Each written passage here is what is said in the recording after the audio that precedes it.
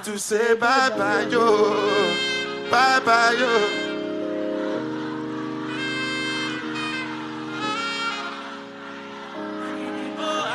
Have to say bye-bye, yo.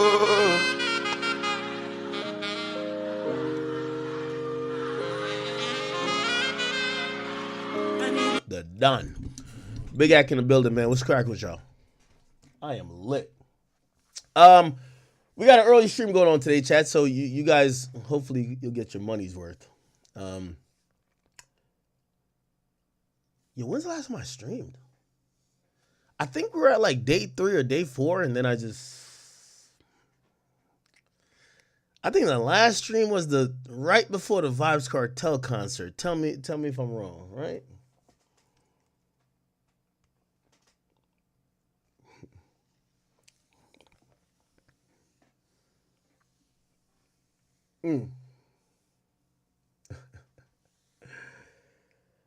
What's good, chat? What's good? What's good? What's good? What's good? What's good?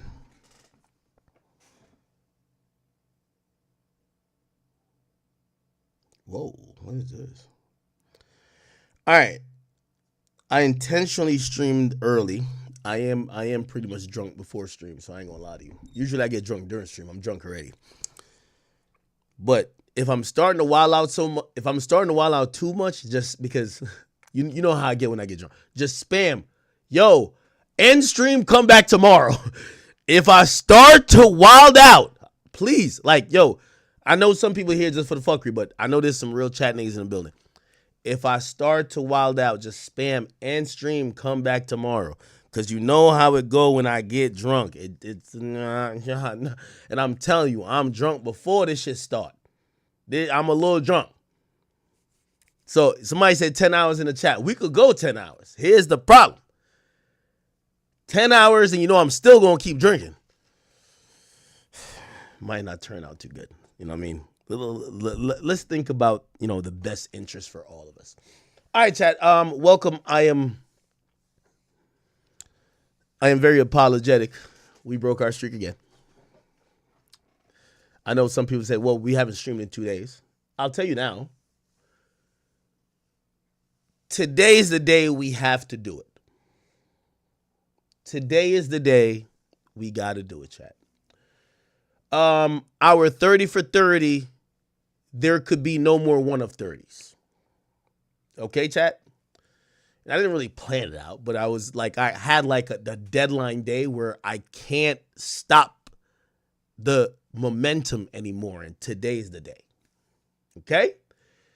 So we got to do the streak all the way to the 30 days starting from today, chat. I'm going to tell you why. I have a crazy idea, and I don't know if it'll work.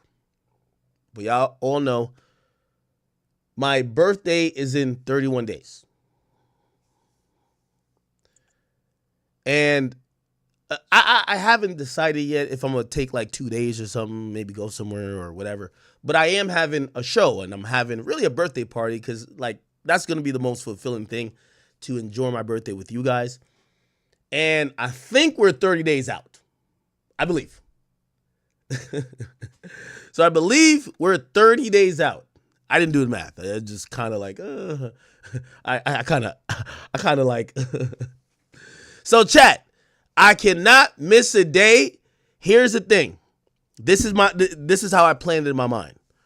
We're going to live stream every day. I don't care even if it's an hour. It's going to count.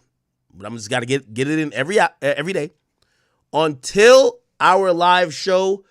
And the live show, I don't know, maybe I'll make it a members only thing. Obviously, I want you guys to be in the building. But if, you guys aren't in the building, maybe I'll make it a members only thing. But that would be probably the 30th stream, if I did my math right. But I probably didn't do my math because I didn't do my math at all. But I can't miss anymore. I can't miss anymore because my whole goal is to stream consecutively every single day until we do our event. After the event, my birthday's in like 2 days. And then, I think you guys will excuse me if I take 3 days off or something like that. So, I apologize that we actually missed the last 3 days. I ain't gonna lie, Vibes Cartel coming to New York. Y'all know how I feel about Vybz Kartel. It's my favorite artist of all time. And yeah, it was a very pleasant experience.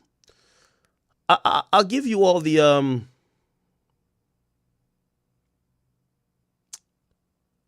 I'll give you all the details about that and more. Again, I'm a little lit already, but I'm looking to at least give y'all 6 hours today. Trust me, once I get too wildin', because I'm already lit, just beg me to get off stream. Just spam, get off. Like, just spam it in the chat. Trust. Because, like, when I'm lit, I barely see chat, and I'm just seeing red. But anyway, we're going to get to mad things. Let me open up these chats.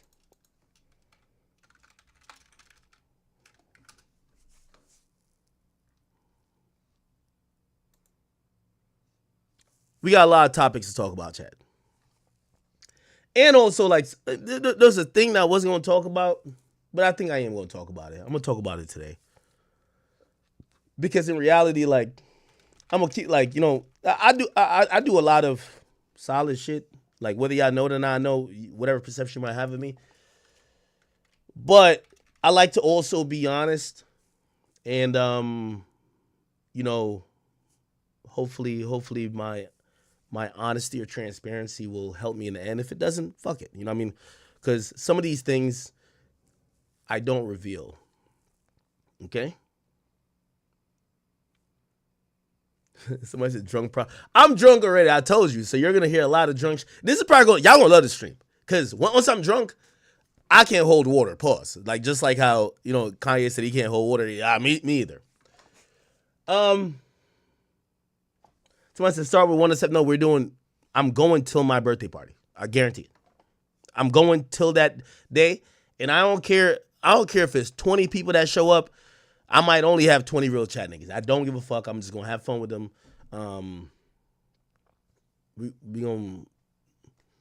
I got a few people who going to pop out for me. I don't give a fuck. We're going to have a good time. Okay. All right. Somebody said, did Ye switch up on me yet? What do you mean switch up on me? Why do y'all think everybody's like switching up on me? Okay. So I went to Vybz Kartel concert. I had a good time. I had a really good time. Somebody said, what about the Japan trip? The Japan trip is still pending. I am trying to still go to Japan. To give you the latest update on that, Ye had mentioned something about Adin.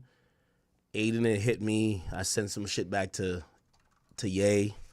And again, sometimes y'all be thinking I'm trolling. I don't know if you think I'm trolling, but I think his last tweet. Yeah. So remember when I texted Ye and like it went green?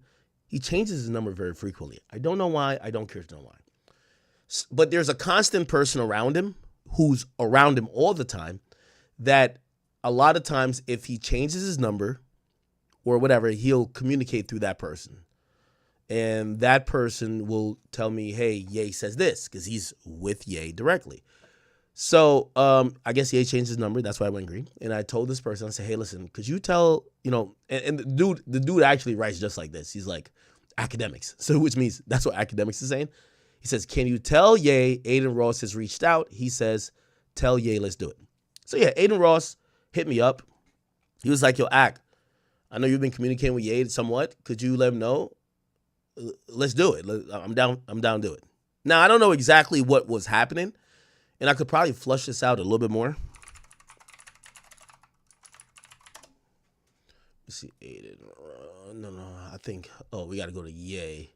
Let's just go to Ye. I think Ye had tweeted a few things. Hopefully there's no porn on here. But he had tweeted a few things about Adin Ross, and that's why Adin Ross hit me. Let me see what he said. Oh my God. Oh my God. Yo, he says so much stuff. Jesus Christ. I ain't gonna lie. Yo, Drill, you might have to like blur some of this stuff out. Like, Ye really uses Twitter like his Twitter. Oh my God.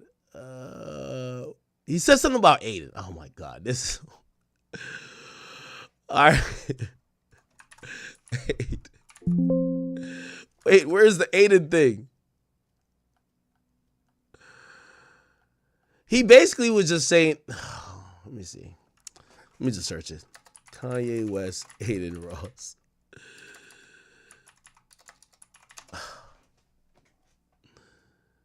That's another thing why a nigga be hating to be middleman type shit. Because when you're the middleman, all type of fuckery be happening. Okay, so that's about this.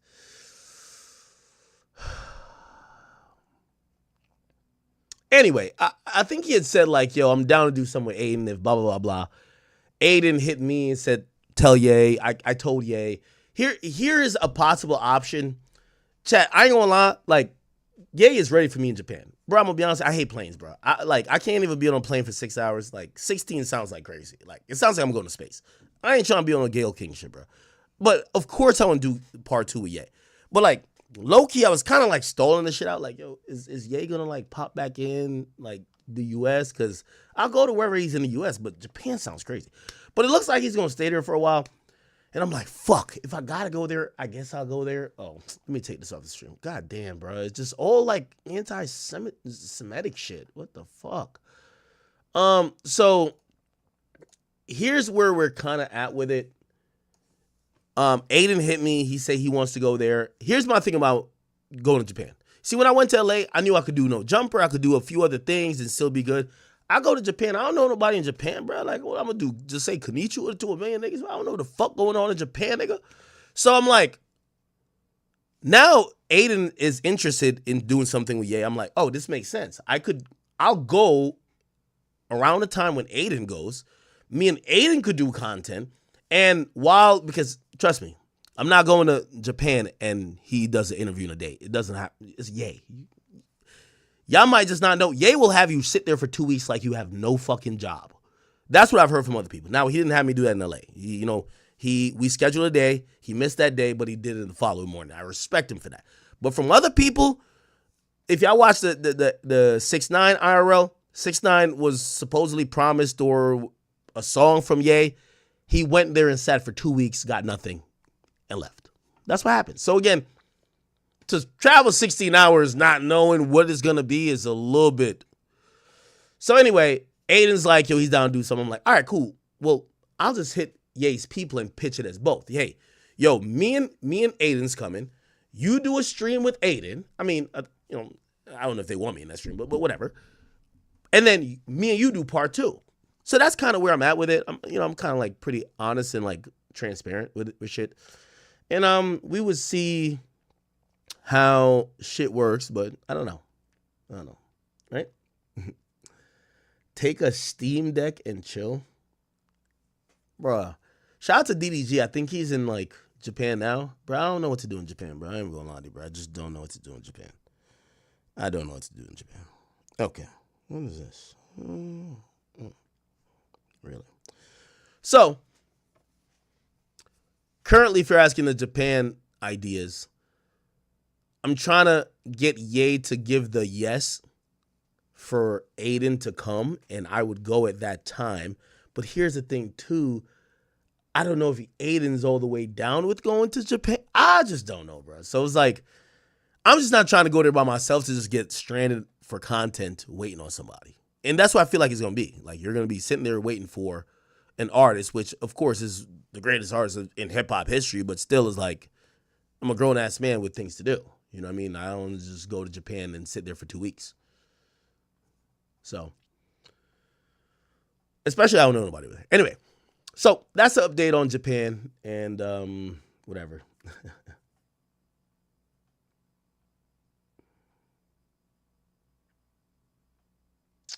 Oh, I'll give you a couple more updates and then we'll get into stuff. By the way, chat, I went to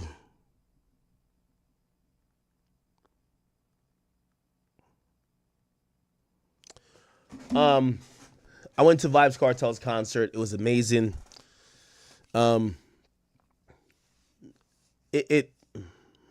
went to the concert in Jamaica at the National Stadium, but it completely blew my mind just watching how much Brooklyn loved Vybz Kartel. Like, it's like not only did he have a stint in Brooklyn, but like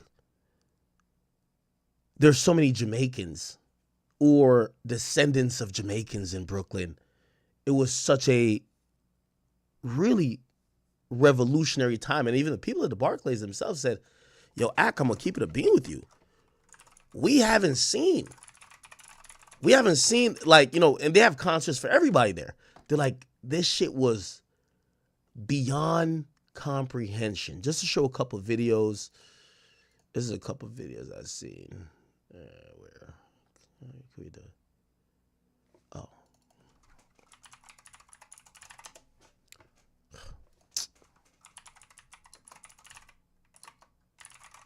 Sorry, Chad. Like, again, this is like some videos from it. Cartel.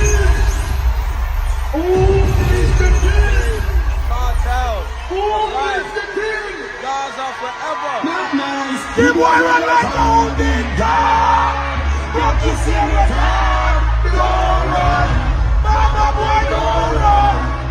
The boy just so black. Yo, completely packed. I don't run my team. Don't run. Mama boy, don't run. Yeah, that's what's my name.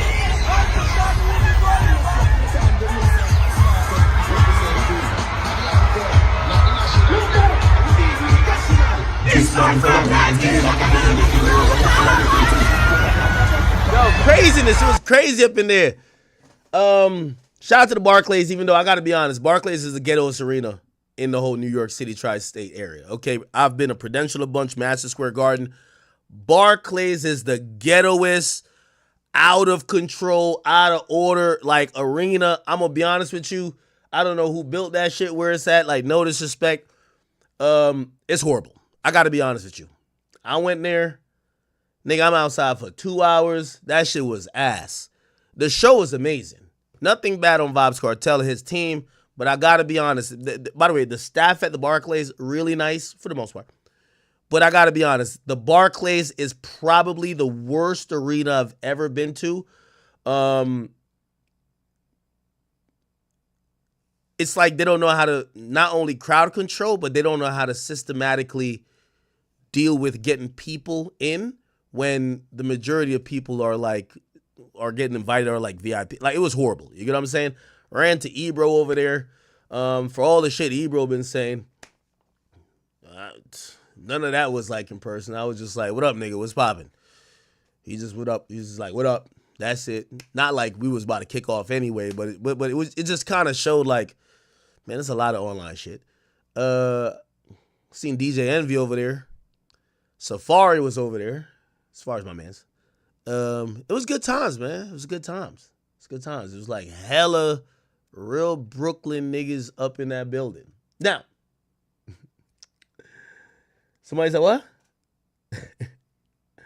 Somebody said no fade.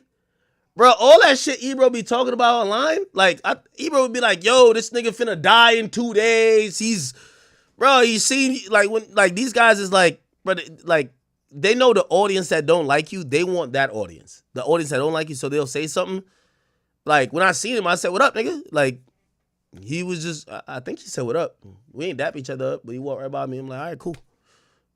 I don't give a fuck. You know what I mean? But, nah, I ain't check Ebro. Nah, I don't, like, I'm not no nigga who be online, who gonna lie about some shit. And I don't got no reason to check Ebro. I'm rich. I'm making money. I'm good. I just be seeing them. They be talking so crazy and they say, I'm never outside. So when I'm outside and I say what up to them and they're just like head nod and what up, I'm like, all right, bet. Cool. So like, I'm always confused. I get back online and they're like, nah, Act only we don't never see this nigga. He's in his basement. Bro, I just seen you. And I said, what up? And you just said, what up? And nothing else. Anyway. Somebody said, Ebro ain't see me. No, of course he see me, nigga. You walk right by me. It's not no static because I don't have no issue with him. But I be hearing these niggas talk like they almost semi-gangsters. So when I see them, I want to see the gangster shit. But I ain't never see it. Okay? Somebody said, small back, Act, you lost some pounds. Oh, shit. Chat, I'm going to keep it a bean. Yeah, I could. Yeah, Ebro's a hater. Like I could tell. Like I think it was. So we on the rise. He was behind me. So you never know. I don't know what these niggas up to. I'm keeping an eye on him. But it's Jamaican vibes, man. You're not about to. Not at a Vibes Cartel concert. Maybe it was like an ASAP Rocky concert. Fuck out of here. Vibes Cartel concert. I got all them Jamaicans in the building. Come on, bro. Nigga, I was born in Spanish Town, Jamaica. Stop it. We are growing up. Anyway, I do also want to. Again, I'm drunk, so I am being honest about a lot of things. Hey, I had conversation. I ain't gonna mention certain people's names, but yo, I'll put the PSA out there. Me personally, I'm just only putting the PSA out there because of conversations I've had, and I won't mention other people's name. Yo, I want to let y'all know, for the record, me and Meek Mill, we got no issues.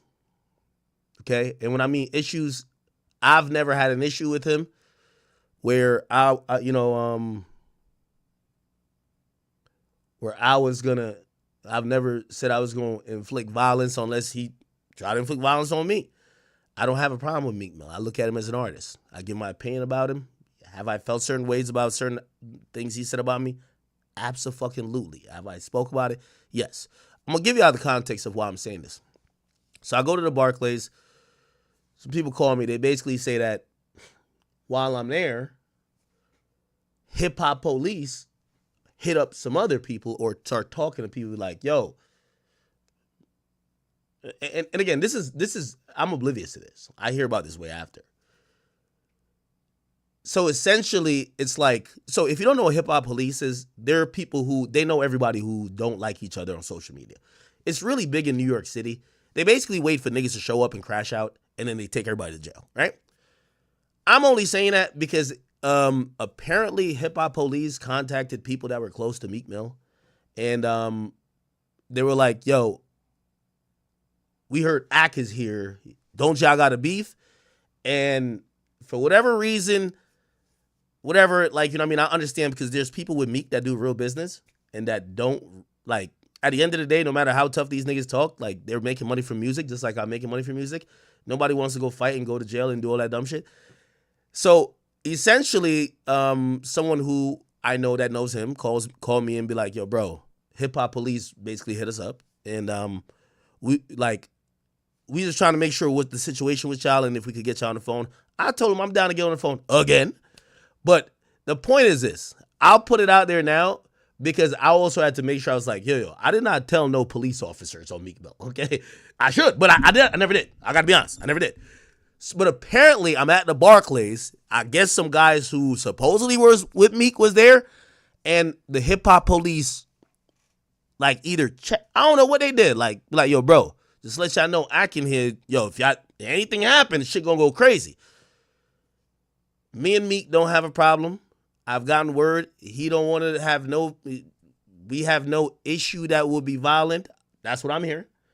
And this is likewise. So, at the end of the day,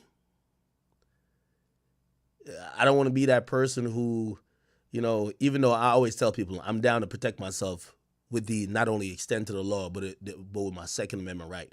But just to be clear, because I think certain people felt concerned, and I guess it was mutuals. I don't got no problem with Meek. I hope he doesn't have no problem with me. And I would hope if the hip-hop police has contacted him and his people about anything that could be with me, just know it's not from me. So I don't want, if nothing happens, niggas be like, yo, Hack put the Nah, I ain't did nothing. Okay? We got to be very clear. There's a lot of artists in New York City. The police know about everybody who don't like each other. And they show up at events just to see when they know two people that don't like each other going to be there. And here's another thing, too. The hip-hop police isn't there to defend me. And I said that to the person. They ain't there to defend me. If anything, they would hope Meek is there and do something to me that they could get that nigga off the street. So I put the message out to some mutuals. I'm down to have another conversation if they want to. I don't have no issue that I want to get physical or violent with Meek Mill. I won't stand for threats, though. And I'm I had a conversation with him yesterday. I didn't get on the phone with Meek yet, but yo, the last time I had like the private conversation, that shit didn't go well. So that's what I'm saying online now, bro. Like, I don't got time for this. Like, yo, I got no beef with Meek Mill that will be on some violent physical shit. I don't like when he threatens violence on me, and I've never threatened violence on him other than defending myself. That's a fact. So I told a person yesterday, if Meek could kill that rhetoric of what he think he gonna do to me, I got no issue with them. We were at a place where I don't talk about him. I hope he don't talk about me. But I'm not spooked by police asking about nothing because I don't do crime. But if police are trying to meddle into shit that y'all have going on, talking about y'all have issues with ACK and whatever, I'm clearing my side to say I got no physical or planned violent issues with y'all. If I was ever in a situation or in a place where I seen you, Meek Mill, or anybody else associated with you, I would not do anything. I would just go about my business. I think, and that's what the whole conversation was a little bit confusing to me because I'm like, I think the onus is on Meek because I think he has to adopt that energy because I don't think if hip hop police was watching me and watching, I don't know who was there supposedly close to him, they're not saying act finna do nothing. They're saying they're waiting for you to do something that could lock you up. And again, I get it. Let me tell you this. Every rapper these days is spooked. Nobody want a Rico. Nobody want nothing. I'm putting it out there. I got no problem with Meek. I don't want to do nothing to him. I would hope you don't do nothing to me. And by just even the communications we had yesterday, I think he doesn't want to do anything. I would hope. Because if it's on the radar of the police, you probably don't want to try to harm the nigga that the police is asking you about if you have beef with. So I'm going to leave it at that. And, that's as much as I could say for now. If me and him get on a call, I'm down to go back to let's both not mention each other because I don't got to talk about Meek Mill. I just don't want him tweeting about me. When he started tweeting about me, I'm going to get back up on my platform and say some stuff too. But we could both ignore each other again, okay? But I do want to put it out there. Hip-hop police supposedly is inquiring about this. I have no issue with Meek. There's no, I don't feel a threat of violence from him other than when he said he was coming to my house, which that's not even in New York. But if he could adopt that energy, hopefully whatever police situation could get subsided. But again, that ain't on me. You know what I mean? It ain't on me. Like, I'm pretty sure hip-hop police was not looking at ACK like, yo, hopefully ACK don't run into the chasers. He's going to do something. I'm pretty sure they weren't saying that. I think they were there saying, if y'all run into ACK and trying to do something, y'all getting a recall. I'm pretty sure that's what it was. Like, it's not me they're worried about. They're worried about these niggas. Or not worried about. They're like, because here's the thing. Hip-hop police don't give a fuck about ACK. They won't mind if I get knocked off. They'll just be like, perfect. We finally got this rapper caught. So, everybody making money. Everybody's supposedly good. I don't got no issue with them. They basically don't want it to be that. All right, cool. Let's keep it moving. All right? So, yeah, chat, I had no idea.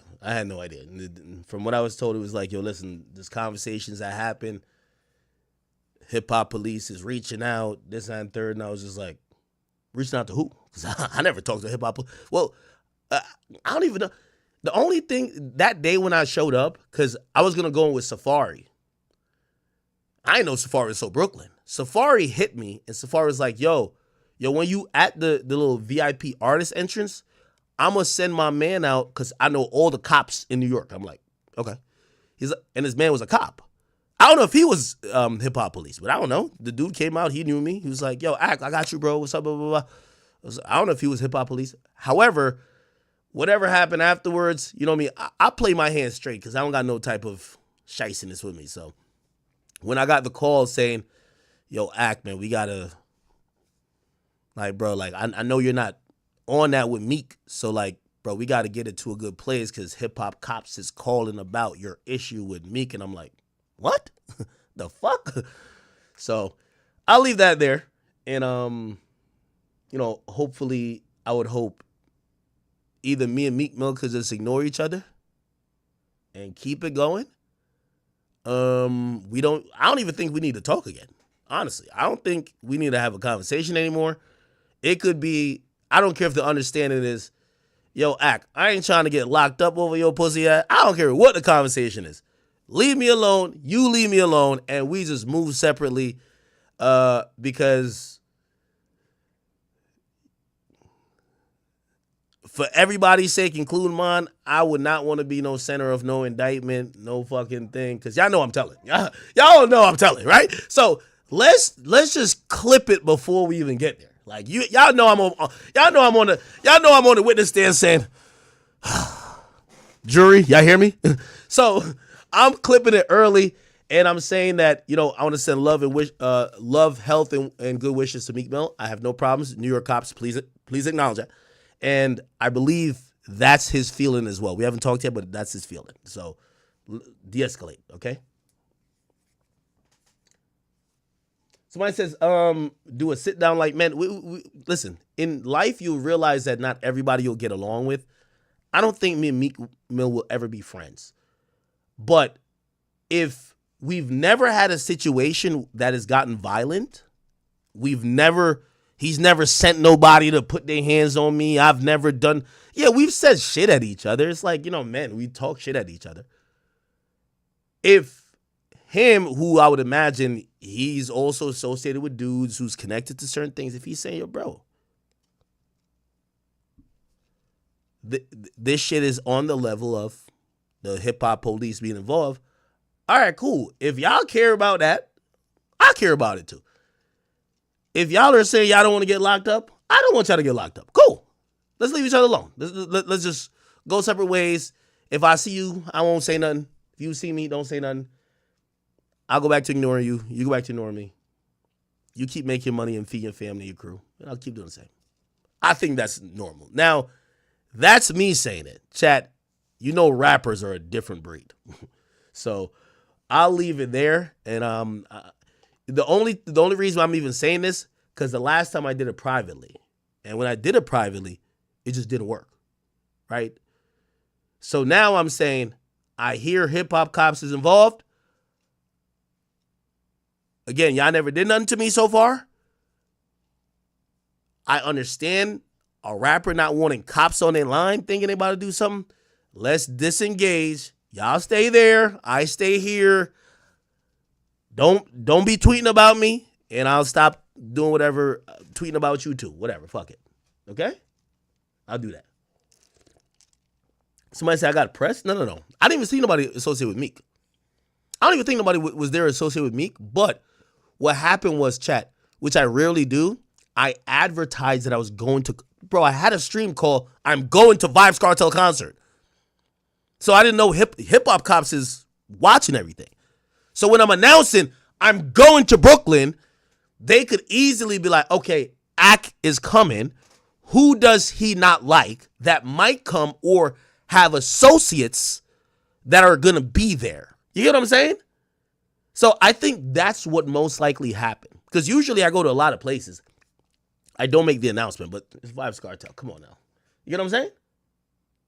So, yeah, I didn't see anyone that was, you know, I didn't see anyone from Meek Mill's crew. I didn't see anyone. That's why I was also confused. But when I was there and we were standing outside for a real long time, I told you Barclays is ghetto. Someone told me, they pointed at two plainclothes dudes. They're like, yo, oh shit, we got hip hop cops in here. And I was just like, bro, these look like two regular dudes. Like, what do you mean hip hop? They're like, no, they're hip hop cops. So I don't know. So if you ask me, and you never know, you don't never know if niggas' lines is tapped. You don't know what's going on. I think hip hop cops was there, probably even around the vicinity that I was at, hoping, I'm praying one of these niggas see Ack and try to turn up, and we could help make whatever case we got going on. They're not trying to protect me. They're trying to get evidence. They're trying to witness some shit.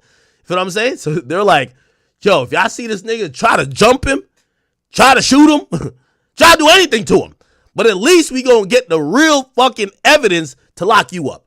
They don't care. And if I was the aggressor, I'm pretty sure they would be like, yo, let's get the evidence to lock Ack up. Who don't, bro, they're not, hip hop cops is not security, right?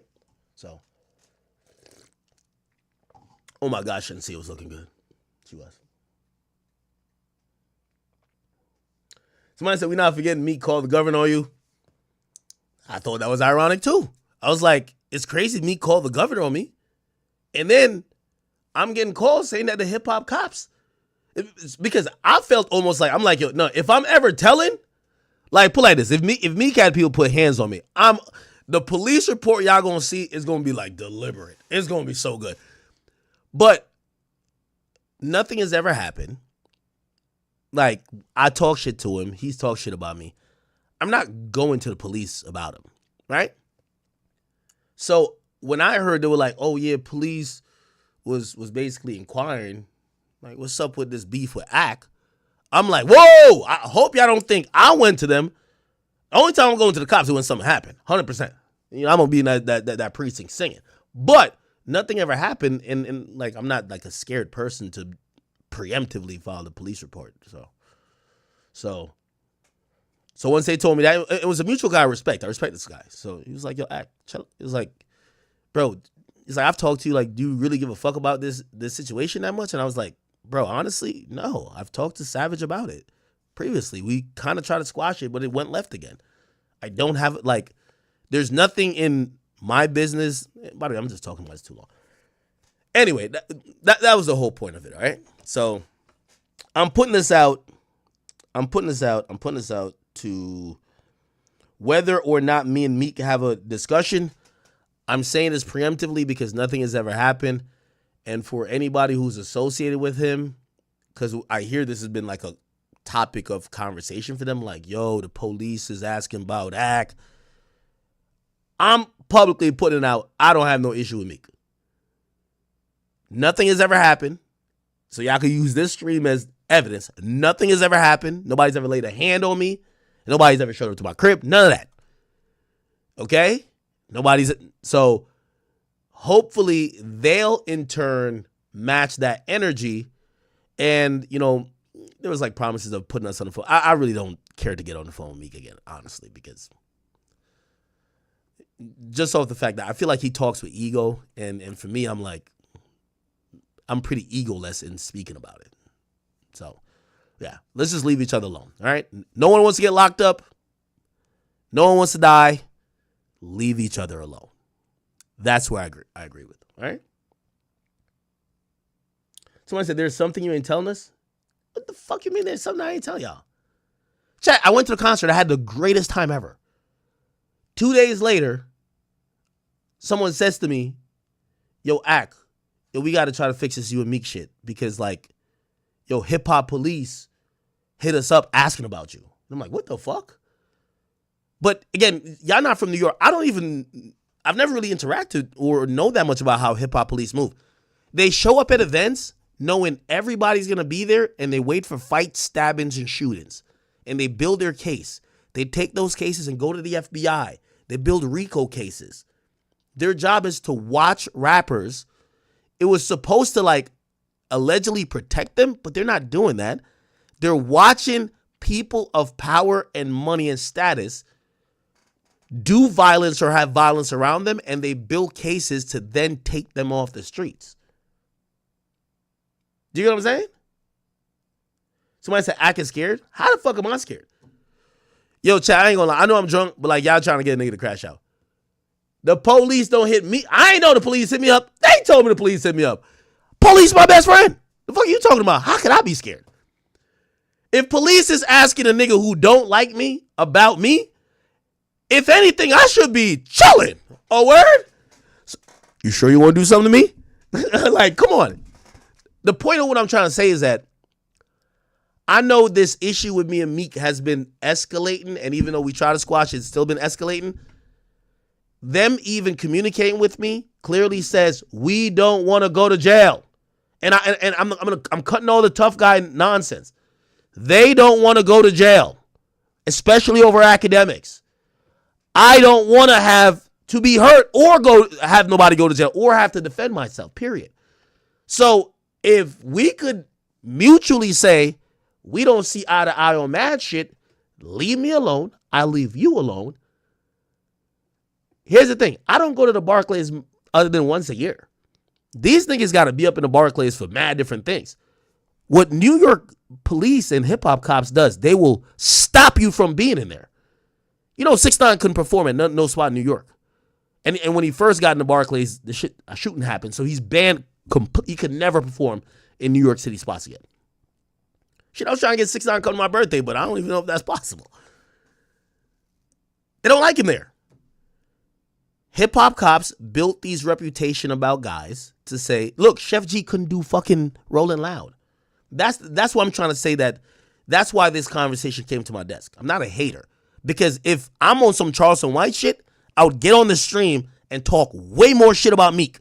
Because if the police is asking them about me, it's basically saying, try to do something to this nigga. We're getting you off the street. I'm not here trying to talk shit. I'm just trying to say, bruh, it's no harm, no foul. You talk to shit, I talk my shit, blah, blah, blah, blah. Nobody got hurt. Let's just step away now, because if it gets too far, clearly somebody going to get locked up or somebody going to get hurt. That's it. So I'm only mentioning it now because I honestly feel like they had said we're going to try to get on a conversation yesterday. I know how a conversation with Meek Mill is going to go. It's going to be like, yo, bro, like, yo, I'm still in these. I don't want to hear all that nonsense, okay? The point is, the only thing I heard is police is looking at shit, and here's the thing, because I also have a mind. I'm like, maybe y'all niggas was planning some shit, because if the police is hitting y'all up, why the fuck would they ain't hit me up? Maybe they were hitting y'all up because they're like, oh, okay, y'all seen Axe post, y'all was showing up there to try to jump him. I don't know what the fuck. I don't know. So I'm just trying to say, if nobody's trying to go to jail, no harm, no foul. Let's keep it going. But if niggas are trying to go to jail, I don't give a fuck. I mean, shit. I roll with God and I roll with protection. That's it. Who cares? But who cares? Again, the only reason I'm bringing this up is because the last time a private call with Meek, I feel like it didn't go the right way, and I don't know if my tone or sentiment was wrong. So I'm telling you my public tone, and by the way, I'm down to get on a conversation with him today or whenever. I don't want to be friends with him. I don't think he wants to be friends with me. We can leave each other alone. Let's not have any police involvement. That's it. Move on. He don't want to get locked up. People around him don't want to get locked up. It's not worth that for them. And it's not worth it for me either. Leave it alone. If the police is calling about some shit, leave it alone. You know what I'm saying? All right. And again, for anybody who say I'm scared, I could have got on here on some Charleston White shit. I could have been here trolling like, yeah, nigga. Yeah. I'm not here trolling. I'm just saying, all right, bro, I get it, bro. There's some respectable street dudes who are associated with Meek that reached out to me, and I'm like, bro, I'm not trying to get y'all niggas to go to jail, and I don't have a problem with a nigga like that, but I understand maybe he might feel like he got to do some shit, and that's how niggas go to jail. So, all right. Okay. Issue address. The last thing I'll say is that I was thinking about, should I say that publicly or not? And the only reason I'm saying it publicly is because I try to have a private conversation before, and we got back to the same place. And again, I don't owe this guy anything. He doesn't owe me anything. But when I get a call about police checking the energy, which that wouldn't hurt me because I'm not trying to do nothing to him. Then it ain't like, oh, police is checking the energy. Act, you want to get locked up? It ain't got nothing to do with me. It sounded like they're saying, yo, Axe here, and if y'all niggas start some shit or do some shit, this is going to be a slam dunk for whatever we got against y'all. I'm just going to back up off of that, but I'm not trying to troll about it either. All right? So, and also that mutual party did give me gave me good confidence to say through their conversation with Meek is doing reform. That's not where his mind is at. And I'm going to take it at his word, but you never know. Meek might get off that fucking lean or whatever you get off, because just like I get off the Henny and be tweeting about me tomorrow. And if you tweet about me tomorrow, I'm tweeting right back. I'm sorry.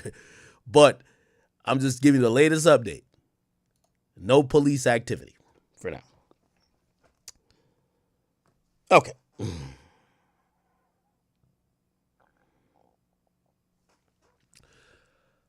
We're gonna get into the Tay-K stuff. By the way, this is the official intro and the welcoming portion of the stream. I just had to tell you about my Vibes Cartel concert. Yo, I'm so Jamaican, bro. Like, y'all can see the Jamaican flag right over there. I'm contemplating to go to the UK just to see Vibes Cartel again. And he's going to Toronto. I want to go there too.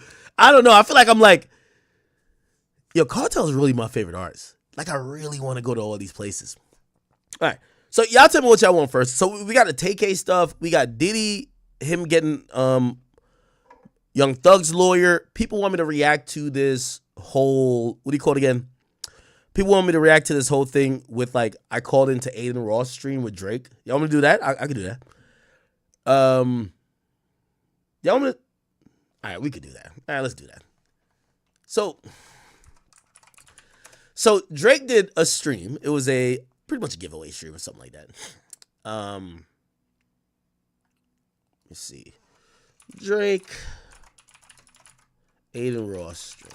And I did call into the stream. I ain't gonna lie, I was lit. But I didn't Obviously, call in. I don't know this timestamp on me calling in still, but let's see if we can figure it out. No, I think that's it. Where is it? 12, 18, 3.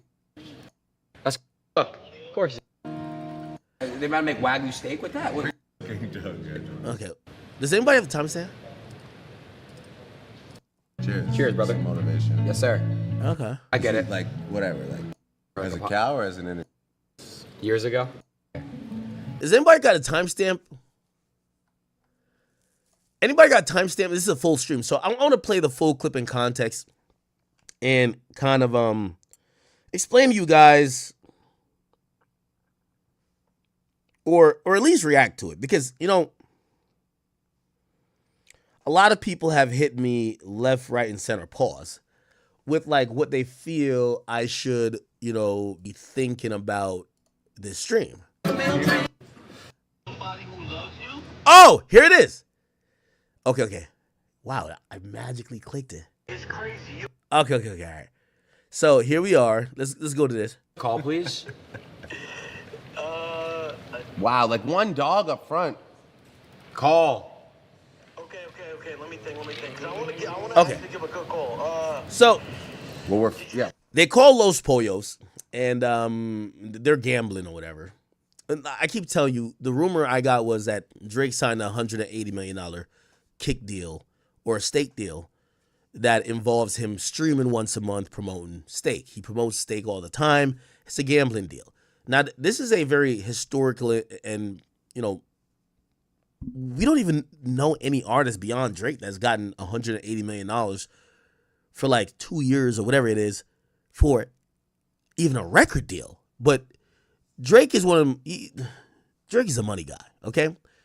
By the way, I'm not trying to make this sound good. I'm just trying to tell you what it is, because I hear people say the same things to me all the time.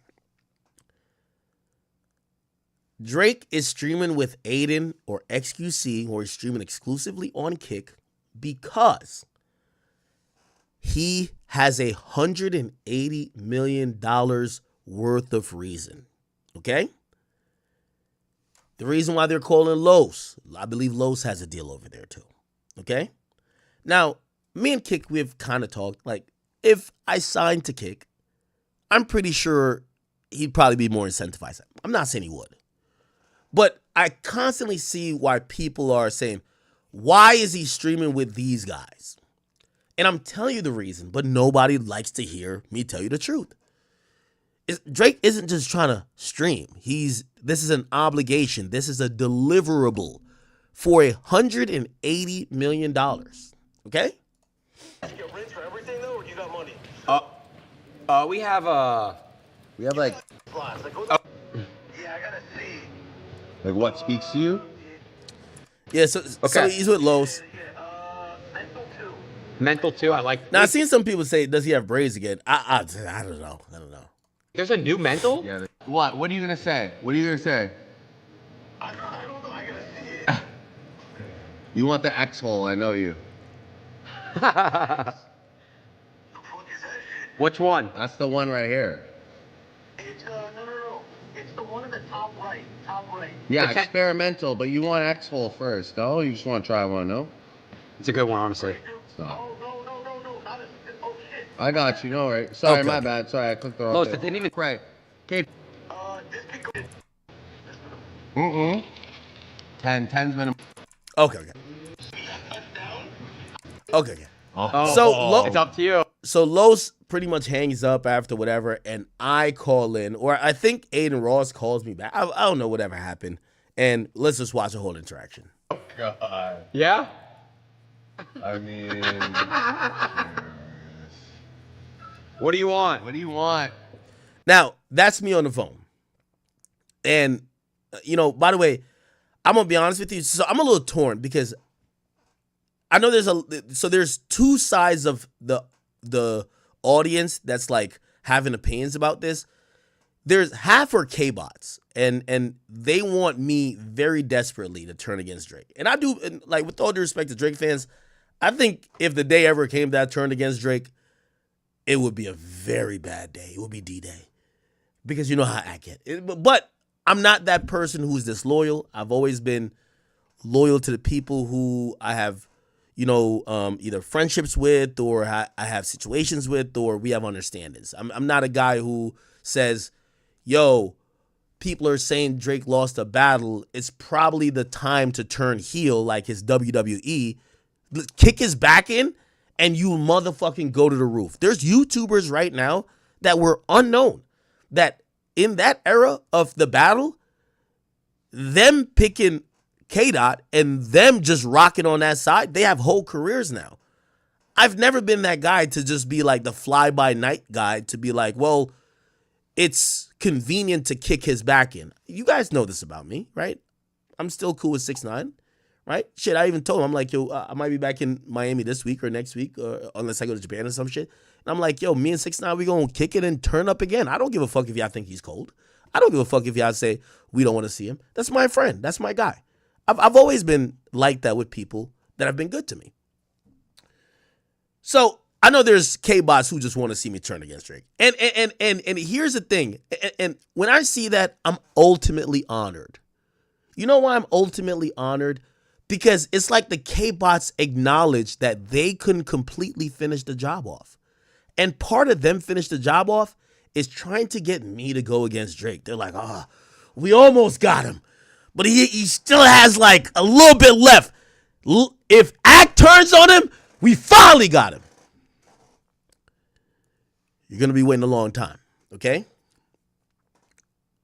So I think that's respectful. Actually, I think that's a source of respect where you have people that don't like the nigga hoping I turn against him, that they could further their agenda. Now, there's actual supporters. And these actual supporters are like, yo, Act, we have seen you from time to time.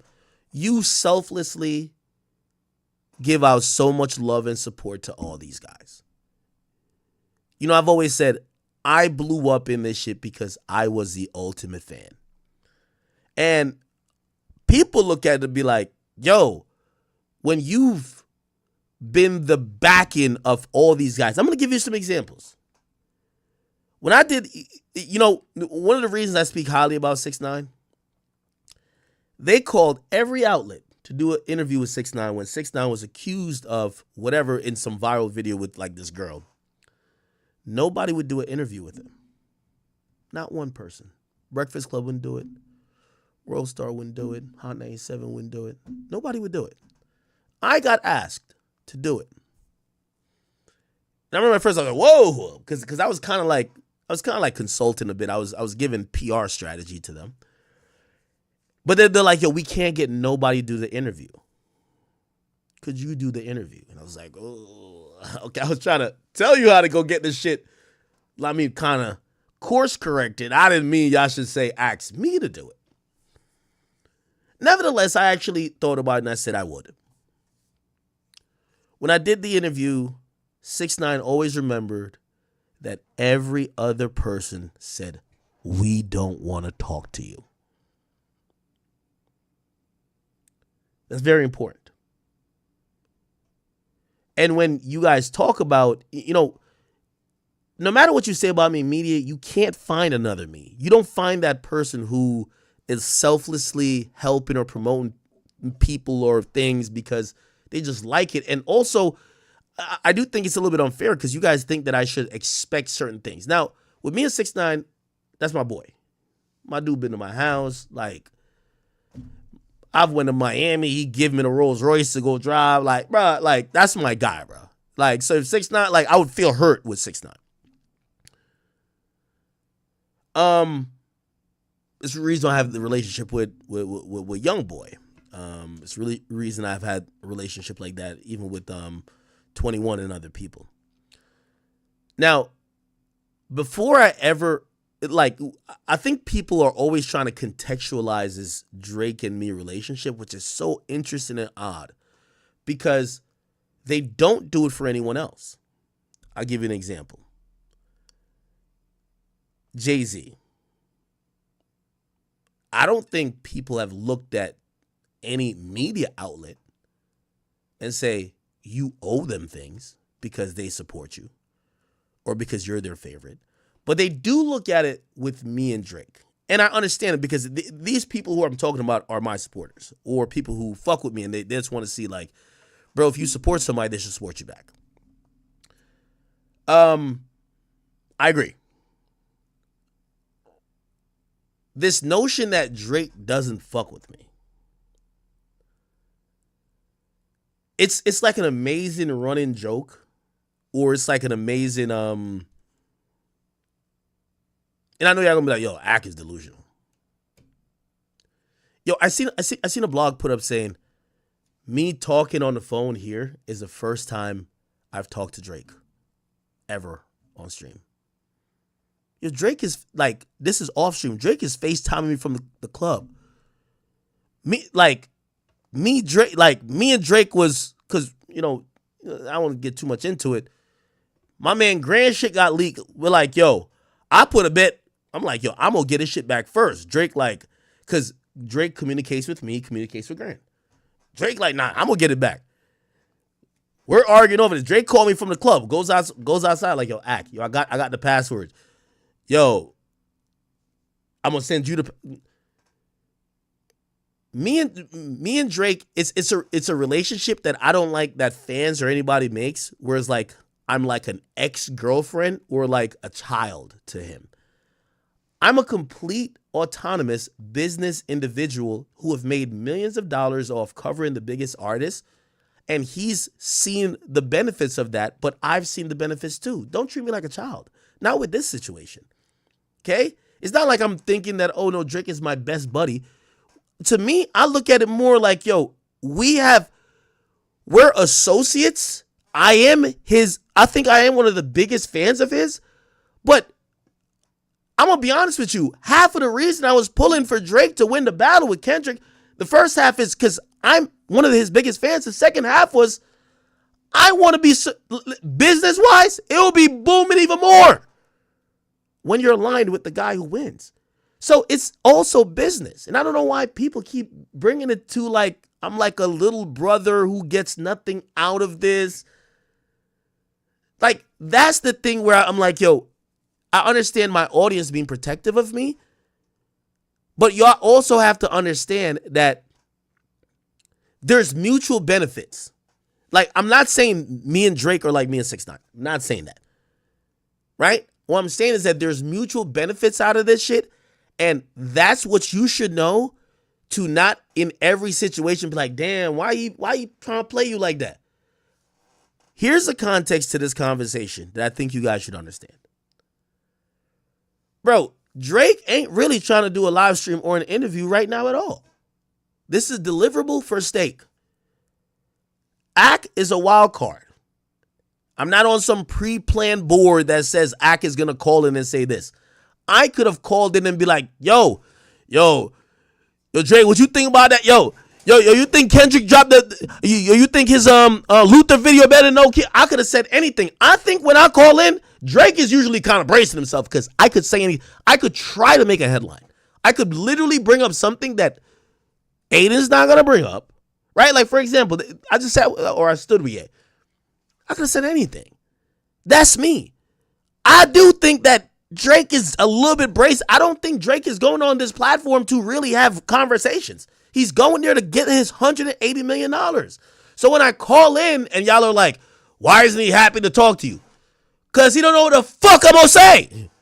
Now, granted, I get the stream and I'm not going to fuck up the energy. You know what I mean? I could have said some wild fuck shit or be like, yo, bro, what you feel about Dot being number one? Nigga, you ain't been number one. I could have said that, but that's not the vibe. But I'm not going to, this is not even a place to do this. But I do think he's a little bit on edge. I'm going to keep it a bean. I think he's a little on edge. So that's why he's like, oh, shit. You know what I mean? Now, here's another thing that people don't understand.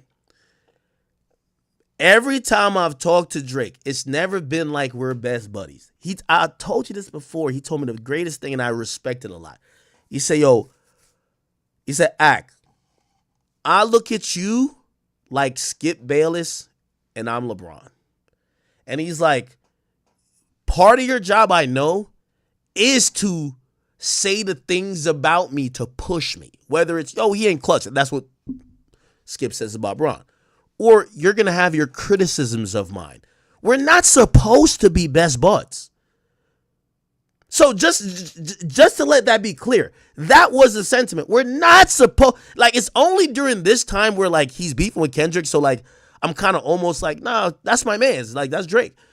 That it seems like we're best or we're cooler, but we're not supposed to be best buds. I'm supposed to be the person that's critical, and he's supposed to be the person that's saying, yo, Act, man, like, yo, you losing touch, man. You need to go to the club, man. The bitches are loving this shit. It's supposed to be like that. Okay? So, for whatever reason, I feel like y'all expect us to have like that. Like, I'll tell you something. And I would never tell you otherwise, but I'm a little lit. Like, for example, like, only 6ix9ine could hit me up and be like, yo, bro, I forgot what I was talking about. And it was in the last couple months, and 6 hit me. 6 was like, yo, Ack, yo, I know you do your job, but you, on this situation here, bro, you hurt me as a friend. And I understood it because even though I have to do my job, I do consider him as a friend. And that differs among other things. You get what I'm saying? There's something that's not me and Drake, bro. Like, that's not me and Drake. I think Drake knows that not only me, but I have a team that fucks with his music. We do respect him, and usually we see things in his benefit in even how we report stuff, but nobody is taking what that relationship is to say we're best friends. And as long as you understand that, and it doesn't mean that we're just like straight business associates, right? Because, like, yo, we fuck with a lot of mutual people. Like, in comparison, the only nigga who I ever talked to over at TDE before was really Dave Free. None of them to talk to me no more. Like, you know what I mean? After I started leaking certain shit, everybody who used to talk to me at TDE stopped talking to me because they even told me, they were like, yo, people are thinking because I'm cool with you, I'm telling you the shit. And I'm like, no, like, you know how to figure shit out. But people think like we're buddy-buddy. We're not buddy-buddy, okay? And if I was buddy-buddy, I would tell you. Okay, so that's my little spiel. Let me just kind of let this play and whatever. What do you want? What do you want? Yo, I could. gambling. I'm watching this dream. I'm just telling. I just gotta tell Drake when he performs somebody who loves you. I'm going crazy. It's the song of the summer. Every time I'm in Miami, I touch down. Hottest song ever. That's just facts. I ain't gonna lie about it. I was lit when I called in.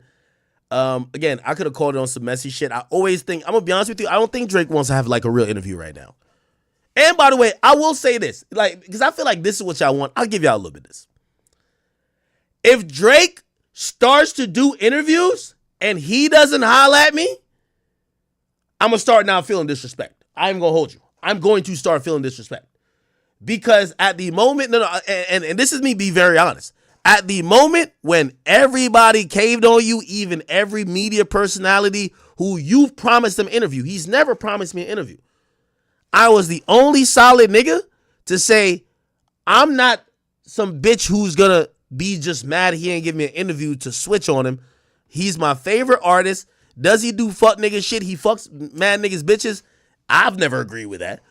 But, like, I've kept it fair with that. But am I going to just start being mad biased to just call him a piece of shit all around and slander his music, which a lot of these media dudes have done because he's either fucked their bitch, which, by the way, I always understand. I've always said, like, if Drake fucks your girl, you should hate him. But some of these other guys are just mad because he never gave him an interview. I'm not going to be that person. Now, granted, because of that, I will be honest and say, if and by the way, every time I start talking like this, they're like, yo, why is Act copying? Yo, there's no such thing as a Jamaican man copying Toronto. No disrespect to Toronto, but the reason why Toronto accents are the way they are is because of Jamaica. I was born in Spanish Town, Jamaica. I can't copy a Toronto accent. Toronto copied Jamaica. Okay, so it's like, please, I've seen some people say that. I could never do that. But I will say, if Drake started doing a few interviews, and I've seen it, like, obviously with hip-hop outlets. That's another thing y'all don't realize. Bro, me and Drake are not going to do the goofy sit there and not talk about nothing thing. Let's be honest, okay? If I see Drake with any hip-hop outlet doing interviews and he ain't holla at the boy, we might have to spark it on him. I ain't going to hold you. That's a fact. That's a fact. But I'm always honest about that. Him doing some shit with like Pokemon or Bobby Althoff or Adin Ross. And Adin fucks with hip hop a lot too, but it's like, bro, it's a gambling stream. It's not an interview, my nigga. Does that make sense though? Yo, like, if he go do Elliot Wilson, man, it's up for that nigga, bro. If he go do Joe Budden show, man, if he go do Math, I don't care who, anybody in hip hop without coming and saying, yo, Act, you held me down when everybody, and by the way, these are facts because I had these conversations with him. Yo, Act, he knows this. Everybody's turned on me. Act, you the only nigga giving me a fair shake. I fuck with you. I respect you for that. Never asked for nothing. I don't ask for like nothing. Actually, I only said it. Just make sure Grand get them tickets because my boy Grand had to get some tickets. So don't play now. But I don't ask for interviews and shit like that. If he start doing that, I'm going to be honest with you. You're going to probably be like, but I think that's deserved at that point. Because at that point, I think that's wild disrespectful. So I'll tell you where my level is. Because some people keep thinking like I'm some abused ex. Where it's like, somebody said, yo, Drake could spit in the air. And I could be like, what is this? Is this right? No, nigga. I don't give a fuck about him doing this. Like, again, even like with Kanye, right? I was telling Kanye, I'm going to come to Japan.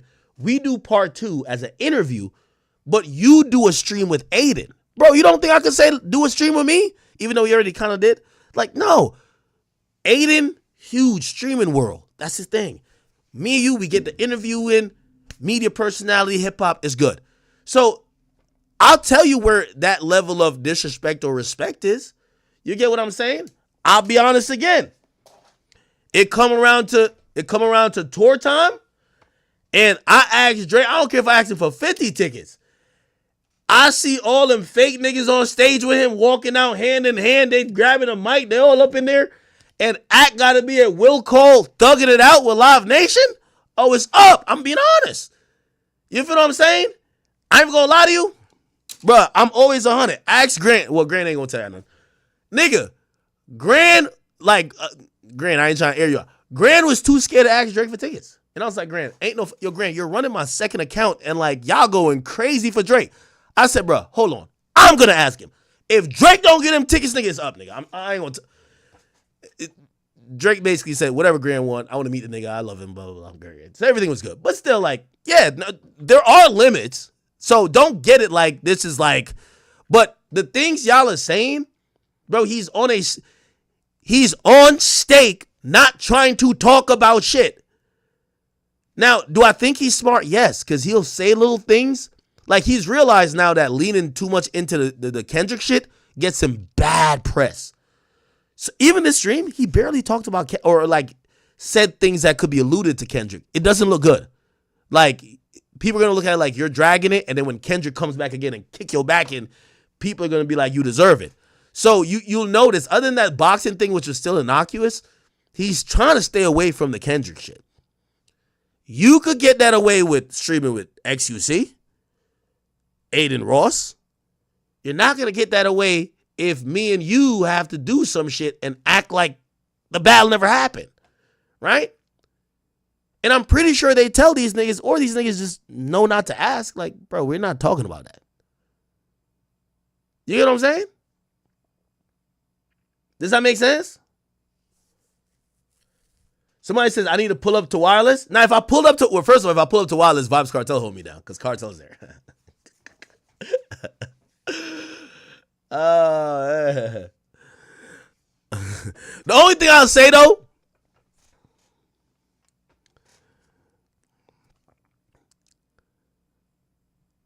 I give a lot of credit to Vibes Cartel people. Yo, even me standing outside the Barclays for like an hour and a half or whatever, yo, Vibes Cartel heard about that, was mad, bro. Vibes Cartel did hold me down a lot more, even though, of course, I love his music more than Drake, so respectfully. But still, I feel like I've been, because I do hip-hop shit, I've been supporting Drake more. That's the only argument y'all could ever make. I ain't gonna lie. I shouldn't have a Kanye interview before Drake. I'll be honest. I shouldn't. Like, Ye shouldn't be hitting me like, what we doing part 2? Before Drake tell me about part. I'll be honest with that. I'll keep it a bean. But I know it's going to happen in due time. And also, you see, I'm also not like some salty nigga that be like, bro, niggas like Drake, like Rihanna don't do interviews. Kendrick don't do interviews. I know you might think this is an interview. This is not an interview. But in the appropriate time, and I'll know, if that hotline don't bling, nah, it's up for Drake. I ain't gonna hold you. We're not playing. And what I mean is up. Now on some salty shit. Just that, bro, you know, I'll call things out. I just want y'all to know I'm not some abused ex that can't see disrespect. I'm telling you where my line of disrespect is with Drake. Drake started doing hip-hop interviews, and he don't do one with me. Now I know when niggas was trying to end you and they was trying for like 2 years to get me to kick your back in and me staying solid, you was fake. That's a fact. Nigga, I'm saying it now. That ticket and snafu shit, and by the way, I excused that ticket and shit a long time ago, because when I did go to the concerts, bro, he was trying to see me after the pause. Like, that sounds gay. He was trying to, yo, come back here, let's kick it. I want to meet you, blah, blah, blah. I was too drunk, bro. Like, that's not his fault. I was too drunk. Everybody hit me. Boy Wonder's hitting me. This nigga hit me. It's not his fault. So, again, you know, I don't want to make him look shitty when he's not shitty. But if he did do something shitty, and it was even to me, like, just know that there are limits that I would just be honest with you. Like, whatever. But if you're wondering why this tone is like this, because they're like, yo, you sound like the annoying brother he doesn't fuck with. He's not trying to talk about nothing. He called Los Pollos to talk about what should they bet on slots. Let's keep it going. Hey, Ack. I need to see what the Henny bottle then. Yeah, where's the bottle at? He's drinking. We know he is. Look, of course he's on Don Julio. Look. You never gave me the sponsorship still, but yo, Drake, and the hottest song on the album, Somebody Who Loves You, you on B&D, I'm telling you, I'm rushing the stage when you perform that. I'm rushing it. I'll let you be on stage. How about that, man? Throwing Chubbs out the way. Oh, that's crazy. Chubbs is definitely watching. Now, another thing, too, I'm going to say, and I know this is all going to be taken as like Stockholm Syndrome, like, oh, Ack, you really just don't. Bro, the Drake you hear and the Drake's personality, it bleeds through a little bit when it's moments like this. Like, if you interact with Drake outside of this other, like, everybody can see shit, bro, he's a little bit of an asshole. But it's not an asshole. You just think he's funny. You think he got jokes. So it's not like he's just joking on you. Like he expects you to get jokes back on him. Nigga, when I'm with Party at the concert and we call Drake, nigga, I'm frying him up too. I fried him up about. I say, yo, Drake. I say, I ain't gonna lie, bro. And I don't even know if it was me. But I was like, I ain't gonna lie, bro. Yo, I ain't see you pop out nowhere in the U.S. but Houston since the battle. Like, yo, bro. So I started trolling him. I said, bro, when are you gonna go to Delilah with the chains on? And I said, bro, you can't go there. Yeah, you definitely can't. He's like, who can't go where? I'm like, bro, you know it's clipped. Yo, we're trolling each other back and forth, bro. Like Drake's a little bit of an asshole. That's why, like, when people keep saying he's changed, I didn't know him when he was in, like, pre-2017. I've never talked to him. Drake is a little bit of an asshole. I'm telling you. He makes sick jokes. Not like some weird shit. He'll just say shit to you because he think he's being funny, my nigga. And, like, he expects you to joke back with him. It's not like he's not bullying you. He's just, like, this Degrassi type of thing with Drake is like, nah.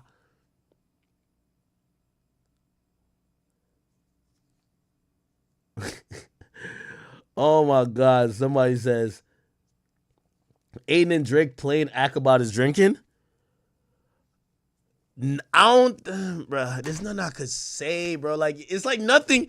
It's nothing I say will like make. Yo, y'all just want me to go with y'all narratives. What's the narrative y'all want me to go with? I'll probably just go with it.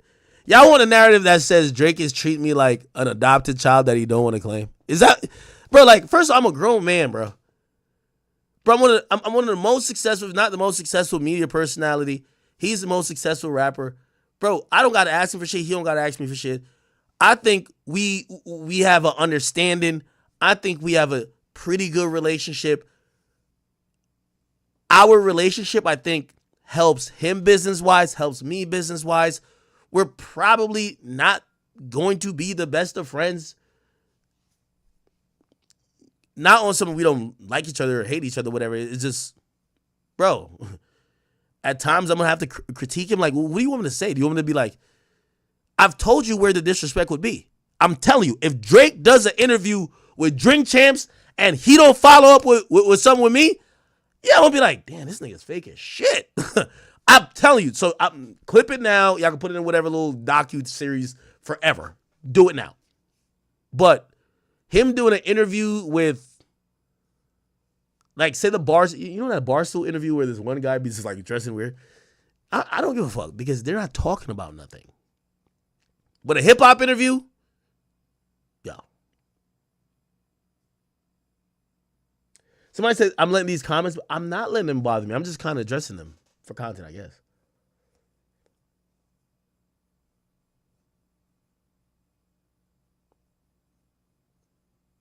Somebody said the narrative is you're the biggest in rap media. He's the biggest in rap and does not respect your line of work. Okay. Okay, you guys tell me how that is, though, that he doesn't respect my line of work.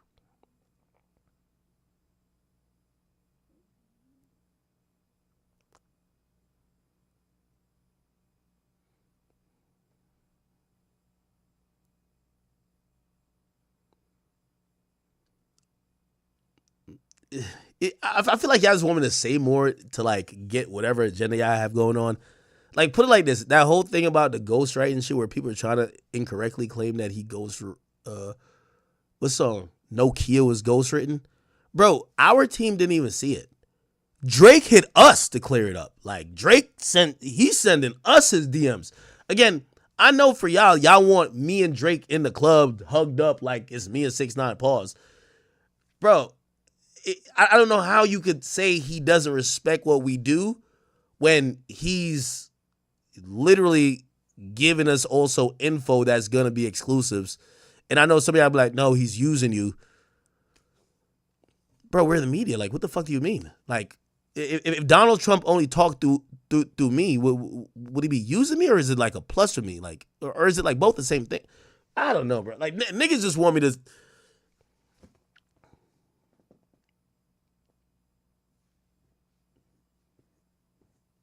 Somebody said, if you really big, oh, y'all are trolling me. Say, if you really big act, you should be able to say, look, Drake, you're on the shit list. I'm big act.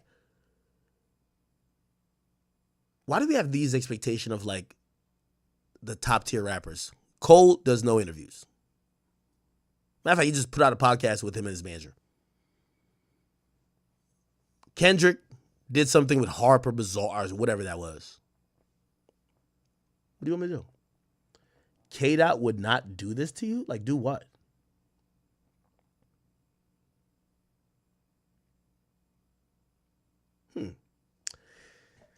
Yeah, I don't know, man. Like, I try to at least make y'all a little bit understanding because, again, as I said, there are, like, chat, of course, if Drake came out and said, fuck academics, if Drake came out and dissed me like how Baby dissed me in the song, I would react the same way I reacted with Baby. Like, I think y'all know that, though. Y'all don't think that? Y'all think remember, you know how Baby dissed me on his album? It's Only Me. If Drake did the same, you don't think I would do that? I would do the exact same thing. Y'all are acting like I have like this extreme Stockholm syndrome. And I'm like, no.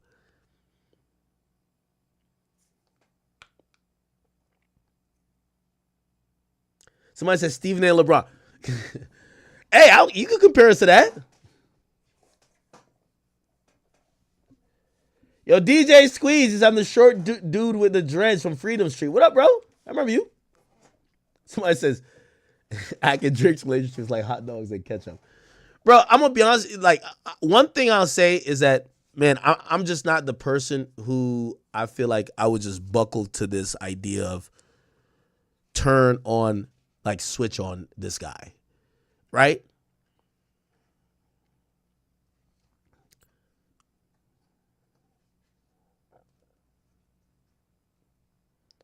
Somebody said we trolling. Okay, all right, cool.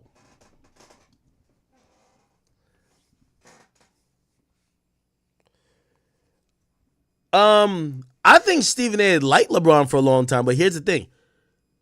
The reason why I said me and Drake are like Stephen A. and LeBron, even though I thought Skip and LeBron was a good comparison too, but I guess Skip fell out of the conversation, is that, like, you see what Elliott Wilson is trying to be with Drake? If I didn't like Drake, I'd be his biggest hater too. But, like, I'd be the biggest hater that he has to address. You see, Elliott Wilson, like, with all due respect to him, like, even Drake hit me one time, was just like, yo, Act, I would never clear this up just because I wouldn't give this goof the privilege of knowing that I'm going to comment it on him. And Drake is just saying that he don't think Elliott Wilson holds no weight. Me, nigga, you know how I do with artists. Nigga would have to talk about me. So me, I'm going to be the biggest fan of the biggest hater. But regardless, Stephen A. LeBron. I'll take that. Plug Scope says, you have literally a page dedicated to protecting Drake's image. Disrespected K-Dot's wife on multiple occasions. Who disrespected K-Dot's wife? So as Drake's not a little baby. You tried to what? You tried to not promote his album to prove a point, but No Kia went #1 without your help. What? Wait, J-Dub, I don't get the point you're trying to say. So I said, if someone made a compilation of every time you insulted Drake, it would be very long. When him and Party dropped, you didn't stream or post for a week, but you stayed up for Cardi's album. Hey, I'm glad you're mentioning this.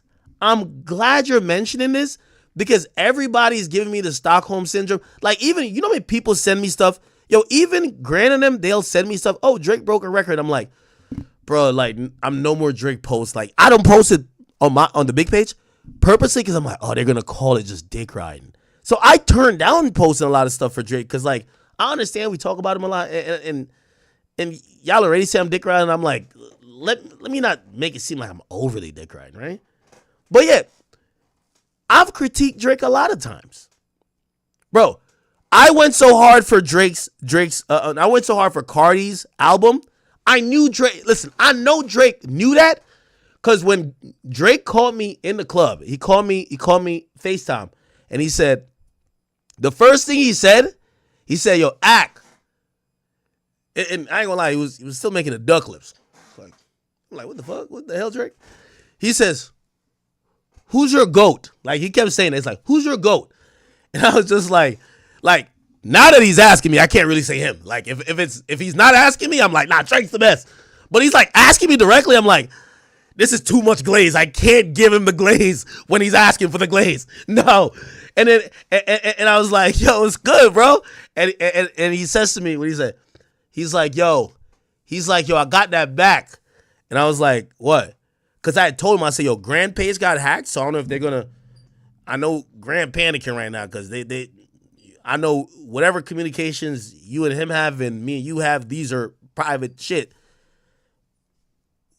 I'm going to try to get the page back. I'm hitting all my reps.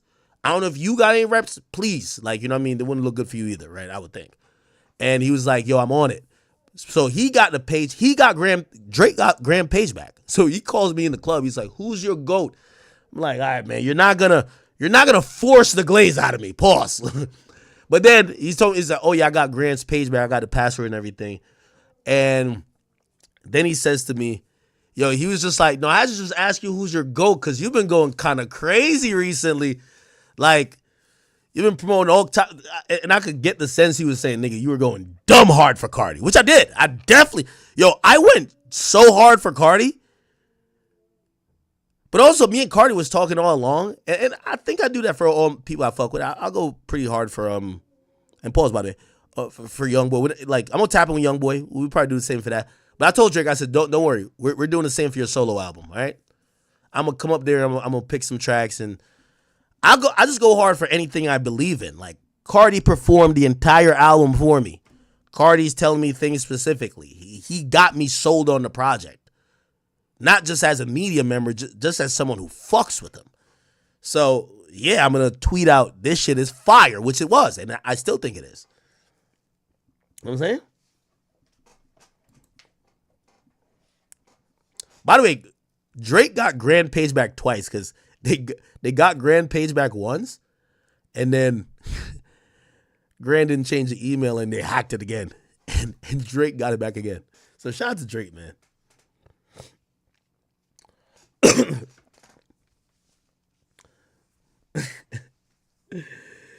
Yo, listen. I'm mad, open and honest with y'all. If Drake was violating me, I would tell y'all. All right. Okay, y'all don't care, man. But I did tell Drake, I said, yo, there's a few artists, chat, I'm going to tell you right now. There's a few artists, when y'all see me going, it's a full-on campaign for the album. Me and YB, bruv.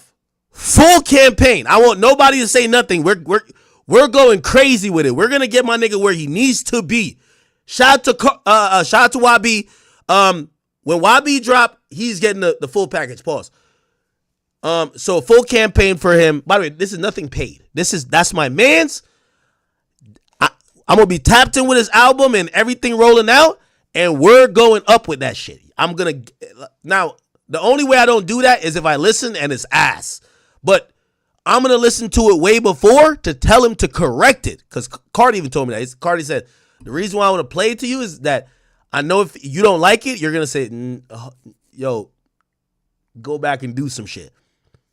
So if YB shit is fire, I'm telling you, don't even follow me on social media that week when I'm done gassing it, all right? Drake next solo, don't even follow me on social media for the next week when Drake's about to drop that solo. Like, I'm going crazy. Savage's project, that's my man's. I'm going bananas. Who else? Who else my man's I got to go crazy for? Who's my man's? Man, 6ix9ine, whatever. You know, like, I'll turn up for anything. Like, especially, I like this last song, the Papa song. Who else? Give me another name.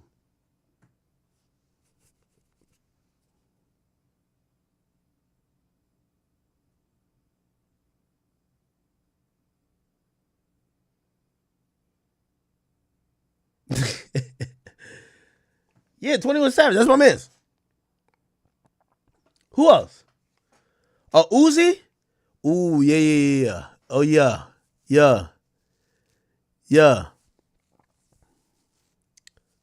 Now, like, me and Uzi don't talk all the time, but if we lock in for this joint, because I know he's cooking. Ooh, Rod Wave's my guy. I ain't gonna lie though, Rod Wave fuck with me, but it's never like, yo, fuck with me to hype my music up. He's just like, yo, Ak, I fuck with you because, like, you a fair nigga. Like, he's never done that, but I do like his music too. He's always shown me love.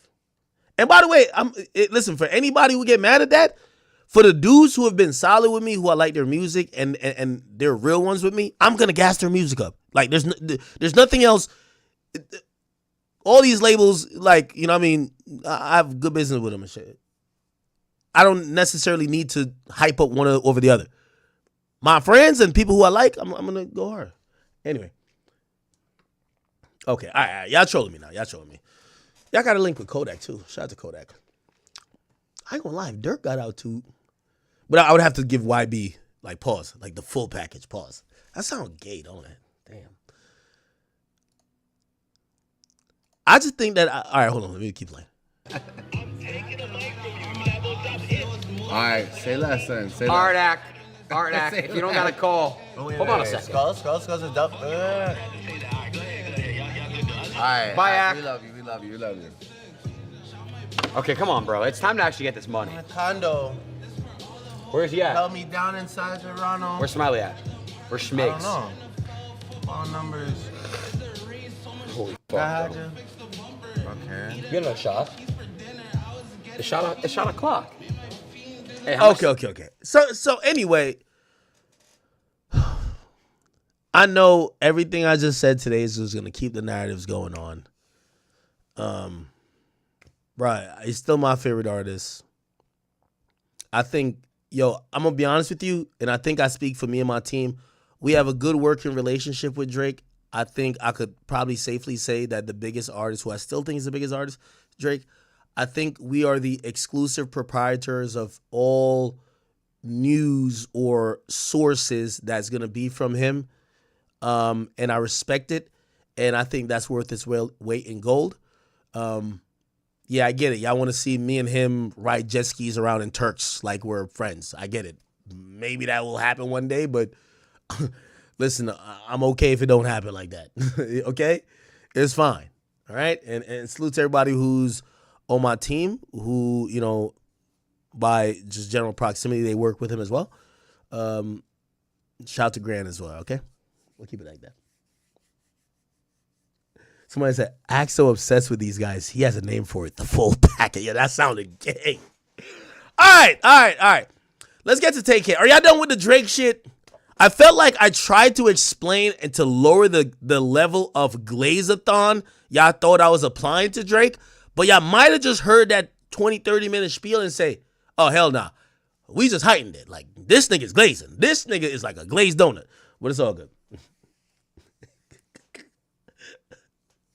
Somebody said, don't let Adin little bro you. Do y'all think that was happening, bro? Okay. All right, we will get to some stuff on the No Jumper Rico, but let's get to, all right, people.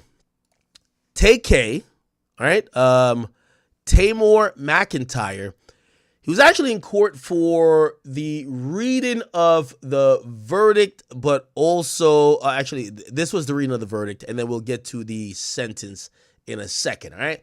So if you guys don't know, he was charged with murder, capital murder, and I believe robbery and some other stuff. I'll give you the difference between the charges now before you hear the verdict being read.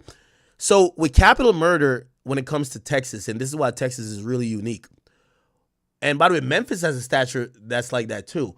If you're found guilty of capital murder, there's no deliberation, or the judge don't really got to think too much in terms of, are you getting life imprisonment? Capital murder in Texas carries either life imprisonment or death. And you would know if the death penalty was on the books before you got into trial, because they got to file motions, they got to do all the type of stuff. So if they didn't elect for death, which I don't believe they did in this case, but capital murder was still on the docket, if he got found guilty of capital murder, that's mandatory life imprisonment. They wouldn't have to be like, oh, we'll come back 2 weeks from now or a month from now and have pre-trial and have blah, blah, blah, or not pre-trial, but have, these other entities weigh in on, like, him as an inmate and how they should treat him. No, they would just say life. It's over, okay? This is the reading of the verdict for Tamor McIntyre Tay-K. If you guys don't know, he's accused of pulling the trigger in a Chick-fil-A parking lot, murdering a man who was a cameraman. He was like 22 or 23. It's being alleged that he tried to rob the guy, and after they robbed him and kicked him out the car, the dude jumped on the car. They're trying to get him off the car, and he takes out a gun, shoots the guy, and the guy falls off the car and dies in the parking lot of Chick-fil-A. Here's the reading of the verdict, people. 2019 CR 12495 State versus Tamar McIntyre. Could I have parties announced for the record, please? Jason, go ahead and make a Galloway for the state, Your Honor. John Hunter Thomas Lang for Mr. McIntyre, Your Honor. All right, it's the court's understanding from the deputy that a verdict has been reached in this case. This is what I'm going to tell all the parties who are present in this courtroom. There's not to be any outbursts. If there's an outburst, what's going to end up happening is a deputy is going to tap you on the shoulder. There's no need to get into a conversation with the deputy. That tap on the shoulder is meaning that you are to leave this courtroom, and you will only be allowed back in this courtroom if you're going to be a witness. Does everyone understand? Yes, Your Honor. Is there anyone who cannot do that? So, both parties for the state and the defense, if you need to talk to members who are currently in court that are either with the state or defense, you may do so now. Otherwise, I'm going to bring the jury in. I think everyone knows to be on their best behavior, Your Honor. All right, let's bring the jurors in. All right, for the jury.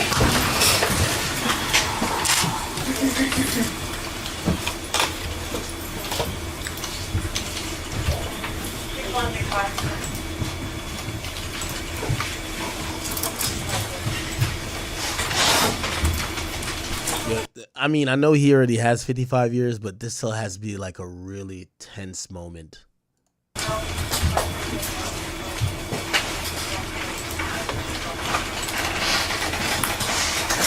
All right, everyone, please be seated. So the jury walks in. All right, ladies and gentlemen, it's my understanding that you've reached a verdict in this case. Is that correct? Yes. And is that verdict unanimous? Yes. All right, if you will give the verdict form to Deputy Laura, please. Now, before this verdict get read, I want to give one other piece of information. We didn't go through everything that was discussed in this case. You know, obviously, he was testified against by a bunch of people.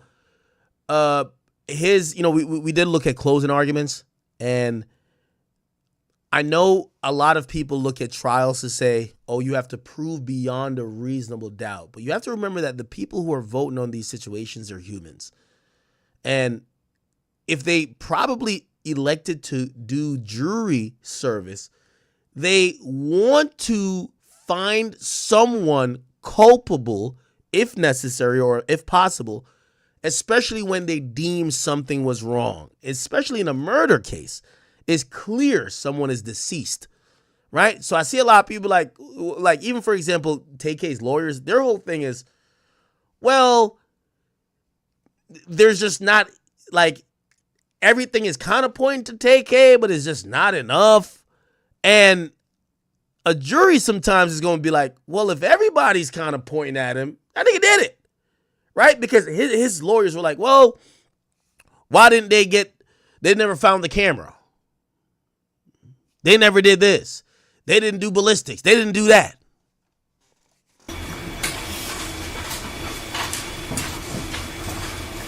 Thank you.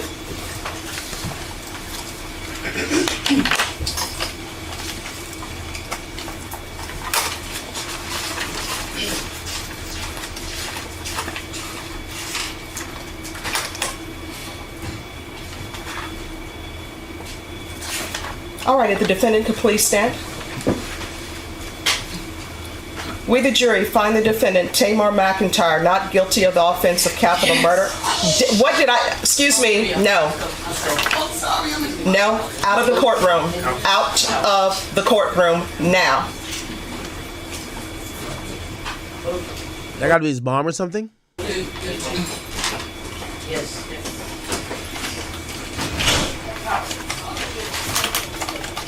All right, ladies and gentlemen, you don't ignore that. Sometimes, as you can tell, people are invested, correct? So it says, we the jury find the defendant Tamar McIntyre not guilty of the offense of capital murder as charged in the indictment. We the jury find the defendant Tamar McIntyre guilty of the lesser included offense of murder. Does anyone wish to have the jury polled? Not the state, Your Honor. Yes, Your Honor. All right, ladies and gentlemen, and do you want them polled as to both counts? As to the count of conviction, Your Honor. All right, you may be seated. Ladies and gentlemen, I'm going to ask you if, in count 2, the guilty verdict for murder, if that is your verdict. If that is your verdict, I'm going to need you to respond yes. Does everyone understand? Yes.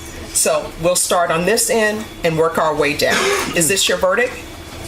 Is this your verdict? Yes. Is this your verdict? Yes. Is this your verdict? Yes. Is this your verdict? Yes. Is this your verdict? They're alternates. Oh, yes. Alternate. All right. Back row. Yes, sorry. Is this your verdict? Yes. Is this your verdict? Yes. Is this your verdict? Yes. Is this your verdict? Yes. Is this your verdict? Yes. Is this your verdict? Yes. All right, ladies and gentlemen, what's going to happen now is I'm going to allow you all to have your recess for lunch, and then we'll begin the second phase of. Nah, this is the worst feeling. It got to be the worst feeling. They just said you're guilty of murder, and now they talking about lunch. Fuck. the trial. All right? Ruger Red, thank you for the gifted subs or gifted membership. Thank you. Everyone, please rise for the jurors.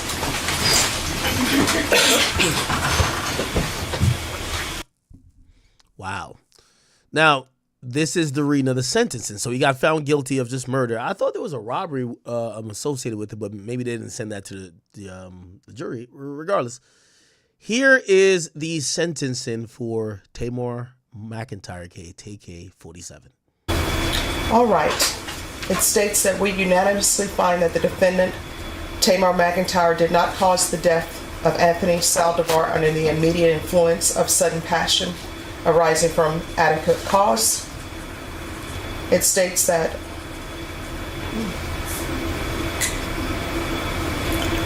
punishment to be assessed at 80 years in the prison, and there is no fine. Does anyone wish to have the jury polled? Not going to say, Your Honor. Yes, Your Honor. All right. Ladies and gentlemen, I'm first going to start with your unanimous decision stating that there was no finding of sudden passion. If that is your verdict, thank you for becoming a I'll member. need you to respond yes. Does everyone understand? Yes. We'll start on the end. Is this your verdict? I'm sorry? Yes. Is this your verdict? Yes. Is this your verdict? Yes. Is this your Yes. verdict? Is this your verdict? Yes. Is this your verdict? Oh. I'm on the back row. I'm sorry. Is this your verdict on the back row? Is this your verdict? Yes. Is this your verdict? Yes. Is this your verdict? Is this your verdict? Yes. Is this your verdict? Yes. I wonder Is why this they your did that verdict? again. With regards to the sentence of 80 years in the prison and no fine, if this is your verdict, I need you to answer yes. Does everyone understand? Yes. Is this your verdict? Is this your verdict? Yes. Is this your verdict? Wait. The jury. Oh, I didn't know that. The jury sentenced him to 80 years. Hold on. Chat, I'm doing a little research on stream. You know, we tend to do that from time to time. Jury in Texas sentence. I didn't know the jury. I thought usually the jury hands out the decision. Then after the decision, the jury could be damn near dismissed, right?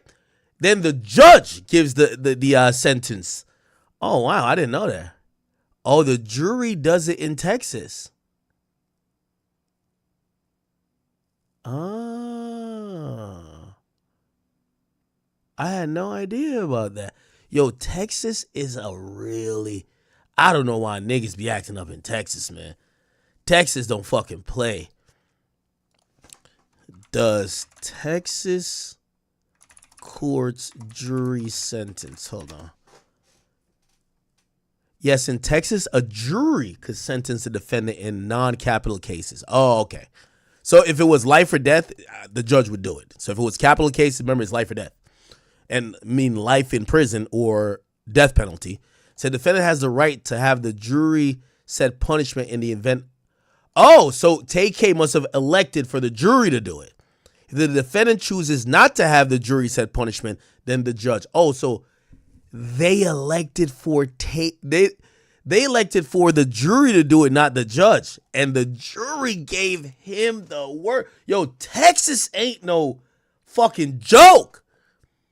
The accused can elect before trial to have the jury set punishment. We're pretty much reading the same thing. In the event of a conviction, if the accused doesn't elect. Oh, so Tay-K must have. Tay-K elects for jury sentence. Wow, I don't think that's the same in every place. Oh. Okay, I didn't know that.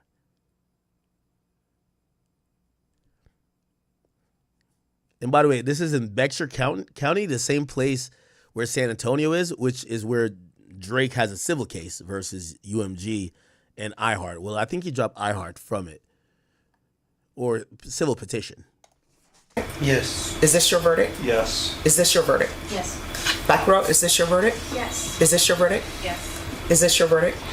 Is this your verdict? Yes. Is this your verdict? Yes. Is this your verdict? Yes. Is this your verdict? Yes. All right, ladies and gentlemen, I'm going to have you go back to the jury room, and I'll meet you back there shortly. Everyone, please rise for the jurors.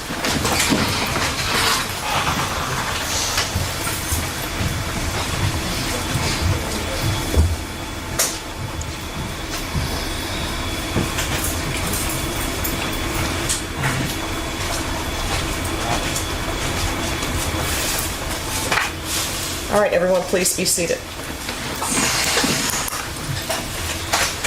All right, Mr. McIntyre, the jury found you guilty of murder.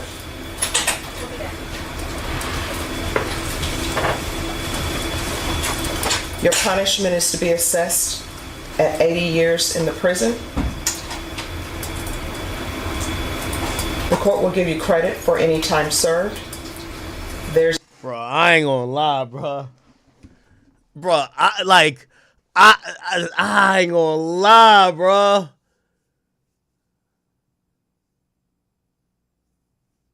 That's crazy, chat. There's a $0 fine. Now, also, I'm gonna. So, you got to remember, the jury is. It's a give and take with this jury like verdict, I would imagine, right? So remember, the jury is not always. Those people serving on the jury aren't in a bunch of other cases, so they're not going murder case, murder case, murder case. The judge is. So the judge might not have that much emotional attachment to one case or the other, while the jury may. The jury's sitting there, they're seeing the bodies of someone who got killed. They're hearing these stories. They're hearing people cry. And look, they're also sitting through victim impact statements. Like, this was impact statements from people who were either close to the deceased, and they're listening to people really break down and say, yo, I lost my brother, I lost my son, and yeah, they're going to throw the book at you. Now, I'm not saying the judge wouldn't do the same, but the judge probably works with and does a lot of murder cases, so she's not taking everyone personal, I would imagine. April 20th, home. When he left that day, I didn't know he was giving me his last goodbyes. A hug and a kiss that will stain my heart. I didn't know when I started to text him that I would be receiving one last response, that those would be our last words to each other. He never came back that day. My son was full of love, full of hope and ambitions. He had trust in the good nature of people. He was an entrepreneur. Damn. Anyway. And with regards to the other offense, State, are you requesting that to be stacked? Yes, we are, Your Honor. All right. Your Honor. And I'm assuming you're against that. Is that correct? We are, Your Honor. We would just like to briefly, for the record, maintain that our argument would be that to run consecutively an 80-year sentence on top of 50. Just one moment, counsel. Just give me one moment. Mr. McIntyre, I want you to know that I listened to all of the evidence in punishment and thought about whether or not your sentence should be stacked. I don't know where your mom is, don't know where your father is. I know that you had a rough childhood, and I do know that these are... Damn. Yo, chat, I'm watching his face and I'm just watching him going through it. Am I being pussy for feeling bad? Like, I kind of feel so bad. Like, his mom's not there. His dad's not there. He spent, like, pretty much a good portion of his life just locked up. Him being an adult now is just only dealing with consequences of when he was, I won't say a child, but younger. And I'm just watching him and, like, he has this blank expression. I feel bad. Am I being pussy, though? Because I'm not considering the person who died. I don't know where your mom is. Don't know where your father is.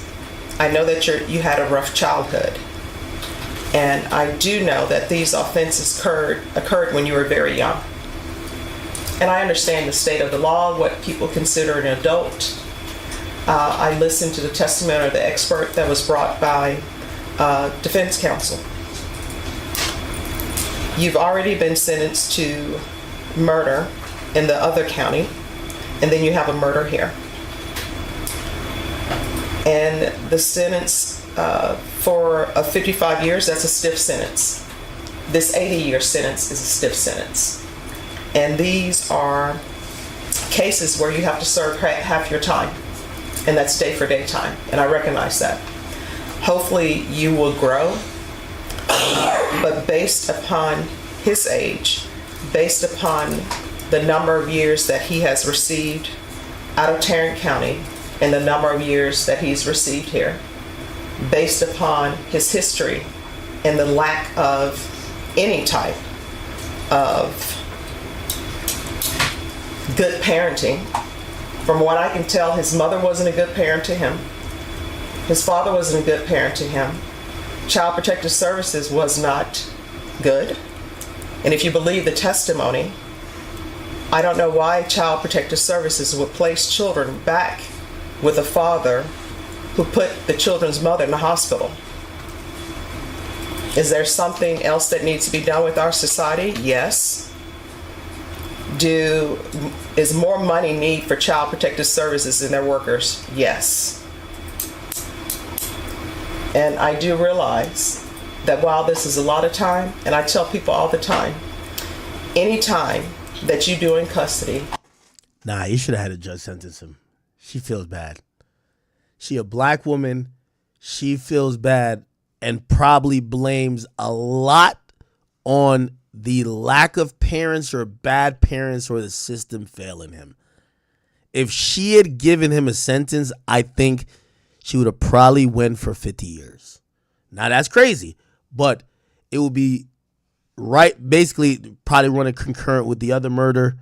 At least give him a chance that maybe when he's 70, you know, he could at least see the light of day. I think you could hear, she's coming off to me as like a black grandmother / mom. And I could tell she feels fucking bad. She feels bad. I could tell, bro. I could tell. This is not an L judge, bro. But she can't do nothing. He elected for a jury he elected for the jury to sentence him, and they gave the 70 or 80. She can't say, I'm nullifying it. Well, I don't think she can. I do know in some cases if the jury comes with a verdict, she could actually overrule it. I don't know if in Texas, but in some precincts, but whatever. And I do realize that while this is a lot of time, and I tell people all the time, any time that you do in custody is a lot of time. But yo, chat, I ain't gonna lie to you. There's a part of, I think the intrigue with this case is a part of us that like, you cry on the inside watching this. Cause yeah, was he reckless? Yeah, does he need to be punished? Are you glad he is being punished? I mean, if you care about the law, cause there's 2 people that died.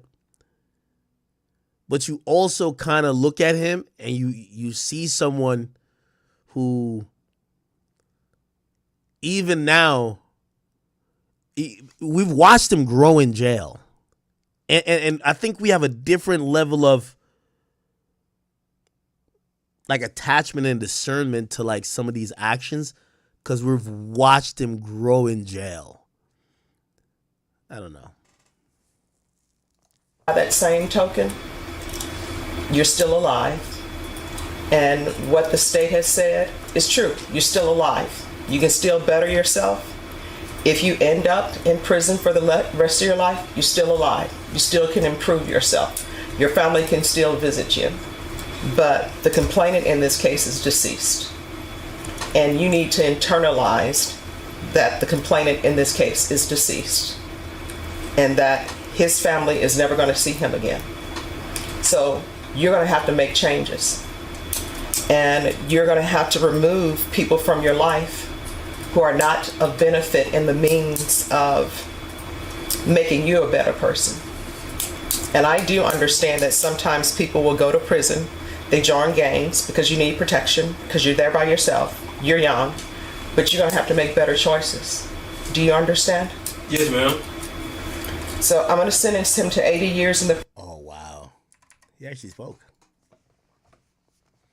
Man, this seems like and chat, you know, I think this, I feel bad because I heard Charleston White say some shit and I was just like, I see why niggas be saying Charleston be on that Uncle Tom or whatever shit. Cause he said the only thing that be getting most black boys straight if they have a bad parenting situation is the military or jail.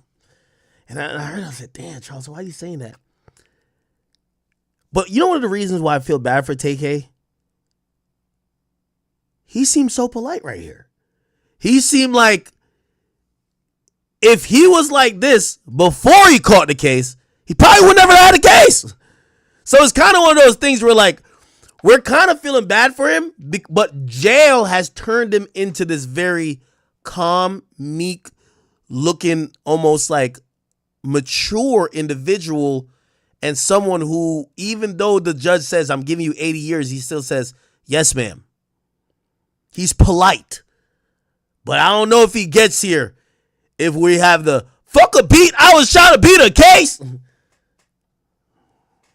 And I do understand that sometimes people will go to prison, they join gangs because you need protection, because you're there by yourself, you're young, but you're going to have to make better choices. Do you understand? Yes, ma'am. So I'm going to sentence him to 80 years in the prison, give him credit for any time served. There is a $0 fine. This will run concurrent with 1511547. That's the other murder, I think. So it's ran concurrent with the other murder. Wow. That is so unfortunate. You know, this Tay-K case always made me very sad about sometimes the stuff we glorify, and even me in the media too, right? Because I'm an adult. I'm in my 30s. I listen to Lil Durk's. I keep saying I love indictment music, but I'm gonna listen to that music. I'm not gonna act on it. I'm not gonna let Lil Durk go gas me to do a murder for hire. I'm not gonna let Chief Keef or Lil Jeff or King Von go gas me to senselessly murder someone.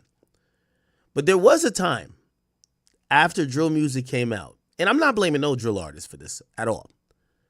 I do believe that there were kids that were really inspired by thinking that what they were hearing was something that was an actual way to live, that they could murder people and still rap about it and be free, or if they did get caught, not see the full consequences that they would normally face. And by the way, that's still a problem too, because there's a bunch of, like, you know, I don't know if you've been in some of these cities, because the laws work differently many times for teenagers. You have teenagers doing grown men crimes, and they don't think none of it because they're like, yo, I'm 16, I'm 17. But I do think that Tay-K got wrapped up in that wave, and I'm not blaming just drill music, but I'm blaming like almost lack of parenting for sure, but like this atmosphere of no accountability, or thinking that the immediate high of, okay, I'm this killer or I'm this real dude, was never going to catch up with this part.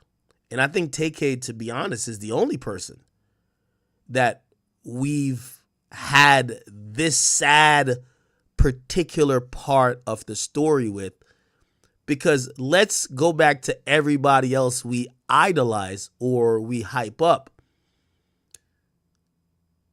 Dirk has a chance to be that too. With King Von, we all told him he got 7 bodies. He got murdered before he was able to stand, for trial for any of the newer ones or even the RICO that was involved in FBG Duck. A lot of the time, some of the guys we talk about, before they get to this part, which I say this is the saddest part of it all, they drag you back and forth to jail to courtroom, involuntarily,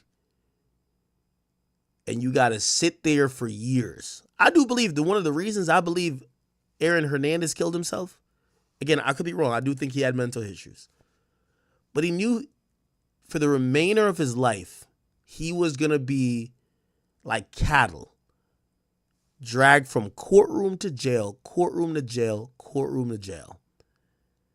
And that's how we've kept up with Tay-K's life.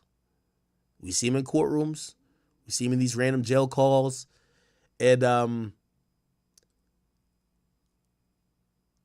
unfortunately, I think Tay-K is one of the only ones we've seen. Most of these niggas who, if they really did do some murder shit, before the police really, really get them, they get killed. Vaughn got killed. Again, I think Dirk has a chance, but at least with Dirk, we could look at him and be like, yo, Dirk is in his 30s. Dirk is 32. Dirk is a grown man doing this shit. We don't get to really see kids, for example, K-Flock.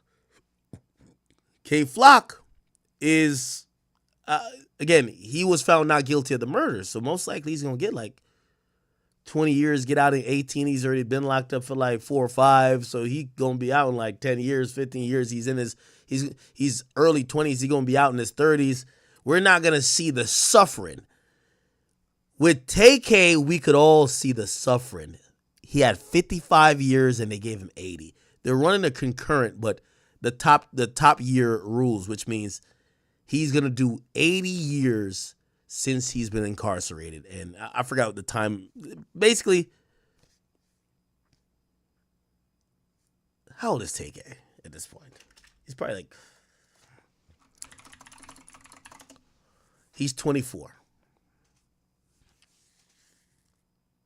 Let's give him credit for 5 years. I forgot when it happened, even though I think it happened in 2016. When did this happen? Let's give him credit for 10 years, right? So if he has to do not 80, but 70 years, he would get out when he was 74. No, not 74, 94, I'm sorry. 70 plus 24, 94. Let's even say you take off 15 years just for good behavior. Instead of 94, he's going to be 79.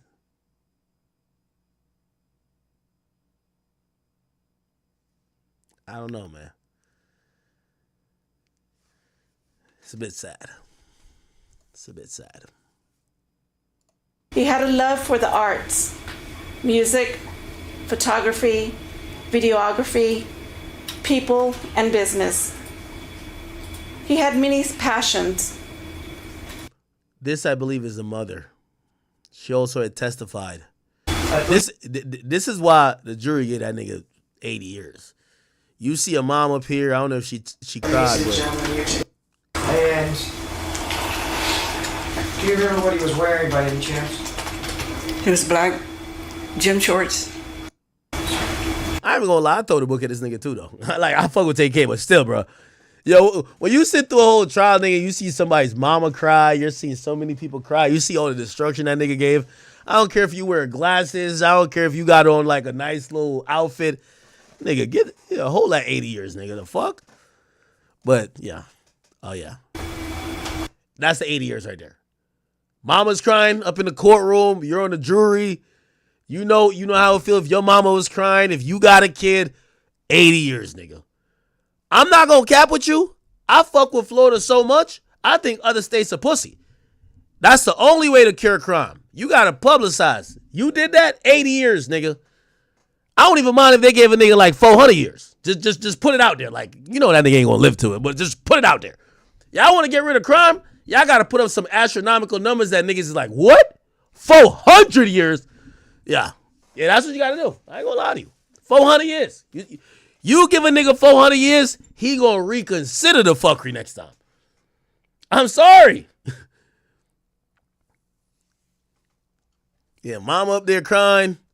They showing the last pictures of her son. They probably got, usually when somebody dies, if they die of bullet wounds, they'll take off the clothes off the deceased person, take pictures of it.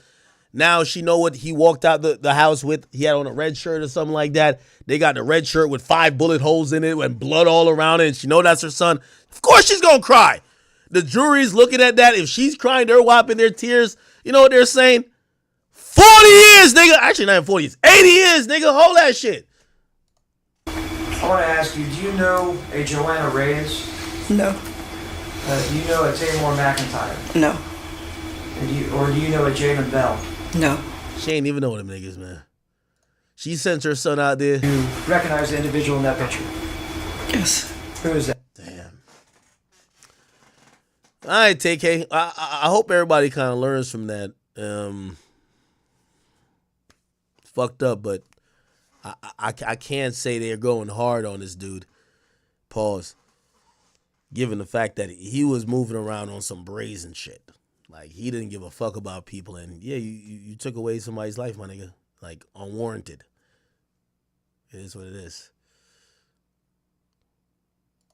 When Tamar came over to pick up Mark from his house, this man over here was sitting with that gun. Oh, somebody testify on Zoom. He leans out. He shoots Mark through the shoulder, goes across his body, exits out of his little bit of his lower back. He falls to the ground. The car reverses and takes off from the scene. You'll see several people run up and try to help Mark. But that bullet crossed his body. It hit his spine, hit his both lungs. If he would have been on the best medical gurney in the world, he wouldn't have survived that shot. Prosecutors say everyone in the car just left Mark to die in the parking lot. There was no... Yeah, 80 years about right. Take it, you be all right, man. It might take a couple lifetimes, but you'll come back, man. Next lifetime, you might come back as an ant, a roach. You might come back as an antelope, maybe an elephant next, maybe a zebra, okay? You might come back as a frog. Might come back as a squid. Hopefully you a dolphin or some shit. But whenever it cycles around and you come back to being a human, hopefully you remember, don't do that fuck shit no more, okay? It is what it is. It is what it is, bruh. You know, I'm a big Law and Order type of person, and as much as I feel bad for him, I'm like, whatever. Anyway. Yo, chat. Have y'all seen this shit? This shit is a mess. Yo.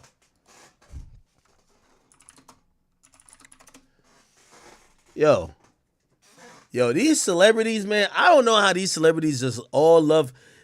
I'm almost at the point wondering if they just love sharing pussy juice and BV and bacterial odor and messed up pH levels, because I'm gonna be honest with you, like for me, I don't like having, like, I don't even attempt to attract or even shoot my shot at anyone who's in the celebrity game. You know why? Like, I mean, it's not even on some like, yo, if you ever see them do the thing in health class where they're like, if you sleep with her, but she slept with 5 people, you basically slept with 6 people. You get what I'm saying?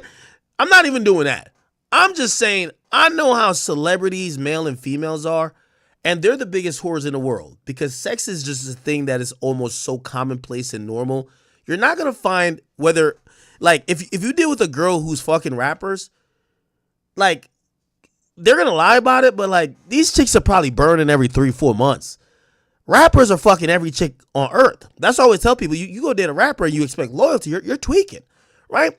But also these women as well. These women get in a lot of rooms or they get around other men and they're sexualized. They're fucking too. It's not like for men to be fucking all the time. The women around them have to be fucking all the time. So me particularly, I'm not really interested in people who are in the industry.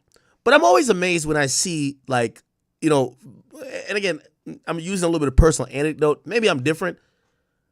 I'm not attracted to people or a woman that has some type of fame or who's known. I'm just attracted to pussy. So like if it's some random girl, I like it, right? These people, they fuck in this circle. And I have a couple theories for that, but I just won't get to here. Regardless, there is now a whole thing about Cardi B allegedly exposing that Offset was fucking Ari. I know. Ari is the girlfriend, or I don't know if still the girlfriend, but was the girlfriend of Moneybagg Yo. Cardi B, who is now dating, I think we could pretty much just, you know, confirm it now. I told you guys this a long time ago. She's dating Stefon Diggs. Okay? Now, I'm going to just save my opinions on that. But she's dating Stefon Diggs. Apparently things with her and Offset, even though they've been like separated, but not yet fully like finalizing a divorce. It's been okay, or it's been known that Offset, like they're doing different things with different people. Like Offset has like another girl that Cardi B was cussing out recently, saying, "Why you in my house?" And people have just been having these rumors about Cardi B and Stefon Diggs. Now they're at the point, because they've cussed each other out, and you know she said that Offset wants to kill himself, and he's saying that he don't want her. They're at the point where they're popping out with other people, because we all know a toxic relationship, it gets to a certain point where you're popping out with other people, right? So now they're at that point, and obviously nobody cares when Offset pops out with his new girl, because his new girl is not famous. When Cardi B, who she was just with Offset, so she can't date a bum, she has to pop out with someone even more famous, or someone that is at least industry level. That's how women look at it. She's finally at the point she's popping out with Stefon Diggs. This is a video of them in the club. You niggas broke it. Okay. All right. Oh, shit. You know I got invited to this? Oh, this is after the Vibes Cartel concert. Yeah, Chef G performed. Good thing I ain't go. That nigga Stefon Diggs probably mad at me, because I've been fucking up his pimp game like a motherfucker. Cardi likes me, though. Cardi would have probably told that nigga, "Man, I love Wack." She told me she loved me. Anyway. All right. Useless information. But anyway, this was the proof that was Stefon Diggs just right there. That Cardi B is finally with the nigga, right? So that's him. And I think she even like starts twerking on the nigga and shit like that. So where is she at? I can't see. Okay. Anyway, there's like pictures and videos of her twerking on him. So yeah, Stefon Diggs, Cardi B, that's the thing. Okay. Now, what happened after that is people said Offset's punching the air, which he responded on my page by saying, no, I'm happy for her. Okay. Now, you know, this is one of those, I'm happy. Like you're just, I'm happy. Come on. You could tell they still love each other.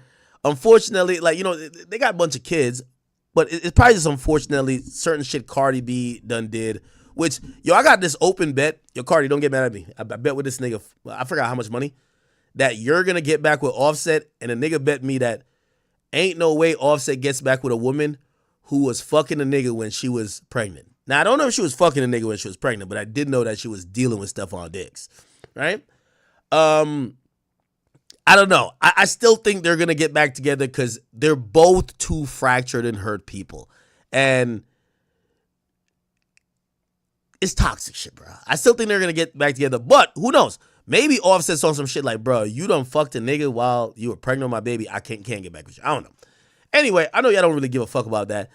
But the interesting part came about recently on social media when apparently there was rumors that, I think Offset or some page that said that Cardi B had fucked Offset. I know y'all don't care, but Cardi B fucked Offset like one of these weekends when she went back to Atlanta. Now, if some people are saying, damn, well, Cardi, you're kind of hoe because ain't you with Stefon Diggs now? You still fucking on your main nigga or your baby daddy or whatever? And obviously she's trying to make sure that Offset doesn't think like that about her. Not Offset, I mean Stefon Diggs. So apparently, and let me see if I can find this fucking DM. So apparently some blog page hit her up trying to confirm, right? Trying to confirm what the fuck was going on. And they exposed their DM with Cardi B. And Cardi B was mad at them. They said, why are you saying I fucked Offset this weekend? Like, bitch, I don't give a fuck who you support.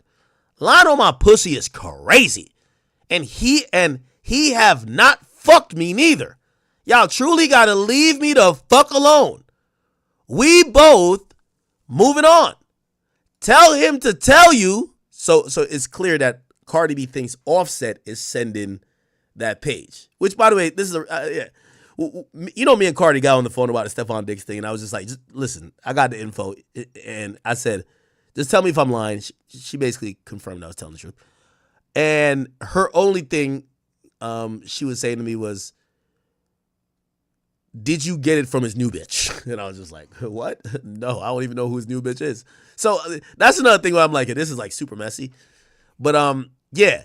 So clearly Cardi thinks that Offset is giving out info about her to blogs to make her look bad, right?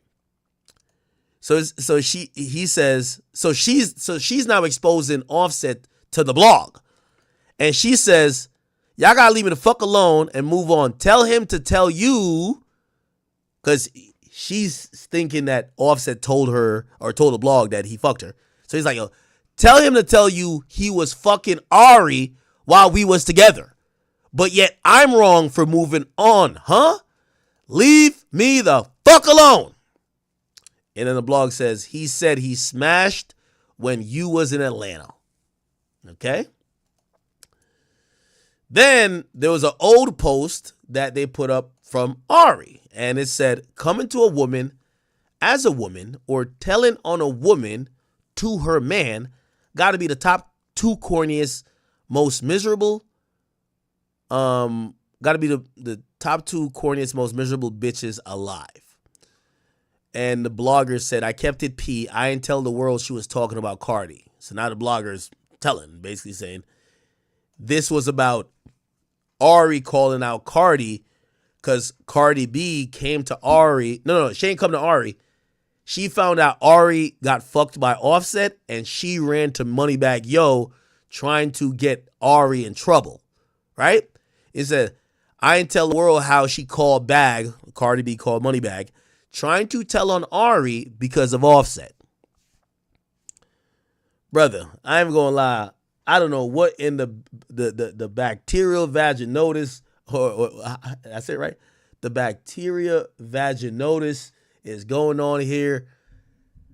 I've been saying this Offset shit and Cardi B stuff is getting out of hand. I get it. There's kids involved. I don't know why we got to know all the details. Me, I still think they're both hurt. They're going to get back together. But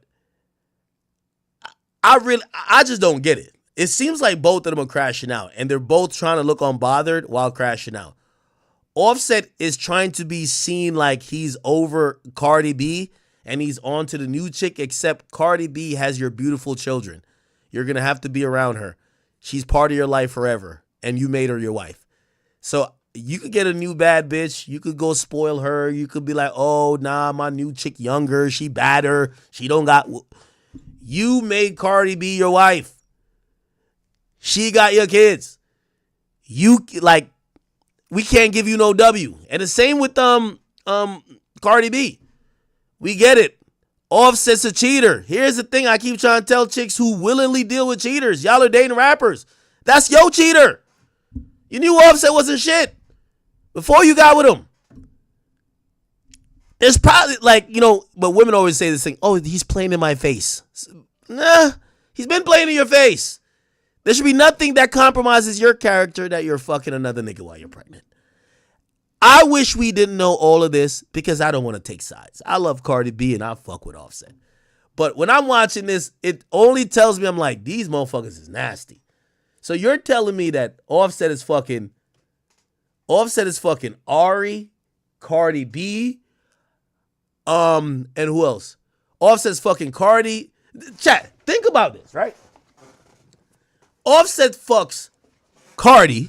He fucks Ari. Moneybagg Yo fucks Ari. Blueface fucks Krishan, but apparently Krishan got fucked by Offset. Everybody is trading semen. They're trading pussy juice. They're trading pH levels. This is nasty. I'm going to keep it a bean with you. If one person's burning, everybody burning. Not saying nobody burning, but if one person got something, everybody got it. Because they're all fucking each other. Like, we could kind of connect the dots here. So, here's the thing. Oh, I didn't even get to Stephon Diggs yet. They said Stephon Diggs, oh my God. Stephon Diggs fucking another big Atlanta, top 3 Atlanta rapper. Bitch too. Hopefully I didn't give it away. He's smashing her mercilessly. You know what everybody keep telling me? The rappers be in their feelings. They trying to take cars back from their girls. They beefing with their girls. They doing whatever. Stephon Diggs, he keeping it P. He ain't got nothing to say about none of them. Stephon Diggs, I keep and I'm not wishing no bad on him, but I said I don't know how Stephon Diggs. If I'm hearing how these rappers talk, ain't no way the only bullets he catching is passes on the football field. This nigga ain't catch one in real life. He's smashing. All right, well, Offset's not a top 3 rapper in Atlanta, but he's smashing a rapper's top 3. He's smashing his girl right now.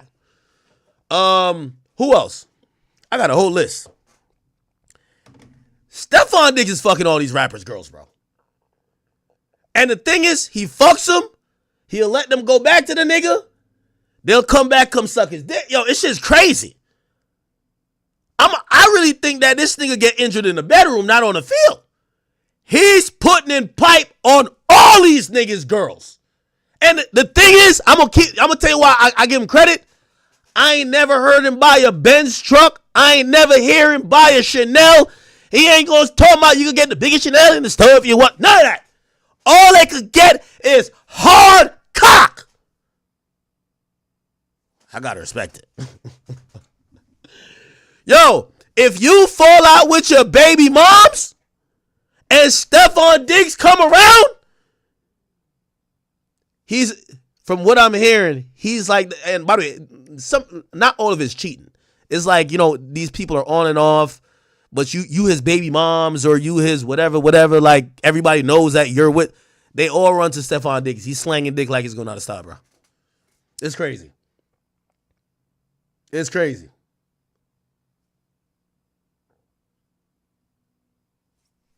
I ain't gonna do no snitching. But yo, that boy is going crazy.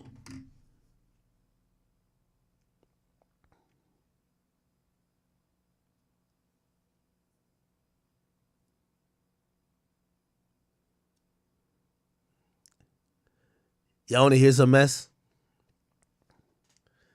I ain't gonna lie. You know how to be hearing half of this stuff? Because I don't be around industry girls. Nah, I can't snitch like this. Nah, I can't snitch. Nah, this is snitching. This is snitching at this point. I can't.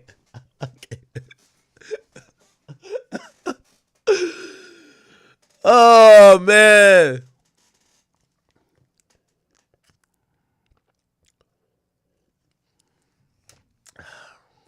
I can't snitch like this. Nah.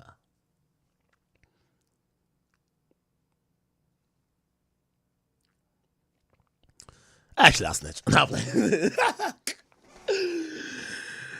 Nah, because I think I'm breaking bro code at this point. At this point, I gotta salute him just for what he's doing. Like, bruh, he's treating rappers like they're herbs, my nigga. These niggas are supposed killers, and he's violating, bruh.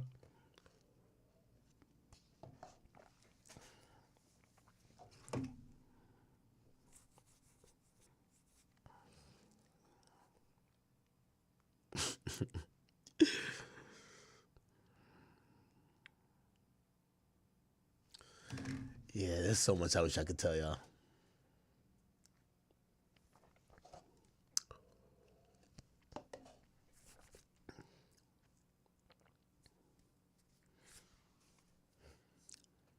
I think Cardi B got him locked down though. I'm gonna tell you why. All right, this is a little bit snitch, I ain't gonna lie. Because a few, like, nah, I can't say that. It's too much snitch. I can't do it. Cardi B got him locked down though. So, y'all other girls, I think he stopped fucking y'all. I think, cause chat. Yeah, I can't tell you. I heard he was fucking one of Diddy's exes. I heard he was fucking one of them star niggas out of Atlanta niggas exes. He fucking that other nigga baby mama who's popping over. Yo. Then there's Offset. Like, yo, like, how y'all see this nigga? And y'all don't. Yo. How is he moving like that? But I think he cut everything off. Because Cardi ain't no fool. Cardi gonna make that nigga be loyal. When I was talking to Cardi, damn, I'm definitely sister, huh? When I was talking to Cardi, I only had one question for her. Because I had heard Stephon Diggs was fucking like 5 other rappers' hoes or baby moms. So I said to Cardi, the only thing I don't understand, because I don't want to get in their business. I'm just like, yo, how you leave one cheater to get with a bigger cheater? Well, not that Stephon Diggs is a cheater, but like, nigga, he's fucking like he's fucking twice as many girls as Offset. But that's how it be. Anyway. I'm gonna end my context clues is that, yo, any rapper in all these cities I'm talking about, go holler at your chick. I don't know nothing, and I'm not telling nothing beyond this stream. But Stephon Diggs in y'all chick's guts, and he's keeping it P. He don't post your chicks, he don't bottom nothing. Only thing he might do is go to the club with them. That's crazy. You're buying them Benz trucks, you're buying them Chanel, you're putting whatever in their ear, and all he's doing is putting dick in their stomach. Y'all rappers should be ashamed of yourselves. At least let that nigga trick off that NFL money. How much money you got in the NFL? Stephon Diggs. How much money that nigga making? Y'all niggas over here getting show money and what? He getting 18 million this year? Yo, y'all rappers got to make that nigga start tricking. Y'all are tricking. If y'all are tricking on these chicks, let him trick too. Everybody should trick. If you're paying for it, let him pay too. You don't pay for it and let him get the backstage pass for free? Come on, bruv. I'm telling you. I'm hearing Stephon is the realest nigga. He's not paying. He's not tricking. He just keeping it P. And he done smashed 5 top rapper bitches and baby moms.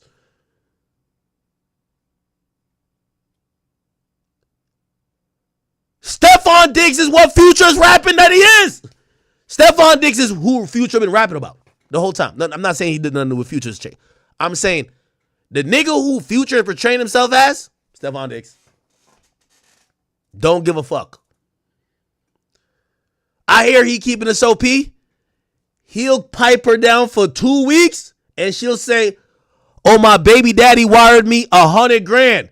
I gotta go back to him. He'll say, well, go on there. Hit me back when you need me again. Oh my God. Stephon Diggs is a demon. I'm telling you, he's keeping it P. The rappers is tricking and finally the athletes is just fucking. I've never seen such a thing. They tricking and all he's doing, he's being exactly what Future rapped about. Somebody said, when you him, you don't got to pay.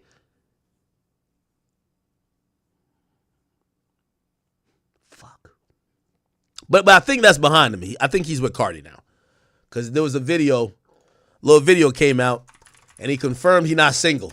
And I know a nigga that been slanging. He been fucking. I think that's his thing. I think his fetish is fucking other niggas' girls. That's his fetish. Because it do hit different when, this ain't even my bitch.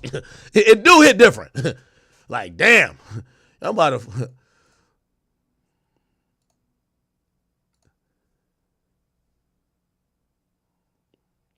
He's not that good no more, right? This is him right here. He said he's not single no more. So he had to cut off a couple of his hoes. I ain't gonna lie. I knew that too. I'm gonna just say this. Yo, Yo, this little industry shit, people who like industry girls, it's so like nasty. Like, cause it's so messy. You know the biggest tricks in the game. They're all rappers. Yo, rappers are all tricks. All tricks, right? Athletes, they might give you a little stipend or something, but they're not gonna like these rappers because they brag on each other about tricking. Like these niggas have the game doesn't change. But even my homie, 6, all I'll say, go to 6ix9ine video. Anytime you see drop a music video, just look at the faces of the girls in there. All 6ix9ine do is find niggas' ex-girlfriends, bro, look at this. The girl that said she was fucking Future. I just heard about this girl. Her name is Mexi Cuban or some shit. Hold on. Wait, where's this shit at? Wait. Remember the girl that was exposing Future? You think it's coincidence that 6ix9ine got her in the video?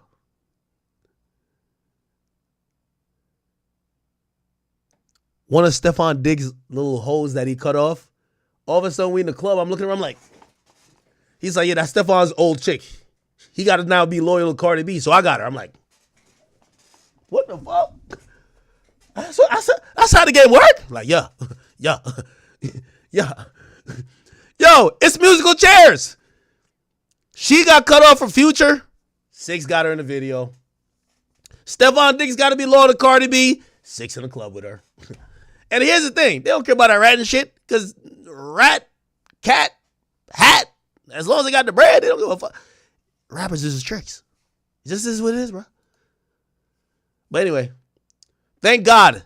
I got to clap it up for Cardi B. She finally got Stephon Diggs loyal. So all y'all rappers, y'all bitches are good for the next 6 months until that nigga fall out with Cardi B and start fucking your girls again, okay?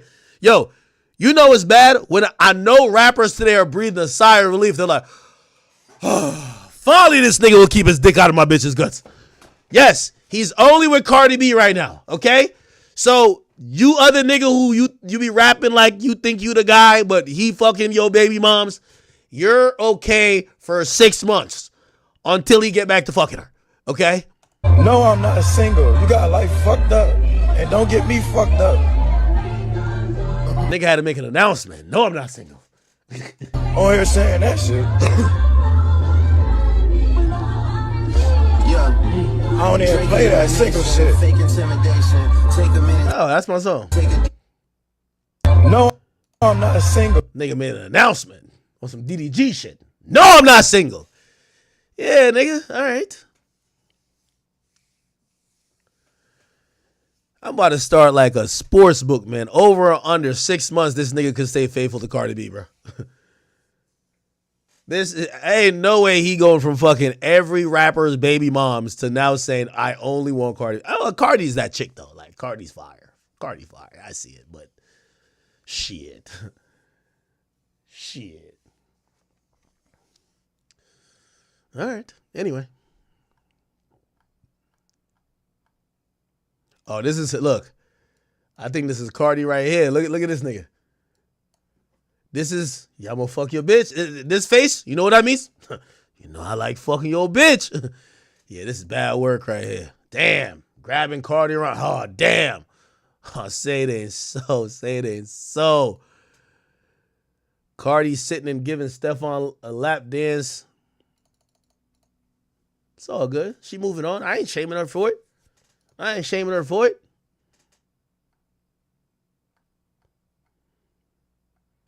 Oh, no, I even know how I go live. You with me? If I'm Offset, I'm showing up to your practice, nigga. I don't know about y'all niggas. I'm showing up to practice. I'm showing up to practice, bro. Fuck a training camp, nigga. You bought it. Nah, hell nah, nigga. I'm showing up to practice, bro. I'm at practice with you, bro. I don't believe you. I just trying to. Bad work, chat. Fucking bad work, man. All right, let me make Offset look a little bit good. Who's Offset new girl? Offset new girl. He got like a new girl. I ain't gonna hold you. He been popping up with like a new girl. You know what I mean? But here's the thing. The thing is that a nigga just care about pussy. Like a girl gonna get a legit famous nigga. Like if Cardi B a guy with a bum, Offset would be having the time of his life. But she got with this Stephon Diggs nigga who's also fucking everybody else's bitch. I ain't gonna lie, I feel like I'm hating though. I need to give this nigga credit. Yeah, he was with a model out in Dubai or something. Yeah, we don't even see. Nobody cares about his new girl. Like he's like, yeah, we don't care. Damn, fuck.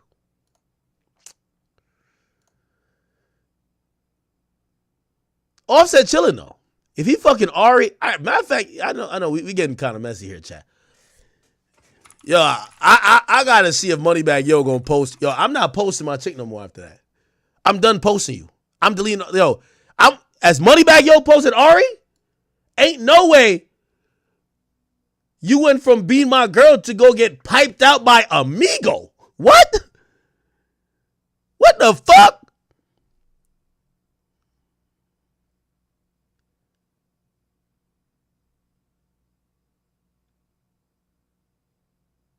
Clearly, that nigga Offset had time that day. Offset be like, yo, I looked at my watch. I got time that day. The fuck, yo.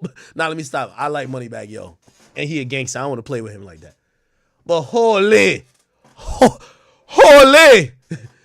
Offset had time that day to fuck his bitch. Not playing. I shouldn't even say that. I'm out of pocket. I apologize for that. Nah, this is crazy. Yeah, I'm not posting her no more after that. Word 2, I ain't posting her. No, fuck that. I ain't posting her no more after that. Fuck that. Yo, if I'm him, if I'm Moneybagg Yo, I'm at G Herbo. Yo, come get your baby moms, gang. I'm done, gang. I'm done. Come get your baby moms. She's tweaking on me right now, bro. I'm done. Somebody said, why is saying it like it's like the Migos some lames? Nah, I'm not saying it like that. It's just like, all right, let me break it down to you, chat. I always say this to a woman, like, this is why women and men ain't the same thing. Because a man win anytime we get a nut. Women usually ain't fucking just to fuck. They're trying to fuck to level up or to get a new man.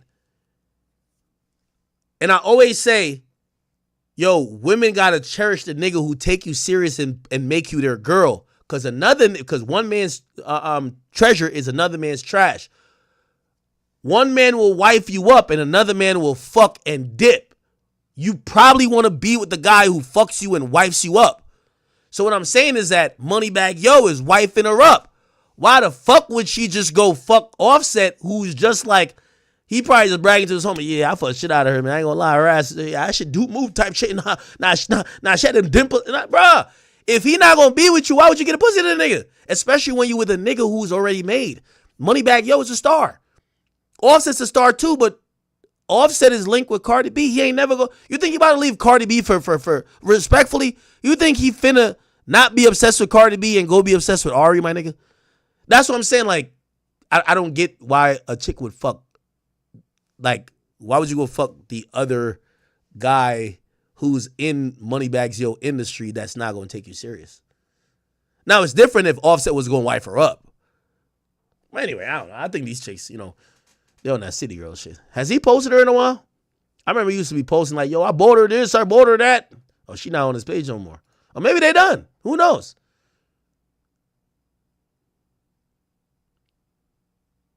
Man, I know you want to crash out today, bro.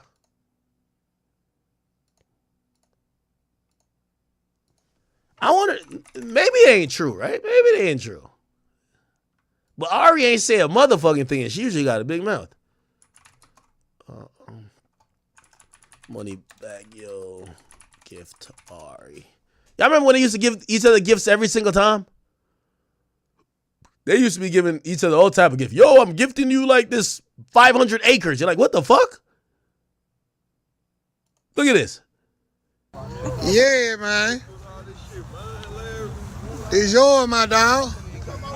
Got the hood, my nigga. Fuck you, man. Oh, shit. Hey, man. Yeah, man. This yours, my dog. Okay, so she bought him like half the hood. Then, remember this? Oh, my God. I wonder if these gifts come back. I ain't gonna lie to you. I'm a petty nigga. As soon as I realize you another nigga putting dick in you, like, this shit gotta come back, bro. It's over, bro. You're not driving my damn Rolls Royce to go pick up the new nigga, bro. It's not happening, bro. It's in the back behind the other truck. I don't know. Or here's the thing. This is the industry. It's kind of commonplace that, like, cheating is, like, usually, like, back in the day when women didn't have the shade room and shit like that, nowadays, these dudes kind of look at the women as equal because they're lit. Like, these chicks are lit. Now, it might be where, like, they still stay with a girl. Like, oh, you fucked Offset, fine. I don't think he's, Moneybagg Yo ain't going for that. Moneybagg Yo a real nigga, though. He ain't going for that. But he from Memphis. Ain't Memphis like some player niggas, like some pimp-ass niggas? They might not give a fuck, right? If she got a little bag off, if Offset blew a bag on her, you think they might not give a fuck. I don't know. Y'all got to put me on. How Memphis niggas think about that shit? So I say cheese. Hey, that's nasty. In Chicago, this is my dream, nigga.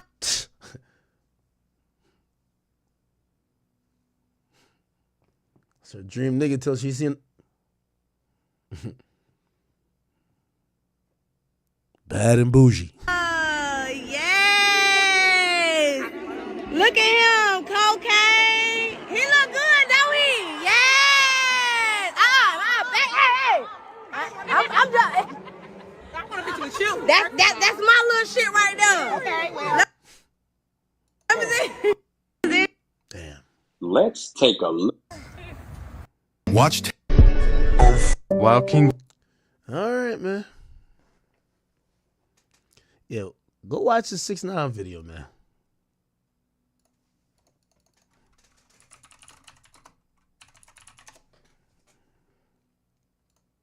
Now he's threatening to have my page deleted. So if you know, go follow my other page. But it's like, I promise you, I promise.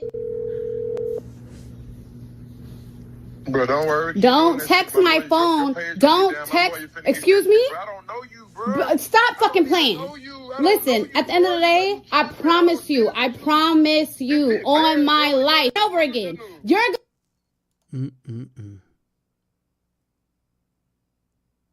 All right.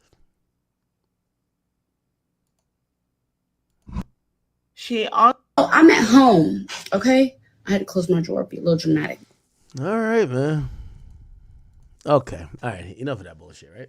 We can get, let's get on some hip hop shit. Or is there hip hop shit for us to get on to? Yeah, there is.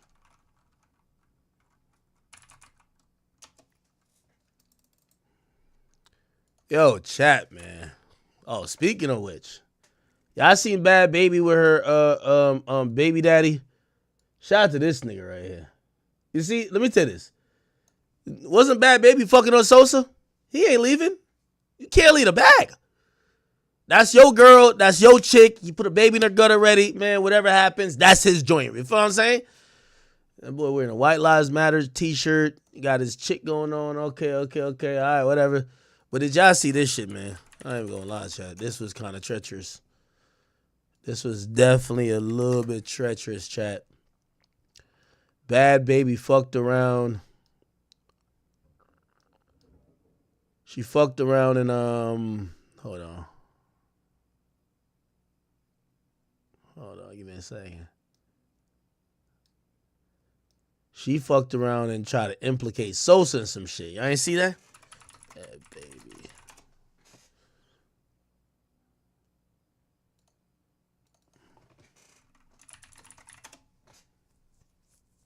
Now I keep telling y'all, it's only a matter of time for these chicks start saying some shit. Listen. Crazy shit. Wait, hold on. Come on. I need a.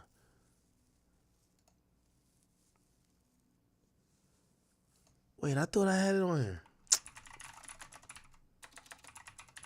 All right, I know Academic CV got it, or DJ Academic CV actually on Instagram. I know we got it somewhere, somehow. Let's find it.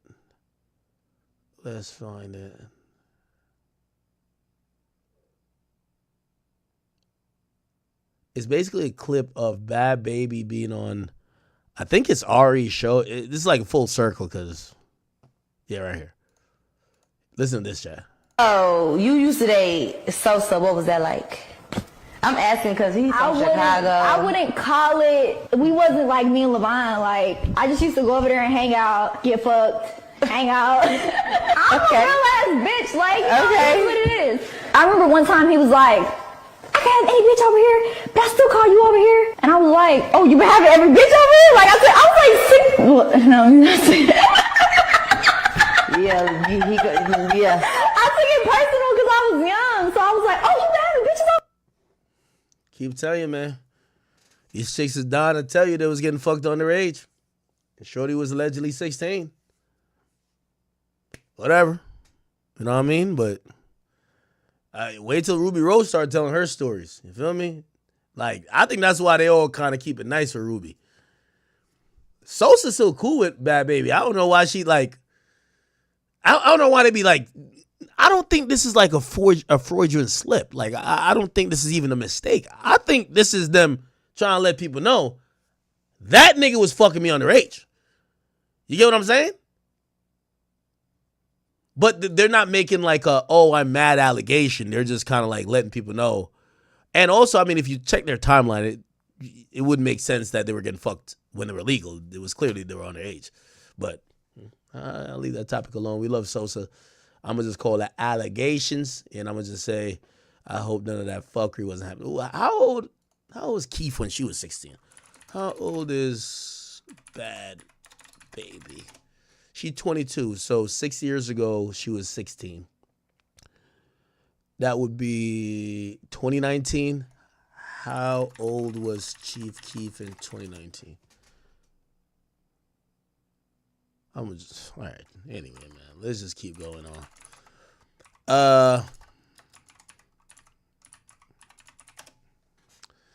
I ain't gonna lie to you, chat. I can't really speak about Chief Keef. I don't know none. Well, I'm gonna just.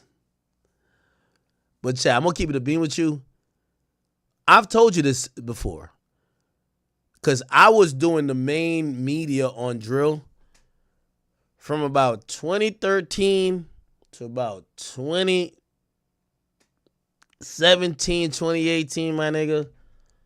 All them drill niggas, because their concerts was filled with, like, kids, bro.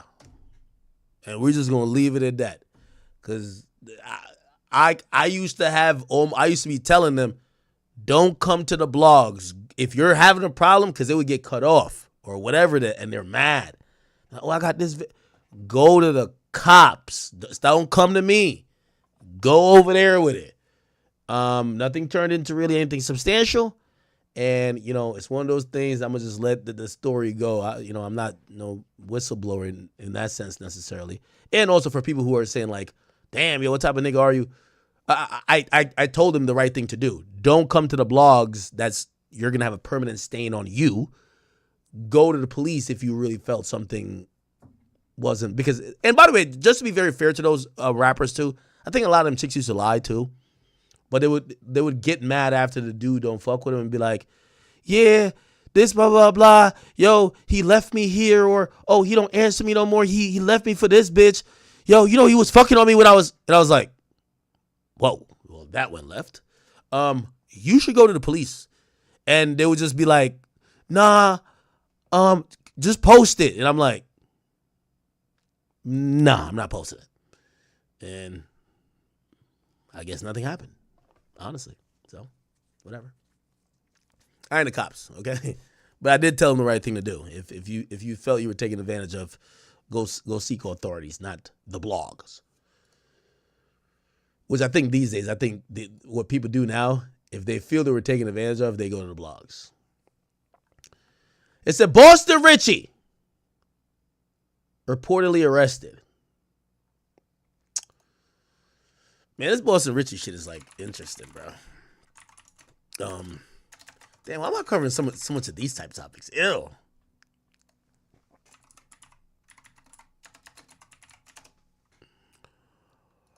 Hold on, real quick.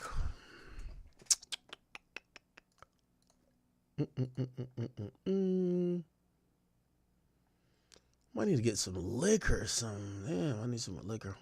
All right, hold on. Give me 1 second, chat. Give me one.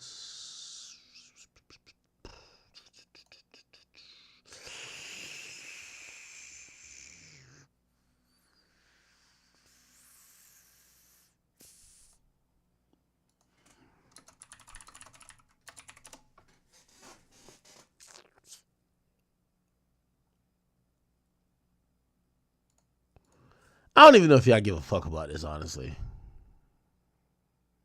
So, y'all tell me if y'all care about it. If y'all don't, I'll just kind of skip past it.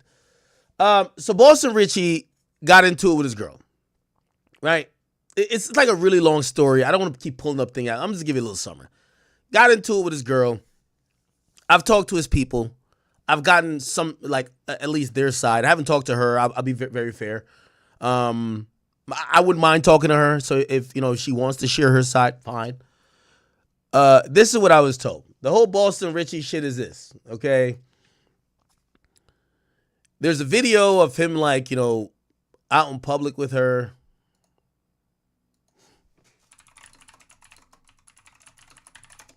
Where he snatches her phone out of her hand. The hell he on? Right here. Oh. What? Okay. So, this is a story I heard. Again, take anything you're going to hear me say with a grain of salt. Don't believe it or fully believe it. I don't know, and I don't have a horse in the race that much. And by the way, I want to be respectful to a young woman. I have no problem with her. And if she wants to share her side, I'm fine with that too. This is what I heard. I heard that basically they weren't on the best of terms. Boston's moving around doing shows. She shows up at one of his shows, or she was supposed to meet them, whatever. I don't know if whatever. There's a little bit of discrepancy on that. She shows up there. She basically gets brought to where he's at, whatever. They've been kind of beefing. This is some toxic shit. And this is what I was trying to say. In some situations, we can't just white knight and soapbox and just mind your business, because these people be doing, they'll cry foul, get back with the nigga, do this, and you're like, ew, right? People had problems with, supposedly she was younger when they got, I don't know, whatever, right? I'm just telling the story I heard. So cool. Shorty shows up, whatever. There's a fucking incident that happens. The incident that supposedly happens is that the police kind of, I think this is in Houston, the cops come and they're like checking some shit because there was a car that they were associated with that had an open bottle in the car. So that was an open container in the car. By the way, that wasn't the car she was in, but whatever. They're dealing with the cops. It's a whole bunch of commotion, blah, blah, blah. This is what I heard. Just take it with a grain of salt. What happened is, even this video, by the way, I'm not saying it looks good, but supposedly him snatching the phone out of her hand while the cops is doing all that shit. And I don't know if y'all ever had a girl like this. Like, I guess his phone was somewhere unlocked. She's in his phone, going through his phone. He turns around, sees her going through his phone. So it's not even her phone. Supposedly, it's his phone, and she's going through his phone. The hell he on? Okay? He grabs, supposedly, his own phone. Like, what the fuck? Give me my shit, right? By the way, I don't know nothing about the choking shit. Again, that could be real, that could be, I don't know. I'm just telling you what I heard, right? Right? Oh, so that happens. What the hell? Whatever. Blah, blah, blah. That's shorty? They're arguing. Okay, anyway. The point is, she did eventually make like a police report, but then she stayed with him 2 days after. I don't know what the fuck, bro. Like, it's kind of all convoluted. But then I see like more messages that came out, and I don't even know if I can find it. Which, this is why, I'm just doubling down on my stance. I'm doubling down on my stance as I'm going to mind my business. I don't agree with none of this stuff. I'm not going to say either party is right. And all I'm going to just kind of relate it to y'all by saying, y'all know some toxic motherfuckers. You know that one girl and that one guy, every time y'all go out, they get into it, and the next day y'all see them, they be cool. And you be looking at him like, why you with her? And you be looking at her like, why you with him? And you just start keeping your fucking opinion to yourself. That's the best I could explain it. So, it apparently went left, and I can't really find this thing. Let me see. Can I find it? Give me 1 second, chat. I'm going to try to see if I can find this shit. So some messages got leaked, and I don't know if these are even true, but I guess, you know, all of this is kind of like this is what I heard at this point, right? They're saying that the girl, right? They're saying that the girl, can I find that? I can't find it. Can I find it? They're saying that the girl, there's some messages that leaked. Let me see if I can find it. Because I do want to show y'all rather than me saying it.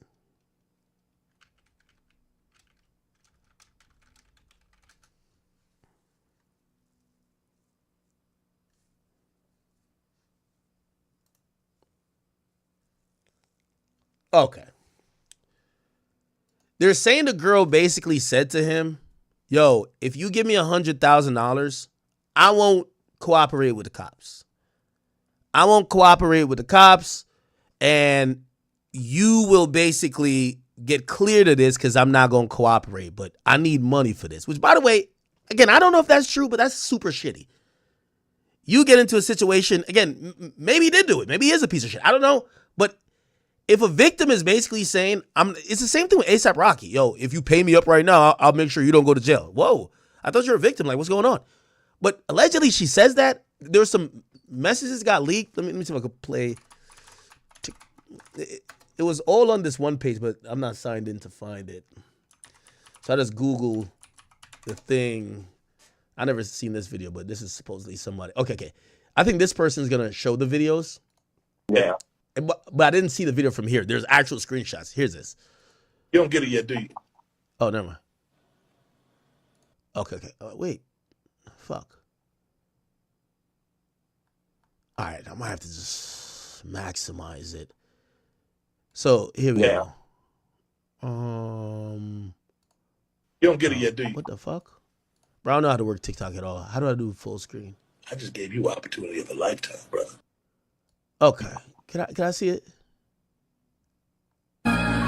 Yeah. So apparently she was texting one of his man. She said, yesterday you told me $100K. Okay, I can't even like rate it. I would have to find another thing. Anyway, long story short, there's some screenshots. I don't know if it's her. I really don't know if it's her. But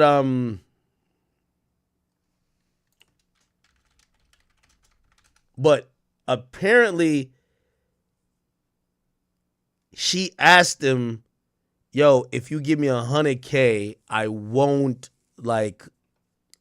carry this out, or I won't cooperate, and you'll be straight. Oh, right here. Okay. By the way, I know some of y'all like your act. We don't give a fuck. I know. I'm sorry, bro. I know this is not Tasha K. I know y'all like, bro. Since when do we get to here? We want motherfucking rap news. We don't get to it. We're only 3 hours and 6 minutes in. Here we go. Oh my God. The second strike. How do I? Bro, how can I find this shit? Sorry, chat.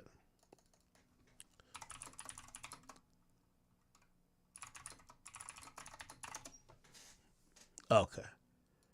I'm just trying to get the screenshots.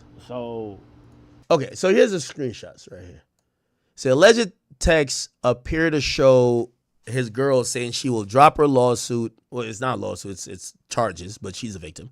If Boston Richey pays her $100,000, he needs to stop playing with me like his life is not in the palm of my hands. Yo, that's crazy. I guess, so apparently she was texting one of his peoples. He said, yesterday you told me $100K. If we send $50K now, will you call the detective and get this over with? And apparently this is her. She says, warrant is out already, but I won't testify against him.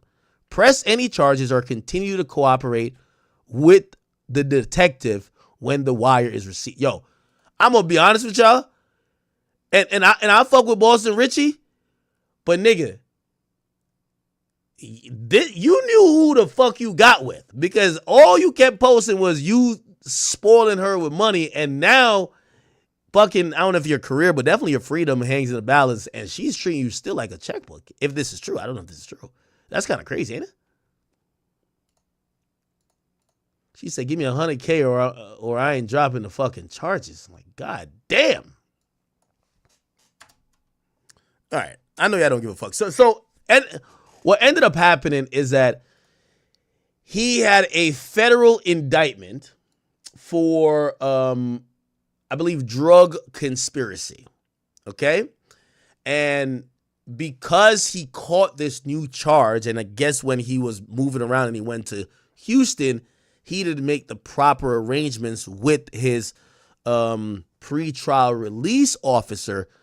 The feds filed a motion to revoke his bond, and a U.S. magistrate judge approved the motion to get him locked up.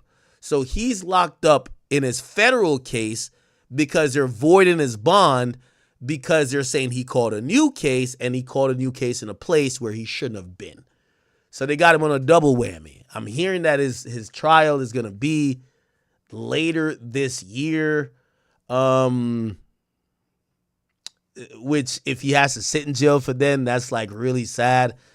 And, bruh, again, you know, with all due respect, I'm only saying this as a cautionary tale for many young black men out there who are rappers, and then you fall into this trap of thinking that you and your girlfriend are the reason why your rap career is moving ahead, because Shade Room will have you think that. They'll have 10,000 comments when y'all do some stupid couple shit, and your girlfriend is going to get this inflated ego like she's made your career.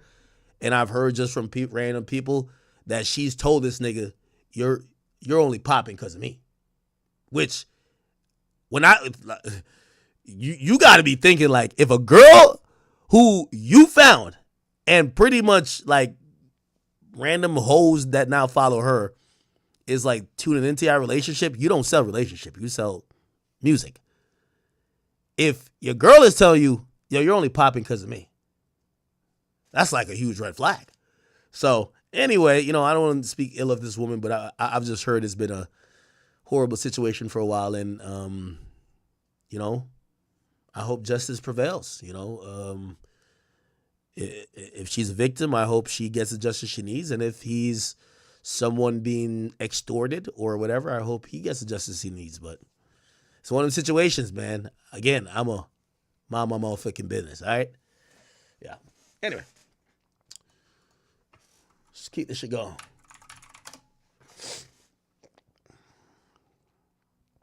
Where is that? I had a topic written down. Oh, shit. This is kind of good. Make sure y'all follow Academics TV on Twitter. If you guys don't know, give me one second.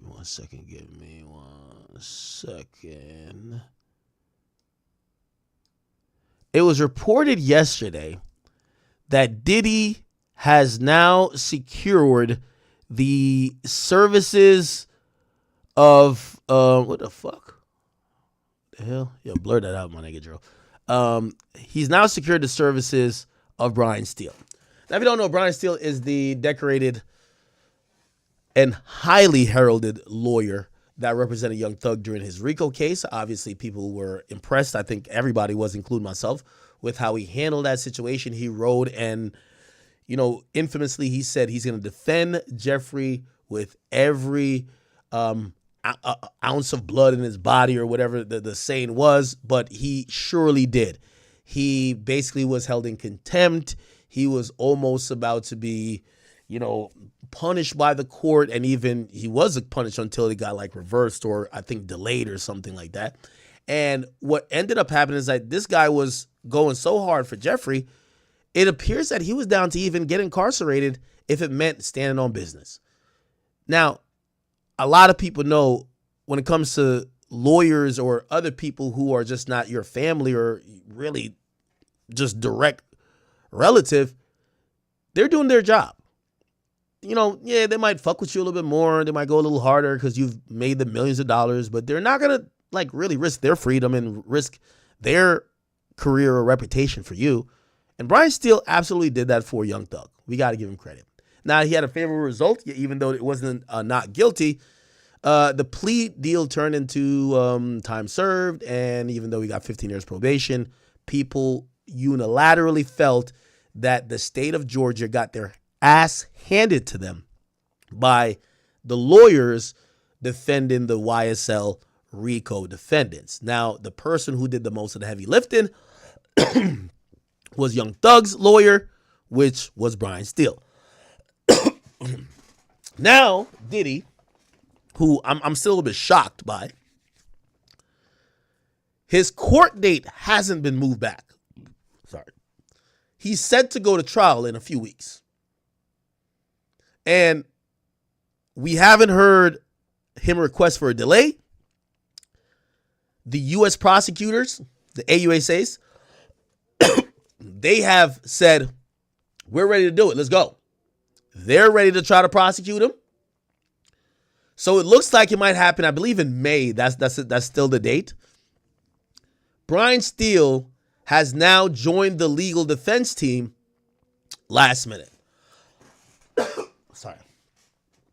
Now, they filed a motion in court, and what this is a pro hac. I always fuck up the Latin thing. Pro hac vice. It's Latin for one time and one time only. I'll show you the meaning. And I don't know why Latin is so big in the courts. Yeah, the literal meaning is for this occasion or for this particular case. It's like one time and one time only. And what it is this is usually what's referred to as an attorney that's in good legal standing in another state that is a member of the bar for that state. If they want to represent a client in another state that they're not licensed or practicing in, they could motion for admission with this thing called pro hac vice, which is one time and one time only, which means, hey, I'm not an attorney in the state, but for this particular case, I'm going to be the attorney. Okay? Now, certain states have different rules, meaning that they might say to you, well, yes, you could be the lawyer if you're valid in another state, but you need to have local counsel too, because we run a little bit different. And rather than getting you up to speed or having errors, we need you to have somebody local to be able to guide you. But yes, you could argue the case. You could do what most lead attorneys would do. So it says, pursuant to Rule 1.3 of the local rules of the United States courts for the Southern and Eastern districts. And by the way, I know this is federal courts, but because he doesn't practice in those districts, actually. And Brian Steele hereby moves this court for an order for admission for practice pro hac vice to appear as counsel for Sean Combs, the defendant in the above captioned action. I'm a member in good standing of the bar of the state of Georgia, and there is no pending disciplinary proceedings against me in any state or federal court. I have never been convicted of a felony. I have never been disbarred or denied admission or readmission by any court. I have been administratively suspended and reinstated and censured, but then vindicated by the courts and provide the facts and circumstances surrounding the instances in the attached affidavit, blah, blah, blah. So Brian Steele is saying, let me in this bitch. Now, I do think, by the way, there was conversation that Diddy was going to add somebody to the legal team, but he was going to most likely add the guy who helped A$AP Rocky, which was Joe Taco Pina. And, this guy really worked magic. Not only does he talk the talk, like this guy, he did his thing in court. He looks like an Italian mob boss, low key, but he did such a great job in court. He got the jury to really believe this whole fake gun thing. They didn't even give A$AP Rocky gun possession. Like, he literally came in with his theory, which everybody said, oh, hell no, that ain't gonna work. You're gonna get this nigga locked up for 30 years. And essentially, he got him acquitted, right? He got him acquitted. So this guy, right now, he's charging, arm and a leg, and and Brian Steele as well. Give me 1 second. So here's the thing too, and let me get. Are we about to see another defense attorney? Oh yeah, I was just talking to. Actually, no. Is this Sado? No, that's not Sado. That's what's it called? Anyway, I just want to play. I was actually texting. What's my guy's name again? Laura Ronan, which is Bradford Cohen, about this, but not about this particular thing, but about the case. And me and him, we kind of have the same understanding a bit about the case. This is how the Diddy case looks right now. It doesn't look bad, but it doesn't look good. It's kind of still in this like limbo portion. They're realizing there's not much to these civil situations. We haven't seen an enormous amount of victims be introduced, but we still haven't seen co-conspirators, or we haven't seen people who are unindicted, uncharged co-conspirators. It's a RICO charge that's still with one person. We don't know if the conspirators are going to be testifying against him. He would probably know that because he got discovery. However, it's not the best situation for him because it doesn't take a preponderance amount of people to convict him of sex trafficking and RICO sex trafficking. It's clear he had an enterprise or he had an organization, but he would argue that was legal.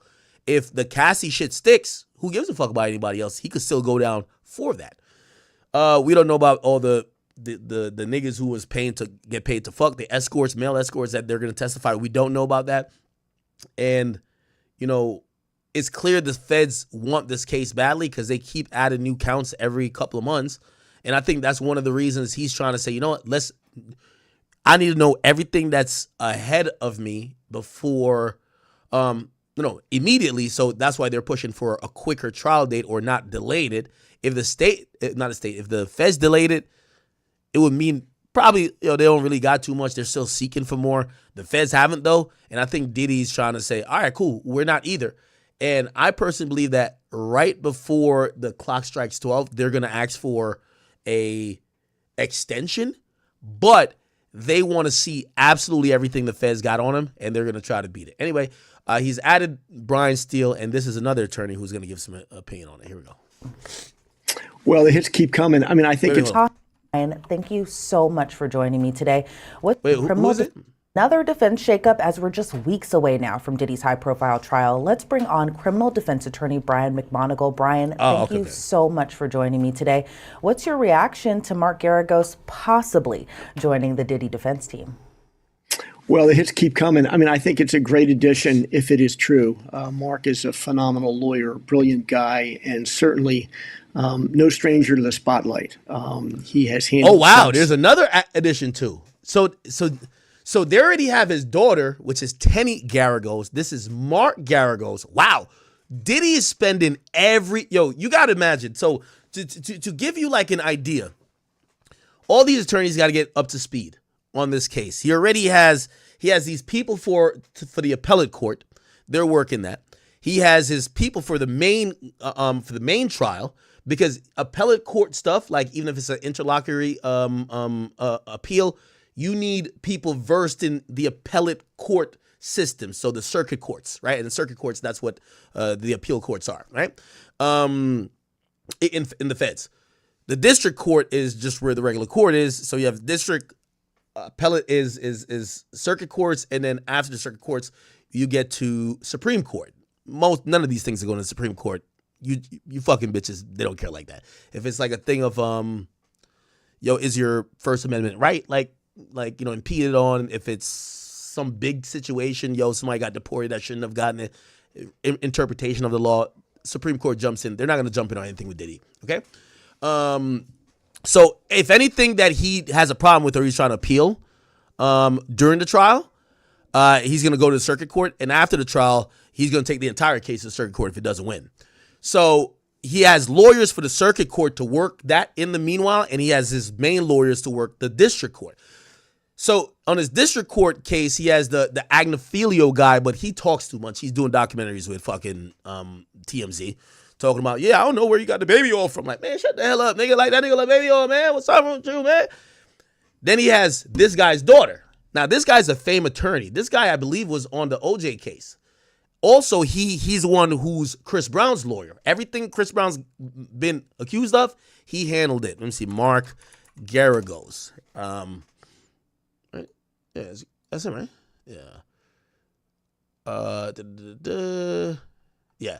So Mark Garagos, I think he was on an OJ Simpson. Yeah, so he's one of the dream team. Yeah, he's you know, that dream team lawyer lineup, he's in it. You got Johnny Cochran, and somewhere he's in it, right? And by the way, Sean Hawley, who represented Tory later, was also in it. Anyway, so Mark Geragos, he's a part of that. I think he also represented, didn't he? O.J. Simpson lawyers. Yes, his legal team was, okay. Wait, I thought Geragos was in this. Maybe I'm tripping. Never mind. No, I was tripping. Who do you represent? Am I tripping? Oh, I am tripping. Yeah, Geragos wasn't part of that. Where did Geragos get his, like, because that's how these attorneys do. Like, a hit song for them is like a big case, and then they just get paid like out the ass. You feel what I'm saying? Geragos, Mark. Let me look at his history real quick. He must have had some big cases, career. Notable clients, obviously Chris Brown, but that's not the one he made his shit off. Which one did he make? Yes, you got Chris Brown. It was Colin Kaepernick, but that's not what it. Ooh, Justice Smollett, but that nigga got his ass sent to jail. But vindicated later. Wait. Oh, I don't know why I thought he was a part of the OJ shit. He wasn't. All right, never mind. So he's not one of the Dream Team lawyers. But he's huge in the LA circuit. He's big in LA. Like, you know, he's helped Chris Brown with a lot of shit, right? So anyway, his daughter is Tenny Geragos. She's already on the case. I guess they're saying we need more help, so they're getting a father now, right? Now, keep in mind, you want to do quick math? On the top attorney, like Diddy's probably billing out at probably from what I'm like, shit, maybe $2,000 an hour. $2,000 an hour per attorney. None of these guys are small fries. So you're paying this guy maybe even $2,500 an hour. Like, you know, they said Taco Pino was charging like $3,500 an hour after the A$AP Rocky shit. It was like, this nigga's just running up the bill. But just imagine that. Imagine $2,000 an hour for Agnifilio. Let's say $1,000 for, well, it's gonna be more. $2,000 for motherfucking his daughter. $2,000 for him. Now you're adding who? Brian Steele. Brian Steele is coming in with at least $25,000 or $3,000 per hour. Bruh. Then you got your fucking lawyers for what are we talking about? You got your lawyers for the appeal, the appellate situation. That's probably another $10,000. Then you have your civil lawyers, right? Then you have your investigators, civil and criminal, because Diddy's probably paying. I wouldn't be surprised if Diddy, let me see, daily, or let's say weekly. I wouldn't be surprised if he's getting built $200,000 weekly, $300,000 by everybody. So all his attorneys combined, investigators, PR, everything to do with this, $300,000 could even be more, $400,000. You know what I'm saying? That's how much money. And I know people say he's gonna be broke. Well, Liquid Diddy supposedly had, remember, he got paid out, how much he got paid out for the Diageo? Diageo pays out Diddy. How much did he get paid out for that? They said he had made $1 billion with them. They never told us what the settlement was. Oh, they say he sold it for $200 million. Let's say he just, you're not going to keep $200 million. Let's say he has $70 million liquid. You got to put that to work. Shit, he sold a house or he's selling a house. He's probably taking out a mortgage, or not a mortgage. He's probably taking out equity out of the house through a bank to use for money. Like this is, you know what I mean? Now, there's some people saying that Diddy really dislikes jail. When I talked to 6ix9ine, 6ix9ine said when he went in there, Diddy was just sleeping the whole day looking dumb depressed. Jail is taking a toll on him. He doesn't like it. Obviously, it would take a toll on anybody. But some people also believe he's pushing for the trial to happen sooner than later because he's desperate to get out. He knows he's not going to get bail. He doesn't want to wait. Some people in legal circles say he should wait another year. You get what I'm saying? Because what's happening is it's becoming house of cards for the civil cases. The civil cases are all falling away by the wayside. There's nothing substantial happening, nothing damaging. And the longer and the more we see that might help change people's perception about him to be like, oh, yeah, these people they wasn't on shit. They lied about being there. They lied about that. Oh, might make you think a little bit different about Diddy, but I hear Diddy do not want to be in jail. He's to the point that they were trying to serve him with like a civil thing, and he was in a cell, and they claimed that he wouldn't get out of his cell. Like this shit is really taking a toll on him. But you got to imagine the lifestyle he used to live. So now he's actually angling like he's going to trial like in a few weeks, and he's hiring everybody, and we're gonna see what it is. Now, you know what's gonna be very interesting? If you got Brian Steele, Mark Garagos, Mark Agnifilo, who's been arguing for all your shit already, Tenny's been in the back. She did, not in the back, but she's just been at the bench. She argued for a few things. Who actually is going to run this trial? Who's going to run that trial? Or you got to go big boy Brian Steele. But here's the thing, too. You know, I said I don't want to speak ill of any lawyer or speak speculatively. I don't know who has the most federal experience. Most of these guys, they work in the precincts that they're in. Also, Mark is going to be good because even though it's federal, some of these situations happen in LA. So Mark is going to be good on all the LA stuff. He could properly interpret, even though it's not federal law, what's California law when it comes to that, right?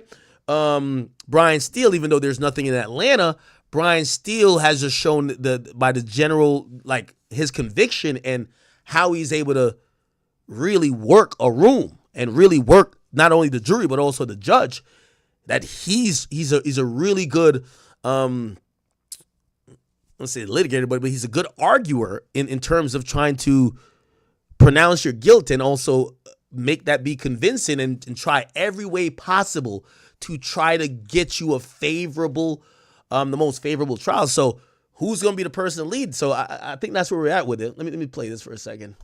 Significantly high-profile cases over as many years, and brings a wealth of experience and I think wisdom to the defense team. If it actually is true that he's joining it, and I think he'd be a perfect fit in a high-profile case like this. And what do you think he will add to the defense team? Because, you know, Mark Agnifilo, his daughter, Tenny Garagos, not Mark Agnifilo's daughter, Tenny Garagos, but Mark Garagos' daughter, is also on the defense team. Alexandra Shapiro's on the defense team. So it's really a number of high-powered attorneys already on there. But what do you think Mark is going to add if he is going to be that added addition to the team? You know, that's a really good question. I mean, Mark is a really able trial lawyer, an excellent cross-examiner. Whether they're bringing him in just to quarterback or to, you know, just play a role. You know, you remember the Simpson case and how you had all of these really wonderful lawyers assembled. And then really at the last minute, it became Johnny Cochran, who was the quarterback of the case and whose jury it was. And so it'll be interesting to see how that plays out. You know, you get a lot of egos, you get a lot of different kinds of lawyers, and it'll be interesting to see who calls the ball on that. But, you know, Mark Agnifilo, who's been in this from the beginning, is a brilliant lawyer. I'm sure Mark will orchestrate it in a way where, you know, he blends everybody's best in order to try and, you know, best serve Mr. Combs. And I've kind of been following his analysis that he's been doing when it comes to his interviews with TMZ, especially on the Two Angry Men podcast that they have together with Harvey Levin. And Mark Garagos and Diddy have known each other for years. That's what he said, according to the podcast. Do you think it's possible that Diddy personally asked Mark Garagos to help represent him? I don't doubt it for a second. I mean, you know, Mark has been really out there swinging the bat for Mr. Combs in the media, being a advocate for him in the media. And, you know, people pay attention to that. I've seen in cases before where lawyers aren't involved in a case and they're out there on the media circuit really punching for them. And a client will say, you know what, I want that guy. I want that guy as part of my team. He's been out there fighting for me. Plus, there's a past relationship. His partner obviously has been involved in Diddy's representation. So it's surprising it didn't happen sooner. And I hope for Diddy's sake that Diddy makes that decision, because he'll be adding a really good lawyer to a group of really good lawyers. And I'm interested to know your thoughts. Do you think that Mark Garagos may come off a little too Hollywood for a New York jury? Well, I mean, I think the nice thing about it is, you know, Mark has brought his his game to the road. I mean, he's a California lawyer, but he's been all over the country. I was trying to see them talk about Brian Steele. Where's the Brian Steele conversation? Because I think he's they said Diddy looks different.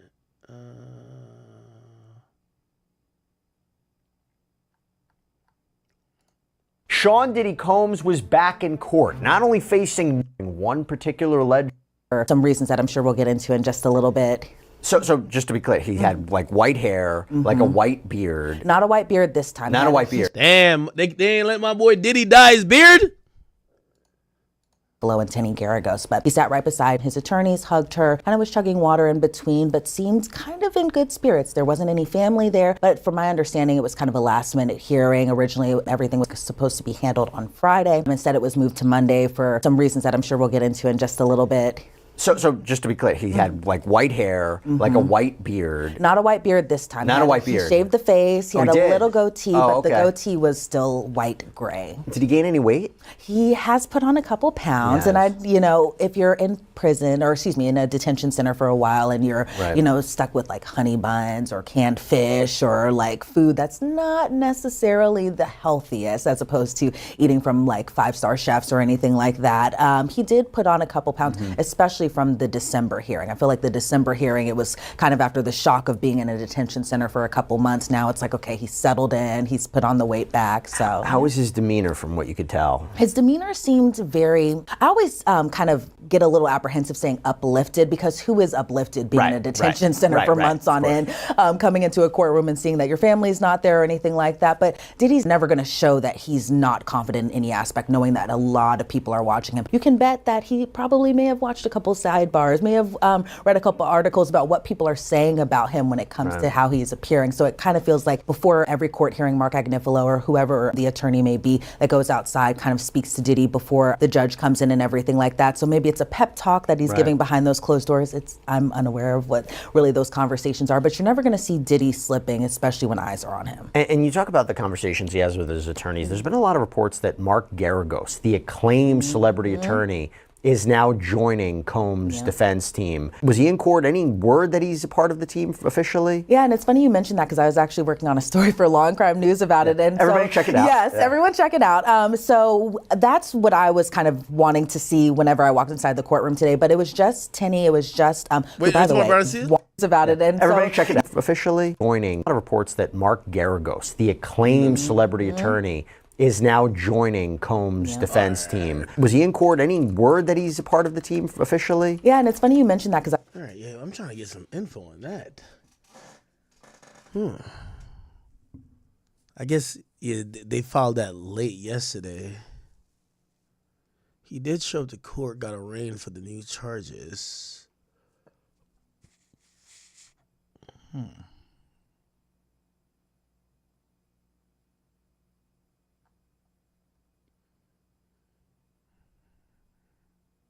Yeah. All right. Okay. All right, my people. Diddy, Brian Steele, Mark Garagos, Mark Agnifilo, Tenny Garagos, and that's only the team for the criminal federal RICO case. We still have his appellate lawyers, and we still have, I forgot who he got on the appellate team. Diddy appellate lawyers. Oh my God, I can't. Oh, he hired Alexander Shapiro and Antonio L. Richey. He withdrew.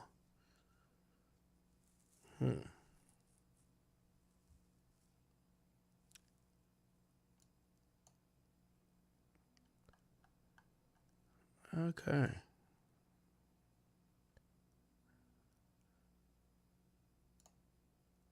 Meanwhile, defense attorneys for Sean Diddy Combs are considering requesting a 2-week delay in his sex trafficking and racketeering trial. This comes after the hip-hop mogul pled not guilty to additional charges filed against him in another superseding indictment yesterday. Now, Combs' attorneys are raising issues with getting access to evidence from the government, accusing prosecutors of withholding emails and messages from a key witness. Okay. By the way, also, I don't think I ever covered this. Cassie will be testifying. This is no cameras in the courtroom. So, witnesses and victims of like DV or, sexual assault or anything like that, they could testify under anonymity to the public. So, of course, Diddy has a right to know who it is. Obviously, he would see the person in court. But it would be, that person would be listed in a transcript as Jane Doe, and any identifying things would be redacted for the record to keep that person, out of the public sphere. But apparently, Cassie's cool with just testifying. Like, she gonna sit in front of Diddy. They're not gonna call her, she's listed as Jane Doe right now in the indictment, but she's gonna essentially be called Cassandra Ventura. She's gonna point at Diddy. She's gonna do all that shit. You know what I'm saying? Yeah, Cassie Diddy testifying. And I think that's gonna be like super interesting. Let's see if I could find. Can you believe we're just about degrading and humiliating on gas? Story of physical and sexual violence and sex trafficking. And I think the prosecution, at least, they believe they have enough to get cases, but we've sued a lot of people in the entertainment industry. We sued Kanye, Lizzo, Jason Derulo. We just got a big verdict against Soulja Boy. So, I mean, we sued Takeoff for sexual assault before he passed away. So I understand the psychology of a victim, and oftentimes they don't want to come forward. What the fuck? Who is this nigga? This nigga's over here just dropping names. What the fuck?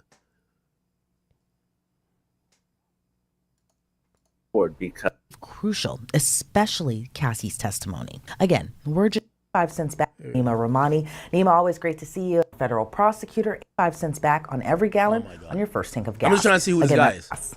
I'm joined now by attorney, former federal prosecutor, and president and co-founder of West Coast Trial Lawyers. That's Mr. Nima Rahmani. Nima, always great to see you, and thank you so much for being here today. We've had a lot of discussions about victim 1 in the indictment against Diddy. We know that's Cassie. Oh, they got listed victim 1. 2, 3, and 4. We don't know who they are, and they won't be testifying using their real names. What are your thoughts about that? Well, Cassie is obviously the star witness in the case, and she's the one who broke this whole investigation open when she filed her own civil lawsuit in November 2023.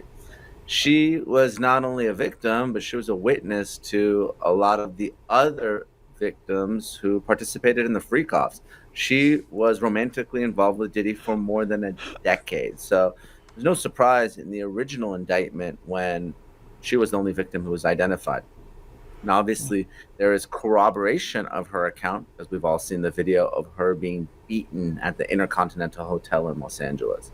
But the prosecution wants more, and what they've done is they've chosen who they believe are their best victims in terms of testimony. Obviously, they're not going to put 100 victims on the stand, but they do want several that are going to tell the same story of physical and sexual violence and sex trafficking. And I think the prosecution, at least, they believe they have enough to get a conviction here with those victims. And given that Diddy exuded this power over the industry previously, kind of before this fall from grace in a way, are you surprised at how terrified the victims are to testify against Diddy? Because the prosecution, kind of in their motion to keep their identities, pretty much to keep them anonymous, they were just saying that they're terrified of humiliation, embarrassment, of social stigma if their names were to get out there. I'm not surprised the victims are terrified. Now, of course, we have public trials in this country, and under the Confrontation Clause, Diddy, through his lawyers, he gets to cross-examine those victims. But if you believe the allegations in the indictment, and I do, at least one of them was dangled over a balcony. And we know that Diddy has a lot of weapons because they were seized during the raids of his Los Angeles and Miami homes in March of last year.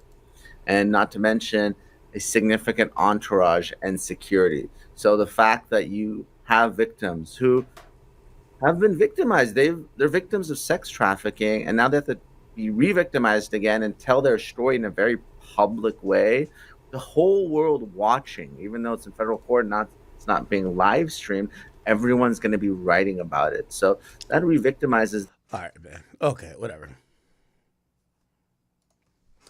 All right, Diddy on the prowl still. Okay. Let me see. What else? What else are we doing? We did that already. We did that. Oh, Soulja Boy. He's actually fighting back. He doesn't like the fact that people are enjoying or trolling him. We all know Soulja Boy is pretty much undefeated online, but some people are trolling him about his recent loss in civil court where he was accused of sexual assault, among other things, and harassment of someone who used to be his assistant. They were awarded, I believe, like $4 million. And after Soulja Boy walked out of court, read a statement, this and third, people are still intrigued. Like, damn, Soulja, how did you lose this bread? And you know, number one, him losing doesn't mean he's going to pay. Like we've seen situations like, for example, the game never paid. Or we've seen in other situations where it's gotten appealed and that appeal then holds up where the person doesn't have to pay that amount or they pay a nominal fee or a nominal amount compared to what was originally awarded. Anyway, Soulja Boy responded to all of that, and he said this. You going to ask for some money, nigga? Go tell the police to come lock me up, bitch. If I touched your ass, bitch. Lying ass, bitch. Ain't nobody touched your funky ass, bitch. On my mama, y'all can't see what these folks trying to do, then fuck y'all. Y'all want to believe what these folks saying? Y'all want to promote this shit? Come on, nigga. Come lock me up, nigga. The fuck? Where the charges at? Come on, nigga. Why you going to ask for some money, nigga? Go tell the police to come lock me up. Who the fuck want money for being sexually assaulted? Who the fuck wants some money for that? Bitch, go lock the nigga up. That's how you know this shit is scam, nigga. The fucking system is broken, nigga. My mama, nigga. And shit set up for black niggas to fail. Who the fuck want money for being sexually assaulted? Okay. Now, after that, looks like people were running with the story wild and Big Soulja had to check back in because he ain't appreciating all the trolling niggas was doing, especially when he's in a situation that people feel like they're finally getting a one-up on him. This is what he said. Rolling Stone ain't nothing but another Illuminati blog, nigga. Niggas get paid, niggas agenda, niggas try to take black niggas down, nigga. Niggas ain't never posted nothing good about me ever, nigga. I'm on a sold-out tour right now. You don't see one post about it. Y'all niggas get paid from the Illuminati, the Jews, the white people, to fucking promote bullshit, nigga. Fuck y'all, nigga. Y'all know y'all whole staff is motherfucking... I ain't gonna say too much because y'all gonna try to sue me too, but y'all know what y'all do behind the scenes, nigga. Y'all try to promote to the media about a rich black nigga that's innocent. They got millions of bitches that love him, but behind the scenes, nigga, y'all know what y'all do, nigga. I expose y'all, fuck niggas, nigga. Every nigga on the staff of Rolling Stone, all the niggas on the staff of the blog, y'all know what y'all do behind the scenes, nigga. I expose y'all niggas. Y'all niggas ain't got no sold out concert. Y'all don't stand in front of thousands of people and perform. Y'all sit behind a computer and write lies on a rich, successful nigga. I'll sue y'all niggas. I'm gonna sue y'all niggas. It just take time. Y'all know I'm on tour. Rolling Stone ain't nothing but another Illuminati. Y'all know I got shows every night. Y'all know I ain't got time to be doing this shit. But when I get the time, I'ma sue y'all niggas. All y'all niggas. Everybody that lied on me, nigga, gonna get a lawsuit one by one, nigga. My mama just know that, nigga. Cause how the fuck can you post something about a nigga and you don't know if it's true or not? So y'all niggas getting sued, nigga. Sold out concert tonight, nigga. Suck my dick. All my fans still gonna ride with me. Y'all can't fuck with me. Don't nobody even watch y'all blogs, nigga. They watch me, nigga. Fuck you talking about? Watch Big Drake. Don't nobody read Rolling Stone, fuck nigga. Don't nobody read Billboard, nigga. Bitch ass nigga. They watch Soulja Boy on live, nigga. They go to Soulja Boy concerts, nigga. You fuck niggas gonna post my apology, nigga. And I bet when this shit get overturned, this shit get dropped, y'all fuck niggas ain't gonna even post that shit. Cause y'all want me to be innocent, y'all want me guilty so bad, nigga. Y'all can eat my dick up, nigga. I'm the prettiest nigga y'all ever seen, nigga. I probably fucked your daughter, nigga. Y'all know I got show. Yeah, I ain't gonna lie. If you told me it was in the bingo cards that Soulja Boy would be having to talk about this type of stuff or be in the news for this, I forgot even that this was a situation or a case. You know, I was kind of intrigued by like what the fuck was up with this. Apparently, like Soulja Boy, like he would just bully his, I guess, assistant that I don't know if he fucked or whatever, but bully her with like, yo, bitch, I hope you die. I hope you do this. Go get corona. Go get AIDS. Yo, I'll slap your shit. Like, he was talking crazy to her. And he's one of them niggas who was texting everything. So, like, she probably showed up to court with some tears and got all the text messages where he's talking crazy. And, you know, obviously, I don't even remember the DA commented on this in terms of, like, sexual assault, saying if they investigated it. But, shit, I'm pretty sure, just like how Soulja talks crazy here, he probably was talking crazy in text messages, which allowed all the evidence that the person needed to take that to a civil court and be found liable of some of these things, even if it doesn't mean he necessarily did it. It probably, in civil court, it's a preponderance of evidence, not beyond a reasonable doubt. So if they're saying, look at your messages, look how you talk online, look how this. So again, you know, he's looking to try to overturn it. I got to look at the appeals process for civil cases. I know in a criminal case, you only could get an appeal if there was something done wrong. But I know in a civil case, you could appeal even in post. You could appeal if the jury awarded, because sometimes the jury will award the numbers. Sometimes the jury will award a number because they think Soulja Boy has made $500 million. So they might be like, all right, give her 4. Who knows? Maybe Soulja Boy, not saying he does, but maybe only has $2 million. Not saying he does. So he's going to try to obviously appeal everything, but we'll see how that shit goes, man. We'll see how that goes. Big Draco. Erica. People went to space? Did they really go to space, y'all? I keep hearing Gayle King went to space, and I just don't know. Gayle King space. I need to figure out what the fuck. Gayle King wipes away a tear as she rides along with Katy Perry and 4 other fellow astronauts to the launch pad. One by one, they ring a bell. Gayle. Is that Jeff Bezos? Yo, Jeff, no disrespect to Gayle, but nigga, I order so much shit on Amazon, I can't afford for you to break a nail, nigga. Jeff, Gayle, I fuck with you, but Jeff, I can't lose you, my brother. My packages get delivered. Yo, these days I order shit on Amazon, it'd be like, yo, we could deliver it at 4 o'clock. I'm like, 4 o'clock? I'm like, what the fuck? Y'all even charge my credit card yet? They're going crazy. I love Amazon. Jeff, didn't you see what happened to the submarine? If I'm you, I walk Katy Perry and the rest of them like we already got her music. Just walk her ass into the shit and lock it. You be the person that lock it and seal it. See y'all niggas when y'all touch back on Mother Earth. Who the hell is this person right here? They ring a bell. Gayle, who has a fear of flying, looks terrified. This is overcoming a wall of fear, a barrier. Why the hell is Oprah there? Look under the seat in your goddamn spaceship. You're going to see oxygen tank. Well, why is she there? Why the fuck is Oprah there? It's I think it's going to be cathartic in so many ways for her. The all-woman crew joined hands in prayer. Then, ain't no all-woman. I see Bezos right there. That's Bezos, ain't it? A wall of fear, a barrier. It's I think it's going to be cathartic in so many ways for her. The all-woman crew joined hands in prayer. Then it's time to climb into the capsule. Go for launch? Yeah, baby, go for launch. My favorite words. At 9:30 a.m., the rocket soared into space. Passing through 80,000 feet. I ain't gonna lie, this shit look fake as fuck, man. This shit fake. Nah, I ain't saying fake, but it look fake. Like, I've seen mad, like, spaceships take off.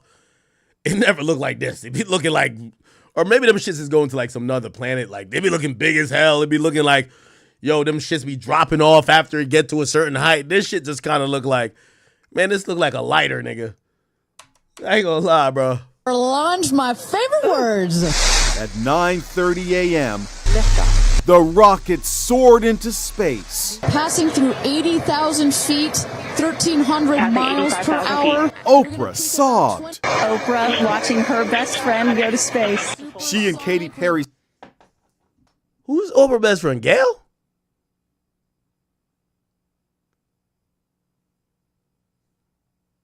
fiance, Orlando Bloom, comforted each other. Oh, they in space. Her hair's just like floating and shit. Shout out to Gail, man. That wig gonna have natural gravity to it, man. I'm telling you, man. That's that melanin for you, man. And white woman hair, light as a motherfucker. It is flying in the air. Gail, that little fucking wig, that acrylic glue she got on her fucking forehead, whatever she got it, that shit gonna have some natural gravity, man. The women experienced 4 minutes of weightlessness. Katy held up a daisy for the camera. They are floating, they are weightless, they are experiencing zero G for the very first time in their lives. They were overwhelmed by what they saw. Oh, come on, you guys.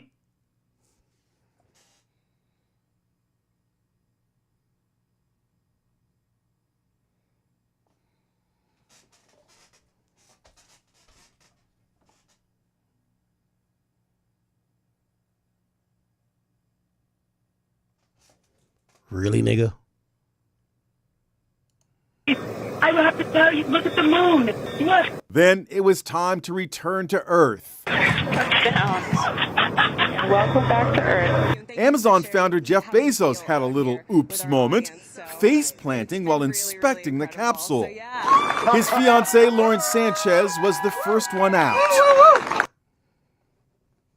I sent my fiancée up in one of those. Well, first I would never get married. But I sent her up in one of these. I'm hoping she'll come back. I'm trying to get some new. No, I'm playing as a joke.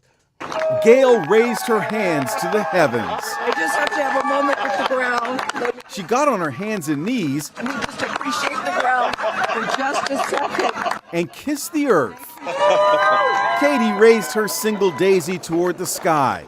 She took the flower to space to honor her 4-year-old daughter, Daisy, who called out to her mom during the landing. Just seeing Katy! The pop star also kissed the ground. This experience is second to being a mom. At a press conference, Gail was asked about that terrified look on her face. That moment, I was so afraid. I just wanted to get into my seat. I just wanted to get inside the... An all-female Blue Origin space crew with celebrities including Katy Perry, Lauren Sanchez and Gayle King has been hilariously mocked after it returned to Earth following an 11-minute trip into the Earth's atmosphere. Oh, it's 11 minutes. Okay. Katy Perry jumped out of the aircraft and kissed the ground in a painfully cringe moment that has been roasted online.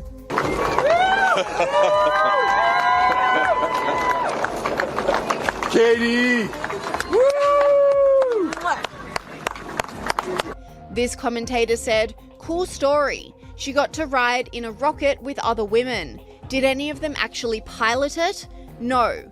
Basically, this was a glorified carnival ride."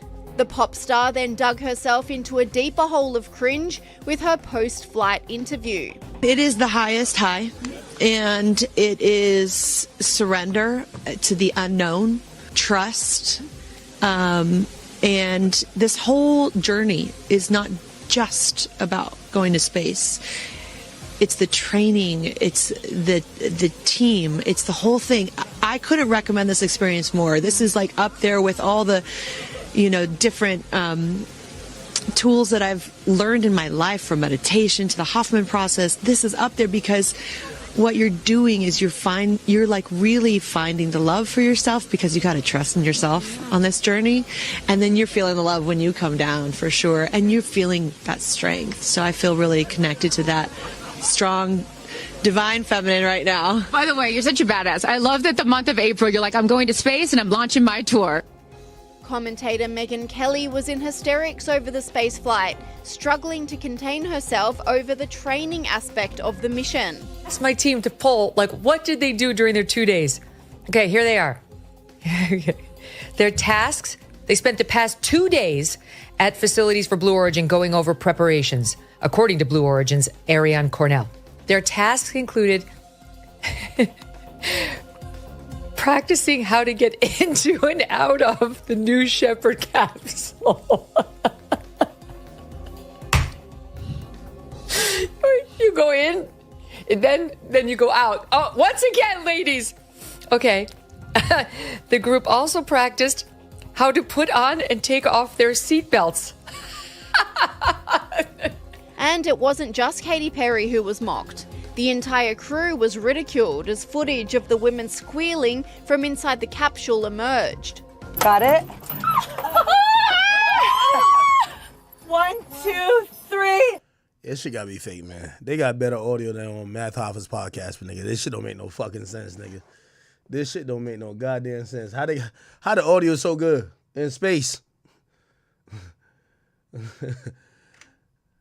I ain't gonna lie, W Train is still though, like all of these little old hags, man, I'd have them doing squats. Okay, when we about to get to 0 Jesus, grab your titties. Bust it wide open. Try to twerk like Ice Spice. Do a split. Lick your finger that... No. Don't let me be the goddamn trainer. Taking up space! Tamir's in space. It's okay.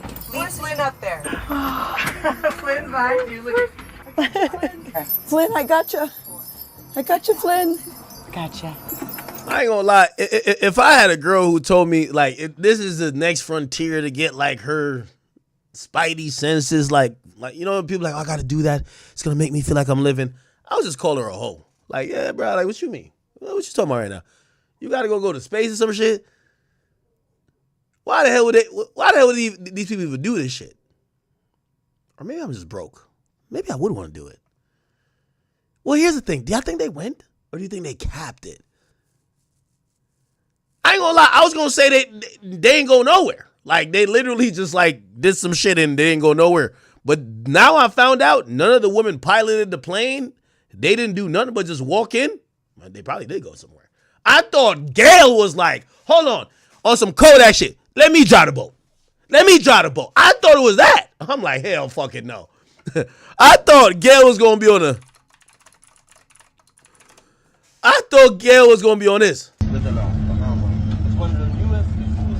Let me drive the boat. I thought that's what it's going to be. I'm like, hell nah. Hell fucking nah. Hell nah. To the no. But this is like an RC car. Just hop in there, buckle up. If their only task is walk in, buckle up. When you get to a certain height, unbuckle. Do some shit, then buckle back up and get back down. All in 12 minutes. This shit, I see this shit all the time in Sky Zone. Nigga, I went to Sky Zone before, nigga. I lost some weight now. So can't really call me fat. I'm fat, but not that fat. Like, I'm big back, but not bigger back. I'm like medium back. Anyway, I'm up in Sky Zone. And once I learned how to, like, do the thing where, like, you laying flat and, like, you just spin around 360, I'm like, nigga, I'm an astronaut now, nigga. What the fuck? Nigga, fuck Neil Armstrong, nigga. Big Ack is here. Nigga, I learned one trick in the shit. I'm like, I'm lit. So I believe this shit. Proud of you, Flynn. What you mean while I'm in Sky Zone? You don't think a nigga could float? Fuck you think? I'm still thick. Pause. I don't like that word thick. I got some thick thighs though, but yeah. Oh, the moon. You guys, I will have to tell you, look at the moon. That's amazing. Oh shit. I ain't gonna lie, man. They up in space. Why my head, chat, is something wrong with me? Why my head is looking like this? I'm trying to see the ass inverted. What is wrong with me? What is wrong with me? They're in space. They're over here like, oh my God, I think that's Australia. Is that Mozambique? Is that India? Is that China? I'm over here like,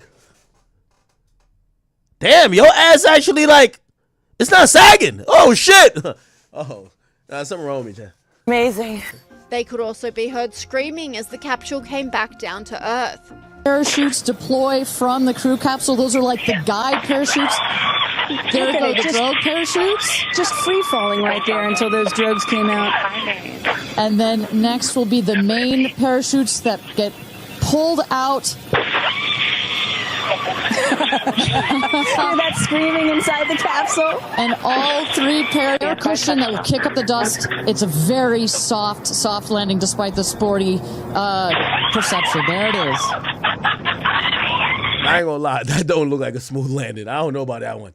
That shit do not look like a smooth landing to me, bro. It do not look like a smooth landing to me, bro. That do not look like a smooth landing to me. That shit look like you just fell off a ride at Six Flags. I don't know about that one, bro.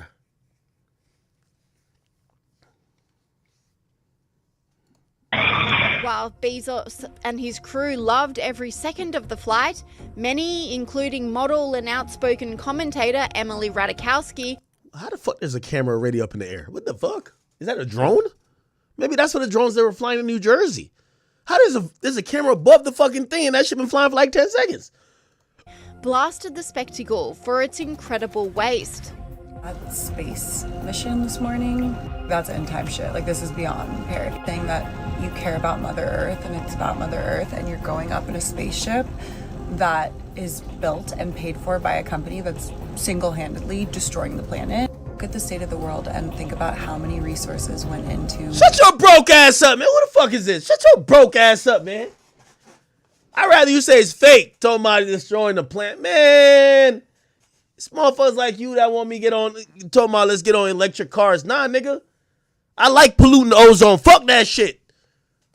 I like my gas guzzling car. What you talking about? Fuck all that energy efficient bullshit, nigga.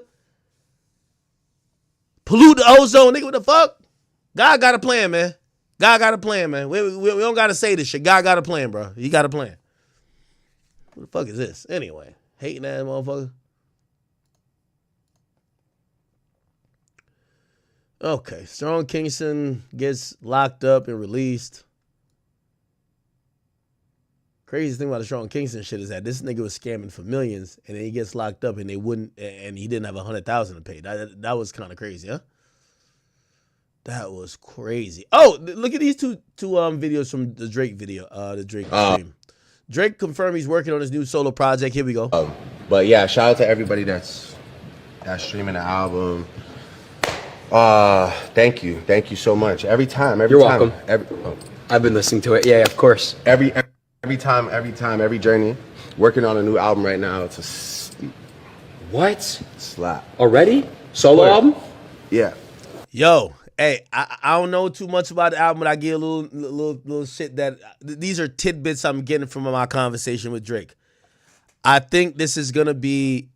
I don't think it's gonna be featureless, but it's probably not gonna have big features. We saw on some Sexy Songs for You, he didn't go with big features.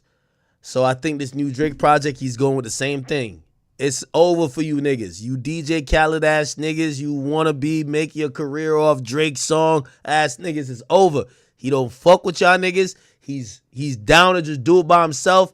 And I respect it, because if he gonna crash and burn, he rather crash and burn with his talent in the driver's seat, not you fake fuck niggas who benefited from him. But as soon as adversity came, y'all ran for the hills. Y'all went ghost. Y'all all went on vacation. Y'all never spoke up a word. And again, I get it. Some people like, why we gotta say something in the rap battle?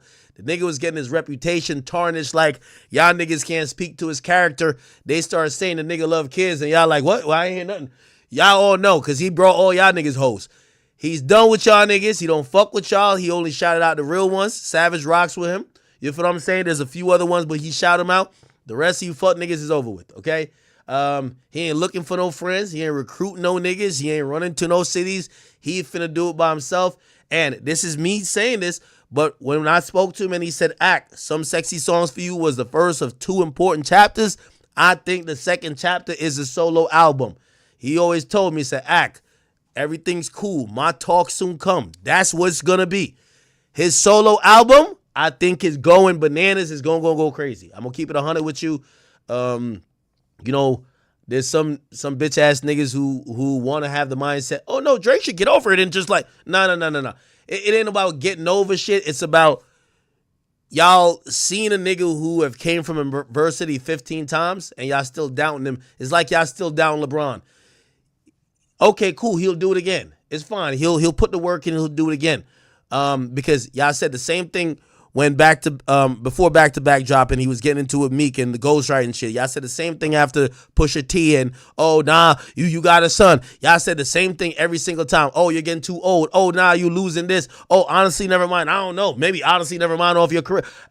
He did it every single time, and I'm just being honest with you. Like, he's taking this as a challenge. I don't think he needs to take this as a challenge. I think if he quit music right now, he's still the greatest rapper of all time. I told you, for me, greatest rapper of all time is Drake. Greatest hip-hop artist is Kanye.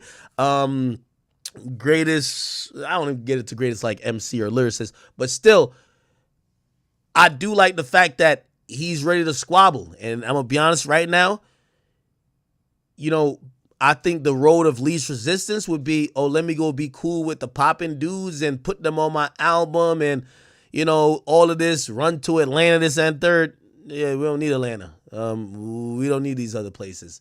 You know what I mean? Respectfully, we've only given out more than what you've got in reality. I believe Yes Indeed helped that nigga more than it helped him. It was, whatever song, Tony Montana helped that nigga more than it helped him. Portland helped that nigga more than it helped him. So he was only given, not saying he hasn't received, but you know, the new narrative is like, oh, you're running to these places because you ain't shit. All right, bet. So let's see what a solo album gonna give. Again, he ain't confirming to me that his solo album is the second chapter, but he said some Sexy Songs for You was the first, but he definitely said his talk is gonna come and it's going to happen on this solo album. Again, I like anytime an artist with their back against the wall. Obviously, Drake's a favorite of mine in terms of music. But shit, I ain't gonna lie, I thought Meek was rapping some of the best when his back was against the wall. The freestyles he was dropping, when he was dropping in 4-packs, he had Pray For Him. He had all these freestyles he was dropping over other people's beats. I thought Meek was rapping like he was trying to rap again with nappy braids out of poverty.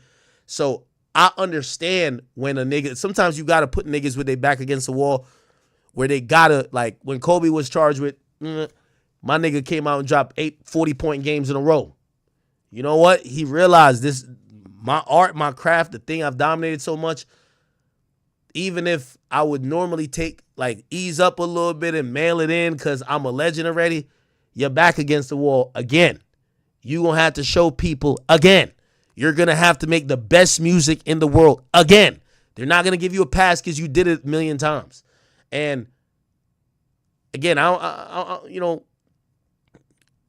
I love his music and you know, shit, I still don't think he got out-rapped in that battle, but I do like the fact that he's rapping like his back is against the wall. He is.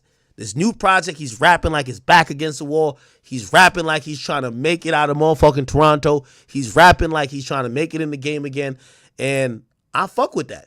You know what I mean? If 15, 16, almost damn near 18 years in the game, a nigga still rapping like he could lose it all, and he got it all. Nigga got hundreds of millions of dollars in deals, signing $500,000 recording contracts. Bro, I'm gonna be honest with you. Like, as a fan, I respect that.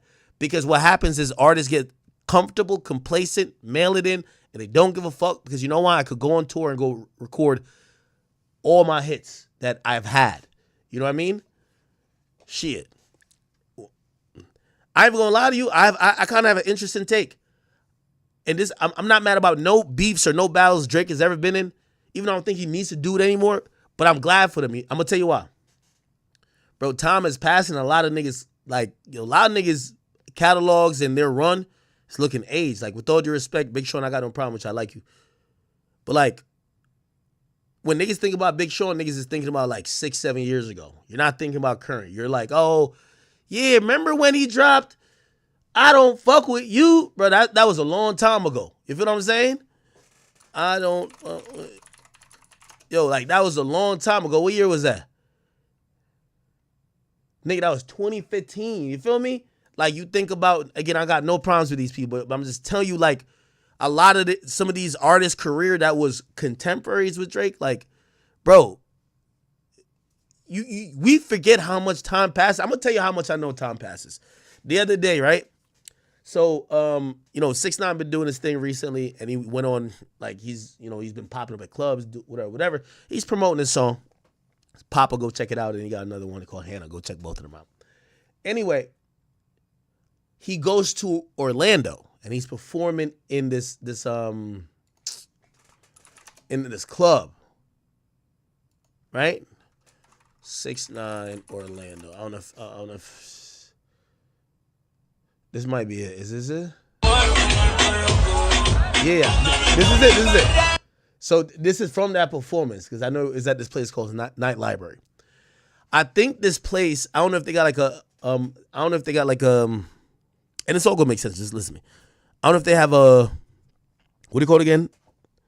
Like a university around there, but apparently there's a lot of college age kids that go there. You know, college age is pretty much like 18 or 22.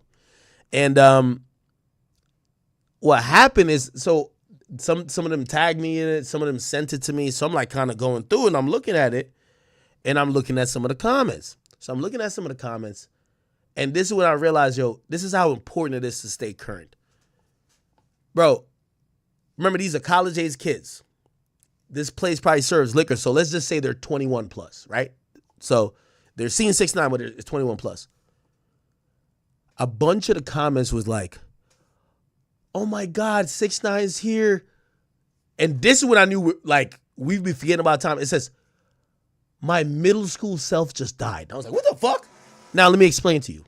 They might be 21 at this point, or 20, whatever. When 6ix9ine was dropping some of these songs, it was 2017. Bro, 2017 from 2025 is 8 years ago. Like, 8 years ago? If they're in college, that means that's before high school, and now so they're looking at they're young as fuck. They're 22. But they're looking at 6ix9ine as, yo, I used to listen to him in middle school. And I was just like, oh, I forgot it's been that long since 6ix9ine was like lightning hot. Bro, that's what I say about Drake. Like, if I mention Big Sean, bro, Big Sean, like, you're gonna, like, after 2017, like, you kind of, like, stop jacking it as much. So, to you, when you hear Big Sean's music now, you're like, oh, that reminds me of 2016 or 2015. You get what I'm saying? Drake, the only person that you don't say, oh, he reminds me of any year but this year. When you hear Drake's music, he reminds you of this year. Not last year, not the year before. We just talk about him compared to his other years. Like, I ain't gonna lie, 2018 Drake was crazy, but he did kill in 2020 still. And then he came, like, 2022 with, like, her loss. Yo, I only say that to you not to shit on nobody. Obviously, 6 my mans, and I wasn't trying to shit on Big Sean either. What I'm trying to say is that we forget how hard it is to stay current in music for over 15 fucking years. That is so incredibly hard. Now, I'll give it to, like, Kendrick is on 10 years, but Kendrick don't drop as frequently as that. And his albums, even though I might not listen to, his fans still listen to his last album, even if it's 5 years. But for a nigga who drops all the time, Future's done it. Future kind of came on the scene 2012 or so. Yeah, Future is on 10 years. I always say this. This is how I break down music. Rappers, to me, are running backs. I don't know if y'all watch football. They're running backs. If you're a running back in a league and you're 5 years, you're good. You're one of them guys. You're still a starter 5 years in. You're one of them guys. Trust, you got to be. 8 years? Yo, you're really nice. Anybody who's in the league for 10 years as a running back, bro, you're a legend. Any rapper who is relevant for 10 years is a legend. That's a fact. Because everybody has these micro runs that we remember, but then we realize they didn't last that long. Oh, shit. Fetty Wap. Yeah, Fetty Wap was 14 to like 17. We still remember his music to this day, but he didn't have a 10-year run. It's hard to think about people who had a 10-year run. Like, even respectfully, I ain't gonna like what I'm gonna say. Jeezy never had a 10-year. Let me chill before they kill me. Now I think Jeezy like 04 to like 09. And I'm talking about like him at the peak. Obviously, like, you know, he did a lot of shit for, you know, let me see. Well, yeah, let me see. Look, Jeezy, 04. After this shit, okay, I'll give him 04 to 012. 04 to 012. My bad. Yeah. Because he dropped, I did it. Yeah. Trap or Die 3. Were we still checking Trap or Die 3? Hold on. I might be wrong. Hold on. If I'm wrong, I will bring it back. Pause. Nah. We wasn't checking for this album like that. Nope. Trap or Die 3, we were off Jeezy by that time. That's a fact. So I'm going to give Jeezy from 04 to what year? No, we can't use this one. What was on this shirt here? Chat, y'all help me out. Help me out in the joint. Like, even T.I., even though it's kind of difficult talking about T.I. because he had them Fed cases. T.I. Clifford. When you type T.I., it's so hard to find. You just got to type his real name. Clifford Harris. And by the way, I'm not shitting on these artists because they had super impact during the years that they ran it. Ooh, T.I. is different because, like, I'm Serious came out and, like, the hardcore fans is going to remember that. But most people would probably start giving him his credit around 04, even though trap music, if you can't get to 04 without trap music, so you got to start at 03. But even 03, you got to say 01, but he wasn't that lit in 01. But T.I., is about 10 years. Respectfully, T.I. is 10 years. I remember when he dropped this shit right here, 2012. Bro, they sold like 70,000 copies. He was pretty much done then. He was on fumes. I'm just trying to tell you how hard it is to be popping for 10 years. Oh, no, never mind. Oh, this was still valid. Okay. No, it's paperwork. Oh, so never mind. So he does have 10 years. He has 10 years. My bad. I'm over here disrespecting the legends. Oh my God, T.I. Don't send King to pull up on me, bro. Yeah. This was when he was on fumes. He was on fumes around paperwork time. So if we're gonna give, so we got I want to say 02. That no, let's say 03. 03 to 14 or 03 to 13, whatever. Yeah, so he definitely had 10. But all I'm just trying to tell y'all, bro, there's no rapper that you could really say has really been extra lit for 10 years. Like, it's very few. A lot of these guys, they have a 3-year run. And we still give them that legend card because of the impact they had in those 3 years. That's why as much as Soulja talking shit, now granted, Soulja never sold a lot, but Soulja has been around for a long time. A lot of these niggas, like, their peak, they fizzled out really quickly. Name some other people. I think I'm right with the Jeezy shit. I ain't gonna lie. Y'all might be mad at me.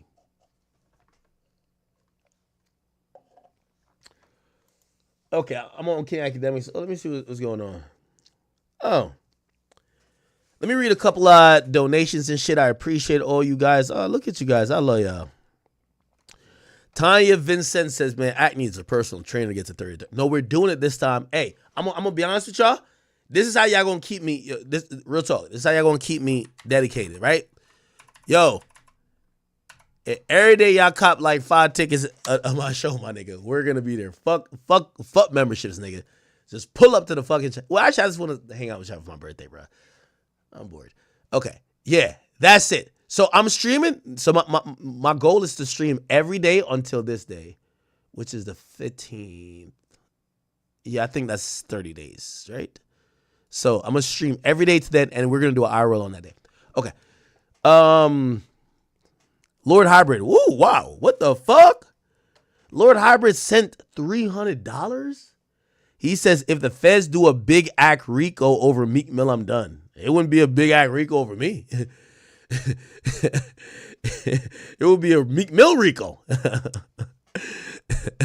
They're going to have me in the paperwork like Wack 100. Like, they're going to be like, yeah, Meek was on the phone call saying, yo, when y'all gonna fuck act up? Yeah. That's why I don't want no RICO.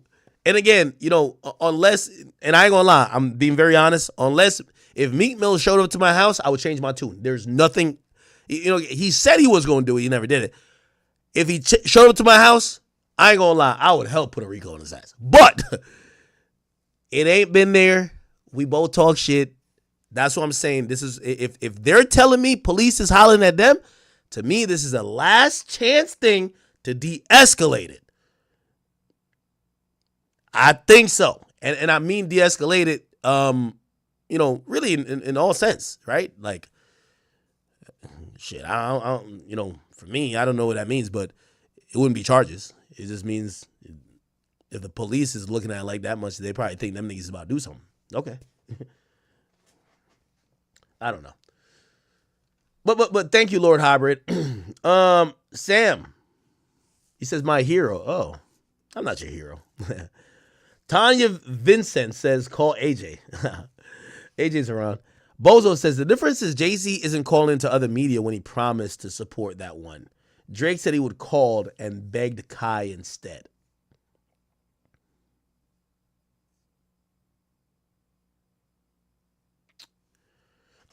By the way, that's a valid point. That's a valid point. The only thing is, I keep trying to tell y'all, like, Drake is super a numbers guy. Like, I think before I do a stream with Drake, I think we do an interview together. Like, an interview would do the proper numbers. I don't think Drake want to be, like, honestly, if Drake came on my stream, I think I would just have 100K. Adin pulls that by himself. If he gets on Adin's stream, I think they probably have like 300K. If he gets on Kai's stream, they might have 500,000 people. You know what I'm saying? Like, bro, don't underestimate all these niggas. They act like they're not into numbers. They're very big into numbers. Trust me. You don't get to be that enormous in stature if you're not into numbers. So, yeah, when y'all ask me about him streaming with other people, yeah, these niggas are like, I'm not saying Drake looking for clout, but like,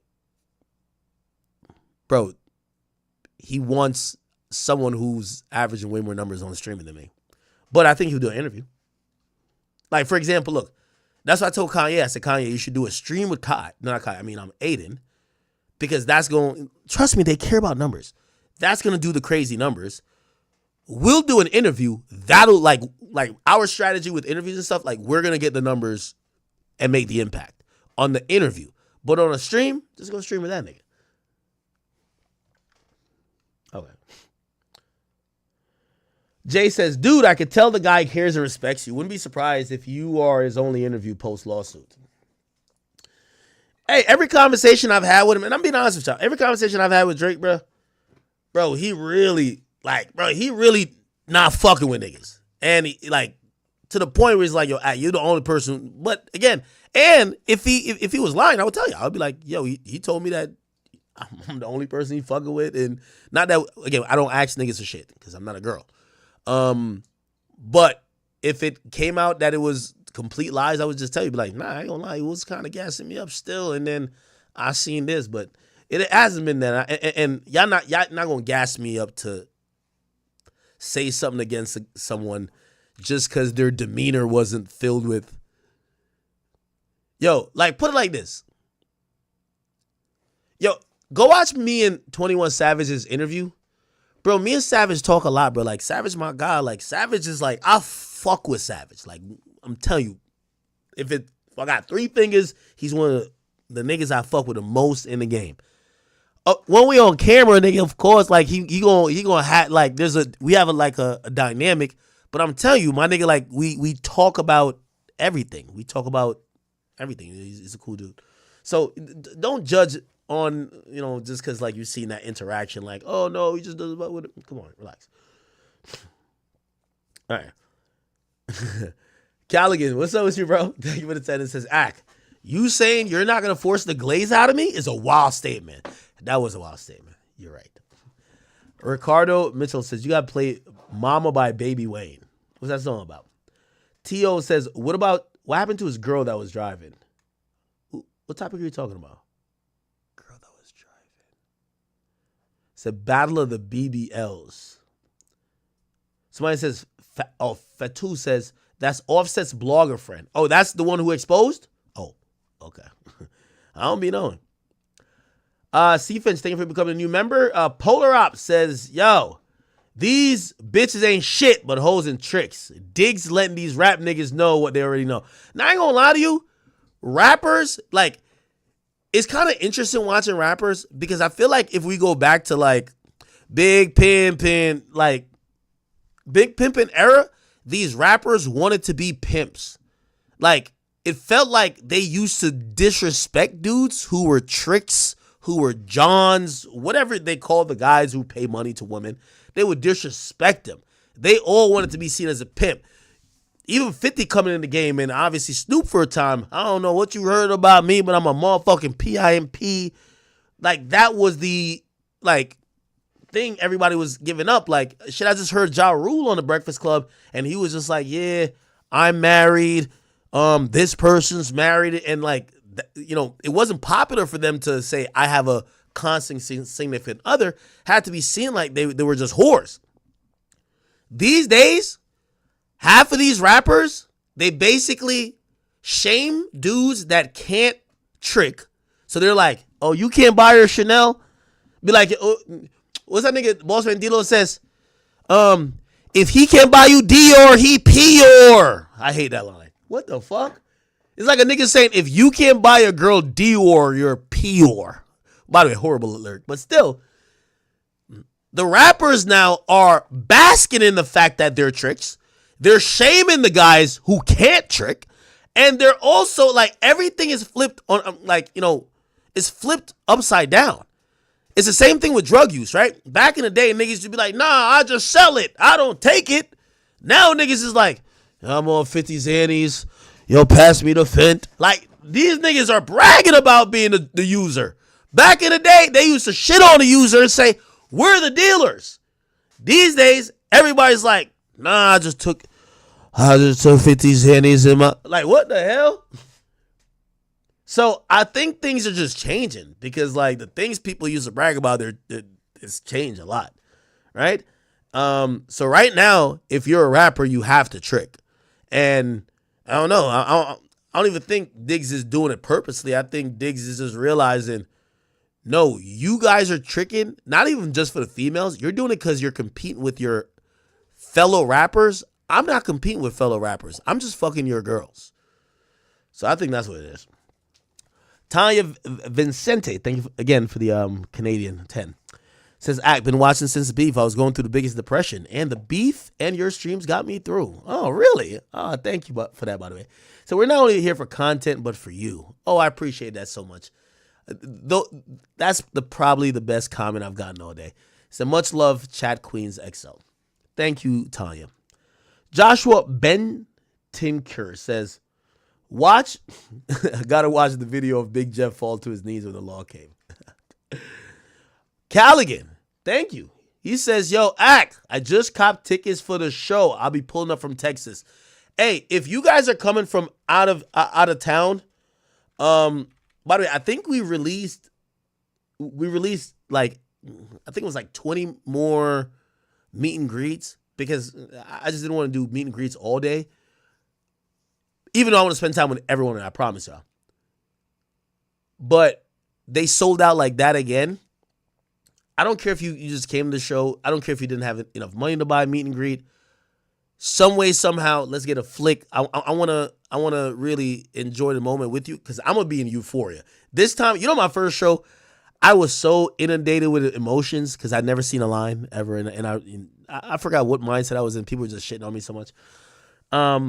This time around, I'm planning to give you guys a good show. I'm trying to bring out some friends. I'm trying to give you an amazing show. But also, I want to bask in it because this is like a birthday show. So Callaghan, if you're coming out of state, make sure, please, let's get a pic together. We got to flick it up. You get what I'm saying? And there's so many people who we might be disconnected through time and space, but we're definitely connected through, you know, hearts and minds because we talk about the same things. You know, comments you guys make affect me, and comments I make you laugh, hopefully, or affect you guys. So we definitely got to flick it up. Dave Terminal, what the hell are you talking about, brother? Who? Somebody said I'm like the second baby mom for Drake. What the hell? Y'all trying to play me, man.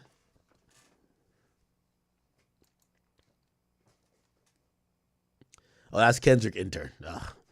Birdie says Akin Drake interview. Yeah, I think. Yeah, like honestly, if I could pick between a stream with Drake or an interview, I would definitely do interview. I'd definitely do interview. Because a stream is like we're vibing, just kind of shooting the shit. So that's a stream. An interview is like, all right, I know I want to hit these topics. Sheeny Beanie. Oh, don't give me too much credit. I said, Akin's done great on his weight loss journey. Give credit where it's due. You can see in his face. Yeah, I'm getting a little slimmer, man. I ain't gonna lie. I've been... Wait till I drop that shirtless picture, man. I don't know if abs gonna be there, but at least you'll see not that fat of a gut. He said, just stop glazing Drake though, gang. I appreciate you. The Reeds, thank you for this. It says, hey, Ak, what do you think about Vybz Kartel selling on the Barclays 2 nights in a row? Holy, oh my God, that's crazy. Vybz Kartel selling on the Barclays reminded me of hopefully what I could, you know, not what I could, what I hope to leave. Not necessarily everybody loving me, because I'm always going to be somewhat controversial, I guess, or people have mixed opinions. But I want to have impact, and I want to have influence. And everything I've done in this game, you realize when you have influence and people want to give you your flowers. Like, for example, and I'm hoping I'm not fucking doxing him. Flacco hit me up the other day, right? And Flacco said, yo, Ak, yo, bro, I just want to let you know. And he sent me like his dashboard on, I hope I'm not too doxing him. Because I know y'all scallywag. He said, yo, Ak, I made 50 grand, I think it was for the first time on YouTube this month. And he said, Ak, I would have never started this shit if I wasn't inspired by you. He said, bro, I want to buy you a gift. What do you like? I want to buy you something because you really inspired me. And for me, and I told myself, bro, I don't really care about another one. If you want to give me something cool, but I have nothing in particular. But it meant so much to me with him saying that. Because, and that's why I think I've embraced Flacco a lot, because as much as people are trying to get me to not embrace Flacco, I could never be jealous or discontent with anyone else's success, because I think I'm very comfortable in everything I've done. But watching any influence I've gotten, and when he told me the same message, he said, yo, you helped me retire my mom. And that shit meant so much to me. And that, you know, going back to the Vybz Kartel stuff is like influence. Vybz Kartel isn't the biggest artist in the world. If he dropped an album, he wouldn't sell even 10,000 copies.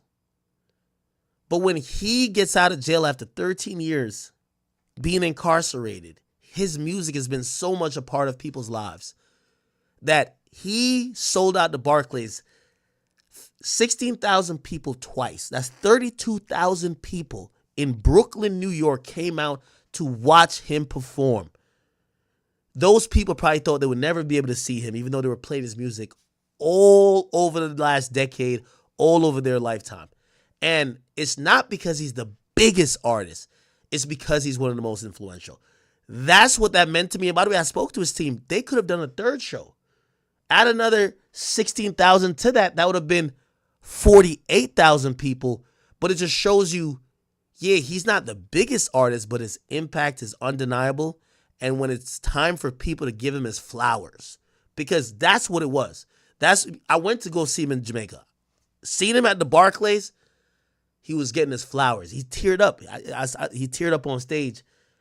And I could imagine, he's coming from prison for 13 years. He was in there for life. It magically got overturned.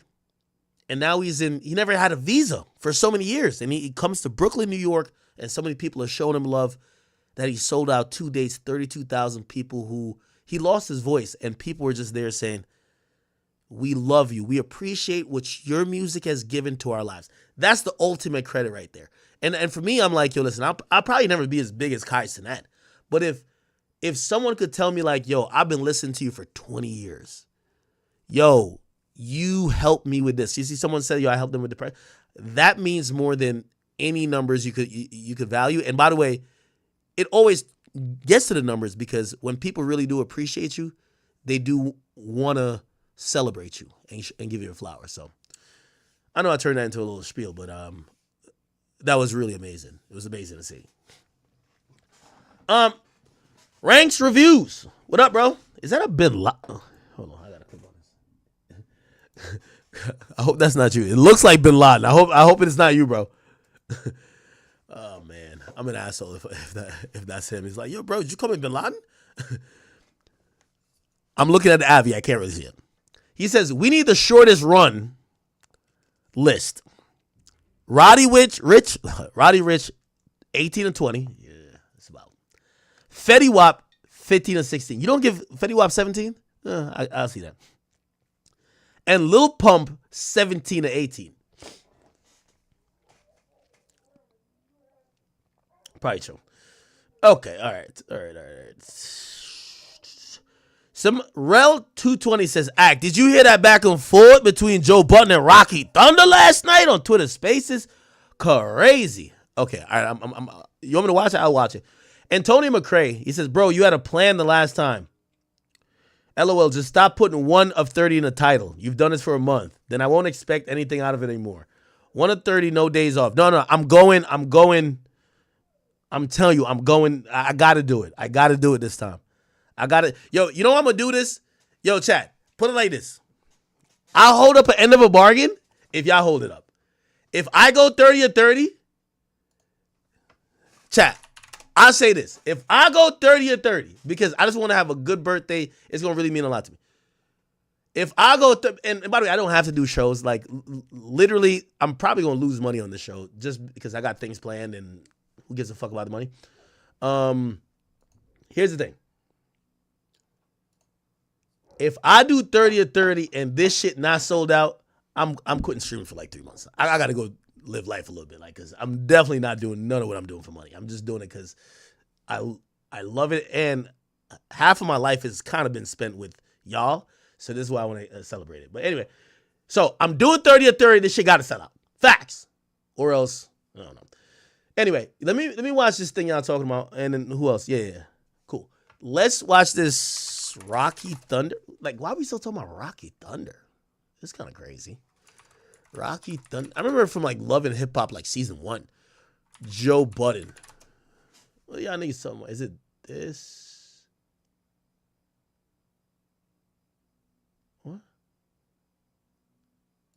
I'm in the A-Downs. We did it. That minute, you ain't did shit. People see you for who you are. They just entertained by your psychotic shit. You think these people don't see you?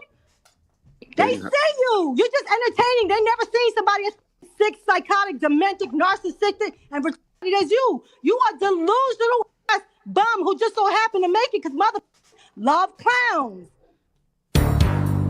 What the fuck? Y'all, I've been You talking like you was running around like super baddie bitch. Nobody looked at you like that. No one, listen to me. You're saying nobody ever wanted to you. Nobody ever tried to jerk off to you. Nobody ever invited you to none of the sexy turn up orgy type. That was not it. Stop lying to these goofy. Joseph, right? Hold on. Exactly. Chill out. Wait, why we gotta be? That wasn't necessary, man. No, because he's deflecting and he's sexy to y'all. He does not. He can't stand the truth. He's like, goddamn, it's like me burning sage But she in a room gotta full of stop demons. coming over But here stop pumping trying that to up talk like over me. Let's have anybody the on this conversation. in this. Now, I'm be honest, I always thought Joe Budden and Rocky Thunder fucked because, like, it's just no way you're arguing with a woman or have, like, this issue. I don't think Joe has an issue with her. I think she more has an issue with him. There's no way a woman has an issue with you for, like, 10 plus years and you've never put your penis inside of her. So I thought they fucked. I've been waiting to hear, oh, yeah, remember that one time You used to fuck me when you had a girl. Blah, blah, blah. I've been waiting for that, something like that. I don't know. By the way, if you don't know who Rocky Thunder is, like she's like, I don't know. I only know her for fighting one of Joe Budden's. I don't know. Like she's Joe Budden's. I don't know what the fuck she is, honestly. Crew Let's have ever the looked at her like that. conversation. The conversation at That was hand not is her. no. The conversation at hand is because you always try to bring other people into the conversation. Imani, Ice, Ish, Corey, Parks, all of these people. If you want to group them in, I'm glad nobody wanted me like that because I didn't want them either. We didn't have that relationship. We had a family-style friendship. So that's cool. But if we're going to act like every time I came out the bathroom, you wasn't sitting on the floor beating your dick and I had to walk past your nasty ass. What?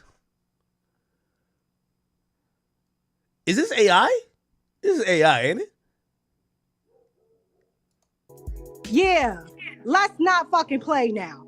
Because every time you come in this mother with the lies, I'm going to take this shit to the real too. I be trying to hold your little nasty. Okay, newsflash to this room full of newsflash, groupies. nothing. The mother I about beat my lube dick. everywhere he goes. Nobody if is I went ever to the looking bathroom, at you. the mother would beat his That's mother the dick. If I'm Nobody in the look bed, at the mother try to sleepwalk in the fucking bed day, and grab a titty. nowhere like Knock that. it Stop off, that. Joe. Fabulous looked at her. Fabulous was looking at her. Then why she don't talk about that every Why day you come for in the the next room 5 with me years? and address me though? And my bigger question to you is, since you want to keep projecting this bullshit, and I'm this done lies, answering of course you are, because you get caught up in your lies. Stop. Why is Joe entertaining this? Stop talking You like get you caught was up in your ever cute lies, over there. and you start deflecting. You wasn't cute. You start, bitch. I've been cute, mother. You just got cute. You on camera calling me cute. just got- You know I was cute. If You ran over there when you got your veneers done. We was happy Say for you, what? girl. We was there. Say what? You We was happy for you when you went and got all that shit. Hey, God, girl, what okay, shit? look at you. God, what shit? Your bitch needs shit. Let's be clear. Your bitch could use a little nip and tuck. Rocky, you can't hold a candle to my Another bitch. round. You should never say my Another bitch name round. again. You can't Another hold a round. candle to That my is not- bitch. we can Hold up take a now. vote. We can take a vote. Hey, I wipe you a should few of stick them to the down. rivers I and the wipe a lakes few that of them you used to. down. You can't hold I a wipe a candle few to my of them bitch. Stop. down. We're not even gonna do I that. wipe We're not even gonna. By the way, I know we're like in messy land right now, but you know what also came out of it? So when I went to Vibes Cartel, I know, like, this is dick and pussy business, I can tell. I went to Vibes Cartel concert, Buju Banton was there. Or Buju Banton was there, right? And he was on the riser too. Yo, me and him connected. Yo, we finna get an interview in. I ain't gonna lie to you. Y'all told my glaze. Nigga, I'm a glazed donut. Like, after he hit me, I'm like, I'm glazing. Oh my God, my mama used to listen to you, Buju. You're the best. You're the best. I love you so much. You're the greatest. Yo, you inspired my favorite artist, Vibes Cartel. Oh my God. Yo. And then he's like, yo, I got a new album coming out. We could have a conversation. Oh my God. I was glazing. The glaziness was there. Chad, I was glazing. I was. It's okay. I'm sorry. I'm Jamaican. I got a glaze. The fuck you talking about? Like, this is a legend. The fuck you talking about? Yo, yes. All right, back to this. Back to this. Okay, Chad. Stop. Let's not do that. But we're not gonna do that. We can lay off that. But stop playing with me. Stop with the bullshit and stop with the lies. Like, you keep doing your little sister wife pop up and sell it gig. Don't talk about. Where you could tell like, the let's truth, stop. but instead you want to keep on projecting this fantasy weird shit on me. The niggas I fuck with in life. Yo, this is like sexual tension. Why doesn't Joe fuck her? Or at least ask his girl if he would do a threesome with her or something like that. Like, it's clear there's some sexual tension here, or like, you know, some shit like, damn, we should have fucked back in the day. We didn't always had a crush on you, blah, blah, blah. Oh, shit, like, oh, I like you, but you're an asshole, or I like you, but the bitches you fuck with are corny, or I like you, but the niggas you fuck with are... It feels like that. Have elevated me through and through. You know the type of niggas I fuck with. So how can you ever... I don't know, because you keep talking about me for 10 years. The point is, stupid. I don't know. I wish you talk about them. When your ass went to jail, I bailed you out. You was never the type of nigga... We don't care about that, girl. No, of course you don't. You was a bum, Joe. Oh, you was shit. a thorough fucking bum, and I was a friend to your bum ass. And now it's over, bitch. It's over. That's fine, so stop coming in rooms where I'm at addressing me. You in a Joe Budden space. Fuck You in a whole Joe Budden space, you This fucking ain't Joe Budden dog. space, you dick. What Go are you over talking to Flint's about? Fucking room. Nah, this is flirting. Y'all ain't gonna give me to believe nothing else. This is flirting. This is not beef. This is flirting. You in a Joe This Budden ain't Joe's fan space. space. Why you mad? What Fred lame got man? to do with this? But Fred put up the sad emoji. I'm You with Fred. you I'm lame off as this shit. hell. You lame as hell. You lame as hell. Been beating your dick off to me. You lame as hell. Rocky, enough, girl. Ain't You no just got enough, girl. ass. You just got But it's halfway neither cute here when I nor stopped there. talking to you. It's neither- Nobody's looking Half at you my like bitches don't even that. got a brain. I nigga. still What are don't you really think talking you about? cute, You but talking I about understand ass, that nigga? these do. You talking about ass? So you was talking to her. These bitches ain't had shit. They ain't even have a pot to piss, and half your bitches didn't even have a house. They Yo, were we gave a homeless. round Boy, of what are you applause talking when you about? came. You What are rushed to us talking when about? you All got this some shit you ass. keep You on were going so down happy. ass. These And we bitches was didn't happy even have for a you. fucking pot to piss in, And mother. nobody tried These to bitches pop didn't your have ass. clothes. They didn't have a place to go. You talking about ass, nigga? I was the All right, this is too long, man. Let me go to this Rocky Thunder. Around, you was the with hips, no, that nobody looked But you're at like that deflecting. You're because you going didn't someplace have else no with it. body. No. We're going Wait, someplace hold else up, with because it. you're not gonna keep talking like You're going someplace else with it. Now, Marilyn we can Monroe out get there. to that. Rocky, We can nobody get in to this that. crew We wanted can you. also get to that. Nobody in this crew No, wanted you. no. Not We can one get to that. soul We can get to in this that. crew We can get ever, to not that. one day or But minute, who did I want, wanted Joe? Who you. did I ever So want, stick Joe? to That your wasn't the. No, rebrand you're and deflecting. stop it. You're deflecting once again. That's not the topic we was on, but I'll answer that. All right, bro. Like, where's the good parts? So Joe was jerking off when she walked out the shower. Okay. No. The conversation at hand is because you always try to bring other people into the conversation. Imani, Ice, Ish, Corey. To use a little nip and tuck. Rocky, you can't hold a candle to my. No, Joe Budden space. Joe Budden. Nobody tried These to bitches pop didn't your have ass. clothes. They didn't have a place to go. You talking about ass, nigga? I was the most put together you've ever been around. Yeah, that's right. As you hear this, Rocky Thunder and Joe Budden have just introduced a new chapter in their 15-year war between each other. What originated from the Love and Hip Hop set now materializes its presence on Love. And unlike any podcast, typically these everybody. That's it? Was there anything else that we care about? It looked like there was arguing. Bro, they need to go fuck, bro. Like, I ain't even gonna lie to you, bro. Like, respectfully, man. I know Joe got a girl, so I ain't trying to disrespect, but like, bro, there's too much sexual tension in this shit, bro. Like, y'all really don't hate each other. Y'all are on Twitter. Like, I know Joe likes this a bit. Joe gets paid millions of dollars from his podcast. He never has to be on a Twitter space. Okay? Rocky Thunder probably is trying to get buzz by using Joe's name for Twitter spaces.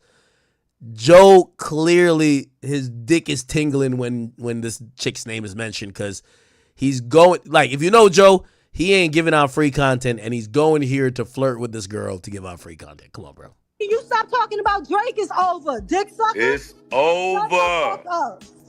Ain't shit over. And I'm still keep stepping It's on your hoop fucking dreams. neck, pussy ass nigga. It's hoop dreams now.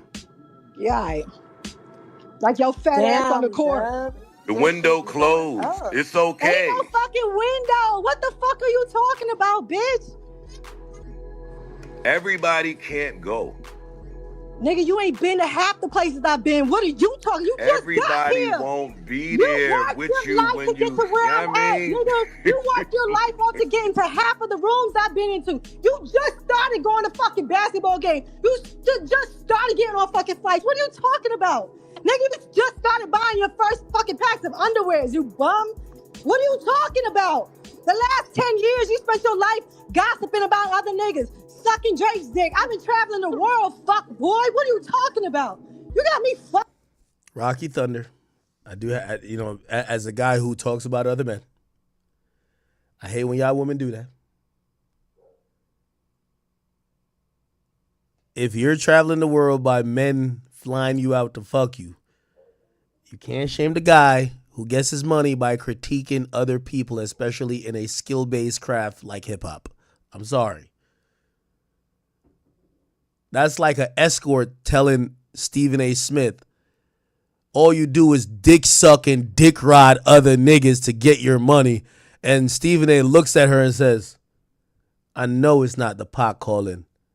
even though there's no kettle here. What the fuck are you talking about? Now, I don't know Rocky Thunder. I don't know how she makes her money. But, you know, she looks like she's a decent looking woman. Maybe, I'm assuming dudes are trying to fly her out. Fucked up. That's true. Oh, shit. You like that, right, Dub, Nick? Yo, stop trying to wrangle people in that's this fire, problem. right? If you didn't have a fucking army of people That's behind fire, you, right? you wouldn't be shit. I stand on Evan, my own in oh this yeah, I forgot. motherfucker. Tiny Every Evan, you time. killing that shit to y'all. Every fucking time Y'all for the killing the last 12 Discord years. chat. Yo, Joe, I'm gonna keep it a beam with you. Like, and this is no disrespect to Rocky Thunder. All you gotta do is give her $1,500 a week to just run your Twitter spaces. You never have to join again, and she'll speak positive of you. Just hire her. You know what I've learned in life? Your biggest haters or detractors spend more time. They always say someone who likes you watches once. A hater watches 3 times. They watch once to see the whole thing. Then they go back because they're trying to find what they don't like to make a video on or comment on. And then they go back again. Somebody who watches, they watch and say, oh, good job. And then they keep it moving. They move on to the next thing you got going on. A hater watches more times than someone who likes you.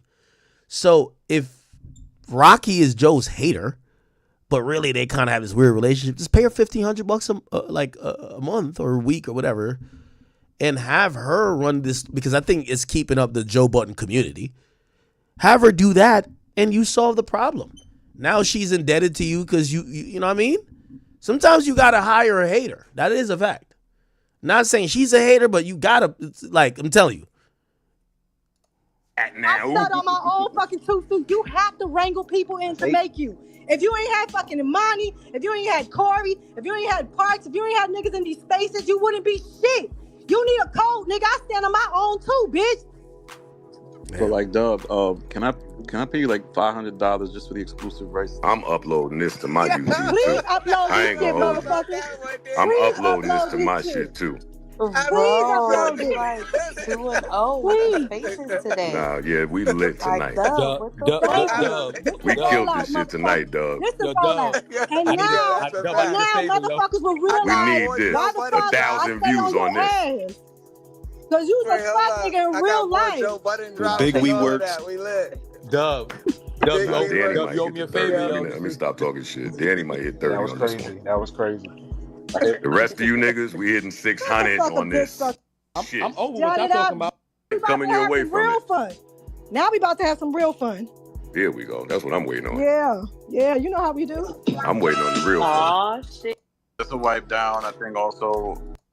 Shit, not be friends. Just have you stop lying for years.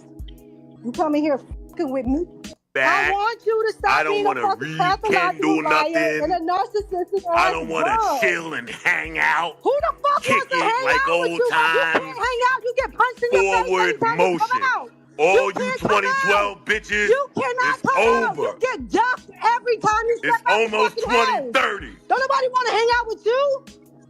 And the stop people texting that me. hang out with you, guess what? But then stop you texting pay me. them. The only But then people stop that fuck texting with me. you is the motherfuckers Don't you pay, text me bitch. ever You again. gotta pay your friends, motherfucker. Don't text You me gotta ever pay your again. friends.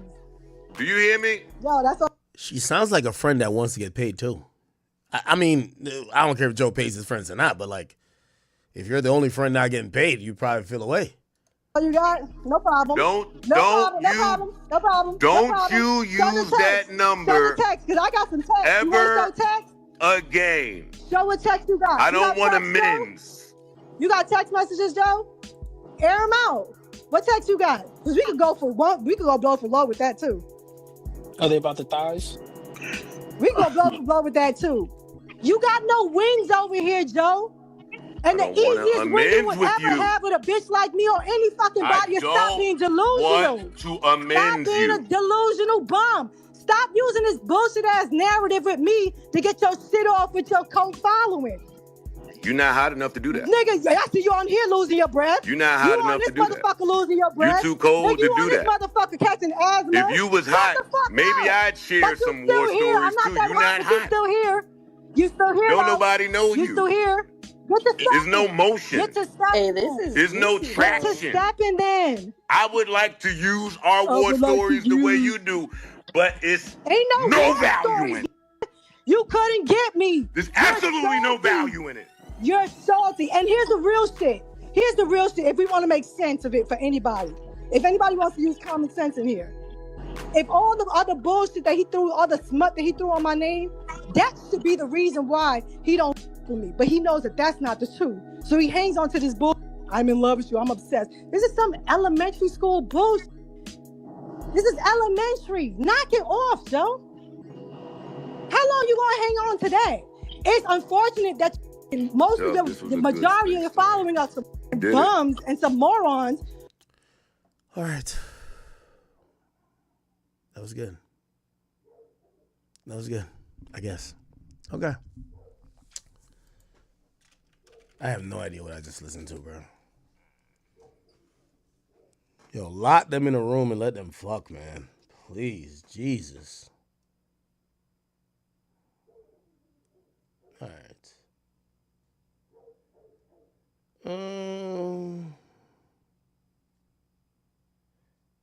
Chat, I'm missing a few topics.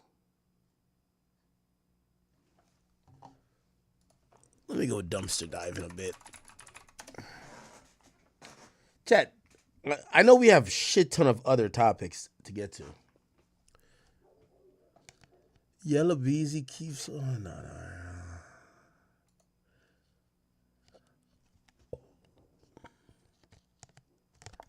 Yo, Serena, man.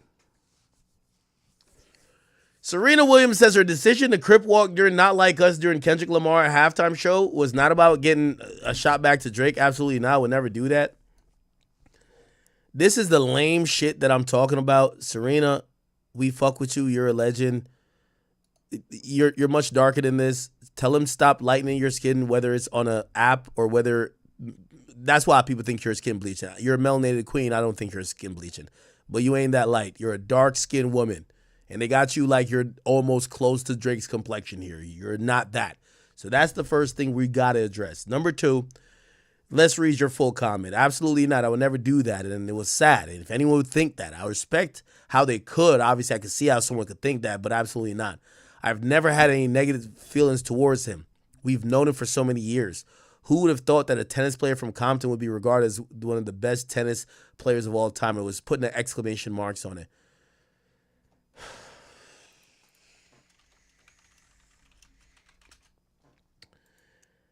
Yo, I really hate liars. Serena, the nigga performed for 12 minutes at the Super Bowl. You only came out during one song. The song was called Not Like Us. I get that your name is mentioned in the song. The line that you're mentioned in is clearly even about Drake. From Alondra down to Central, nigga better not speak on Serena. And your homeboy needs subpoena. The predator moves in flocks. That's what you were crip walking on, girl. The idea that you were crip walking for Compton, it sounds ludicrous. Like, that's a lie. You were crip walking, and this is what I don't like about celebrities, because I even said this about, even the Joe Buttons of this world. Now, Elliot Wilson is something different. I don't know what he got with Drake. I know what. Drake DM Elliot Wilson and told that nigga that he gonna beat him up or some shit. I forgot. That's what happened. And Elliot showed me the DM. I ain't gonna lie. Nigga talk to me like that. Fuck you, nigga. I get it.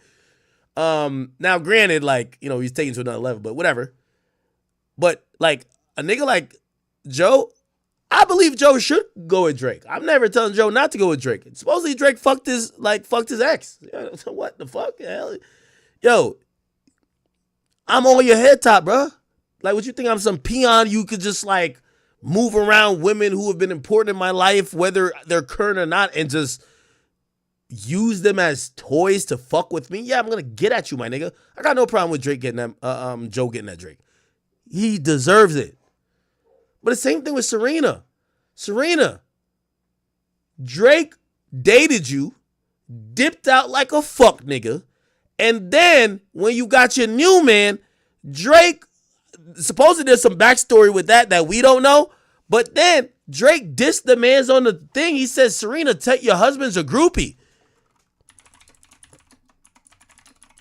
Like, bro, yo, just have some cojones, okay? Yo, all you gotta say is, yo, I'm with my husband. Fuck any nigga. And I ain't gonna lie to you, Serena, I fuck with you, but that's weak too. I would have called Drake pussy in that interview. Facts. Bro, he dissed your husband, call him a groupie. How could you say you've been cool with him at all? Like, that's why I just don't understand. That's why I know Drake must have been slanging some heavy dick on y'all, or he got some sex tapes of y'all that y'all scared of. Cause I agree, and I'm a Drake fan. Drake fucking Joe Budden's ex is fuck nigga shit. Joe should be on his head top. Drake calling your husband a groupie, that's fuck nigga shit. You should be on his head top. What are you talking about? You've been knowing him for years. You don't got no negative. Nigga, he called your husband a groupie. Fuck that nigga. I don't like, what was he talking about? Why are you like so cool? Like, is it just to not act like you're obsessed with it? I would have said, nah, nigga, I was, you know, I would have respected, if people just call it what it is. If I'm Serena, I would have said, yo, that nigga dissed me and I was crip walking on that pussy nigga grave. That's what I would have said. And if she had said that, I would have respected it. Even though I would have still said, well, why your man ain't answer? Because he ain't never dissed you. He got at your man. But they're husband and wife. Don't tell me you're cool with a nigga. Yo, he dissed your husband. He said your husband's a fucking groupie. But don't lie about it like, oh, no, that's that weird shit, man. Like, bro, yo, you should be like, man, that fuck nigga dissed my husband. You dissing me. Fuck you. I don't care if we used to date. I'm crip walking on your motherfucking grave and my nigga from Compton handle you back. I would be like, shit. Even though I still think your husband should handle it, but goddamn it, that's gangster. I can't even lie. I'm crip walking on your motherfucking grave. But this whole thing, yo, I ain't gonna lie to you, and this is what I respect about this whole battle. There's a lot of niggas backpedaling from how they was moving before. You popping out to a nigga, how you show up to the Super Bowl just to crip walk? Now you're like, oh no, this was not about Drake. Nigga, his whole fucking Super Bowl performance was about Drake. The pre-talk, what is he gonna do the song? You showed up during the song. Bro, stop it, bro. I hate this pussy shit, bro. Bro, I'm not saying Drake perfect. Yo, like some of y'all got gripes. Y'all should ride on that nigga. But don't act like, you know what it is? It's like a lot of these niggas, I seen even, it wasn't Ebro. I seen one of these media niggas start walking it back a bit. Like, and the only reason they doing it, niggas really thought Drake was finished. They thought he was not going to have a Nokia. They think he was literally going to be out of here on some Ja Rule shit. They're realizing like, oh shit. It's the same thing with me. When that whole shit happened like 2 months ago, whatever, how long it was, bro, I seen all these pussy niggas talking crazy shit. You know, ever since around the Ye time and like maybe like a week before, and Big Ack had to Big Ack on these niggas, they all start texting me. Pussy. All y'all pussy. Because if you thought I was, you see, y'all the type of niggas, y'all only jump in when you think, oh, we jumping him? Oh, is he knocked out? Let me get my kick in. But you ain't never wanted to squabble up. Y'all niggas seen Drake ain't fully finished. Y'all all like, oh, I wasn't really, I really had no, no, you did. Stand on it. I can't take the pussy shit, bro. You popped out when you thought he was done. And then the nigga was in the casket and hopped up like the Undertaker. And now you're like, yeah, nah, that wasn't what you think it is. Nah. Yo, Serena, I fuck with you, but Drake gotta violate you now. If I'm Drake, I would have been, yo, Drake is cooler than I would have been. I would have been saying all type of shit, man. Y'all remember when we was at the wrist, I put my dick and my balls in your mouth. I'll be violating, man. Well, you know, I'm different. Drake can't do it. I'll be violating. None of these hoes would say nothing about me. I promise you. But for real, she said that was about her being a tennis player from Compton. Bro, just keep it real, man. Like, nobody defending Drake's character like that, bro. You could get yours off. I respect people getting... You see, the thing with Kendrick, he's just a fucking hater. Kendrick, you see, I respect Joe Budden's gripe with Drake. I respect all these other niggas gripe, like some, not all, but some of these niggas gripe with Drake because some of the shit is fuck nigga shit on Drake's part. The thing with Kendrick, Drake ain't fuck his bitch. Drake ain't do nothing. Drake brought a nigga on tour. That nigga just a hater. And when he couldn't compete, he started to hate. I can't fuck with it and respect a nigga like that. Now, if Drake fucked his bitch, like say DJ Drama, Drake fucked his bitch. If DJ Drama did that, I'd be like, nigga, I kind of understand, man. Fuck you, nigga. You should have known leave that nigga girl alone. Got you. Kendrick is just a natural born hater. That's why I can't. I promise you, if Drake fucked Kendrick's bitch, I would have. I ain't gonna lie to you. I'd be like, Drake, I'll fuck with you still, but in this battle, I'll be gassing Kendrick up to like, yo, nigga, fuck the super, nigga, perform the song 30 times, nigga. Nigga, have a mannequin of Drake, nigga, just getting his ass beat like a pinata. Of course, because I could understand it. Kendrick, he don't got no reason. Kendrick is a fucking hater. He's just a hater. He got little man syndrome. We all know these little Napoleon ass niggas. He wanted to be the best. He was always mad that he was not 6 foot. He's like 5'2". He's mad at everything in the world, bro. He mad at God. You know what I'm saying? Like, bro, like he's a hater. So I can't take him too serious. Joe and them niggas, if he fucked your bitch, you got all right to violate Drake. If you married to a nigga and he dissing a nigga, violate that nigga. The fuck? I'm keeping the beam. So I ain't gonna lie, Serena, I can't respect this. Nigga violated your husband, and you're talking about we've never had nothing, no bad feelings about him. He called your husband a groupie. Not cause the song ain't fully work and take him out means you're gonna just like, oh no, oh wait, oh he ain't knocked out? Actually I'm not that mad at him no more. What the fuck? Crazy, man. Crazy. All right, man. What else is going on? Oh, this was Tay-K sister? Tay-K sister says, what? Big for like the thing, like if we got bad grades, then we would be punished like he would. It started off by maybe the whoopings got worse and worser, and then now it's not a belt. Now it's a 2x4, and we get a certain number of hits, and we get hit with it, and we have to lay there, and we can't get up. And it was times when Tamar was younger than me, so Tamar was younger than me, and he would cry. And just maybe they would think he was over dramatic. So they would tie him down to an ironing board, strap him down, like stuff like that. And you said that the Man, y'all stop with these crocodile tears. You heard what Cartel said, man. This man from 90s Machiavelli making no. Yo, real talk. Listen, I come from Jamaica, man. Like what we call discipline, y'all call abuse. My brother got beat with a machete. The side of a machete, knowing that if the blade twists a bit, you're chopping his legs off. My brother, my oldest brother, that's how he got beat. I never got beat with it, I'll be honest with you. But I watched him. They used to beat him like it was a hog, my nigga. He turned out to be the most disciplined nigga ever. By the way, the same uncle that did that to him, when he died, my brother cried like, because my brother was going down a bad path. And in Jamaica, we ain't got time for this mental health, like CPS bullshit. We gonna beat your ass. At least back in the day. I don't know what they got going on now. They were beating the brakes off my brother. I'm telling you. So, like, what y'all call child abuse, it wasn't even that.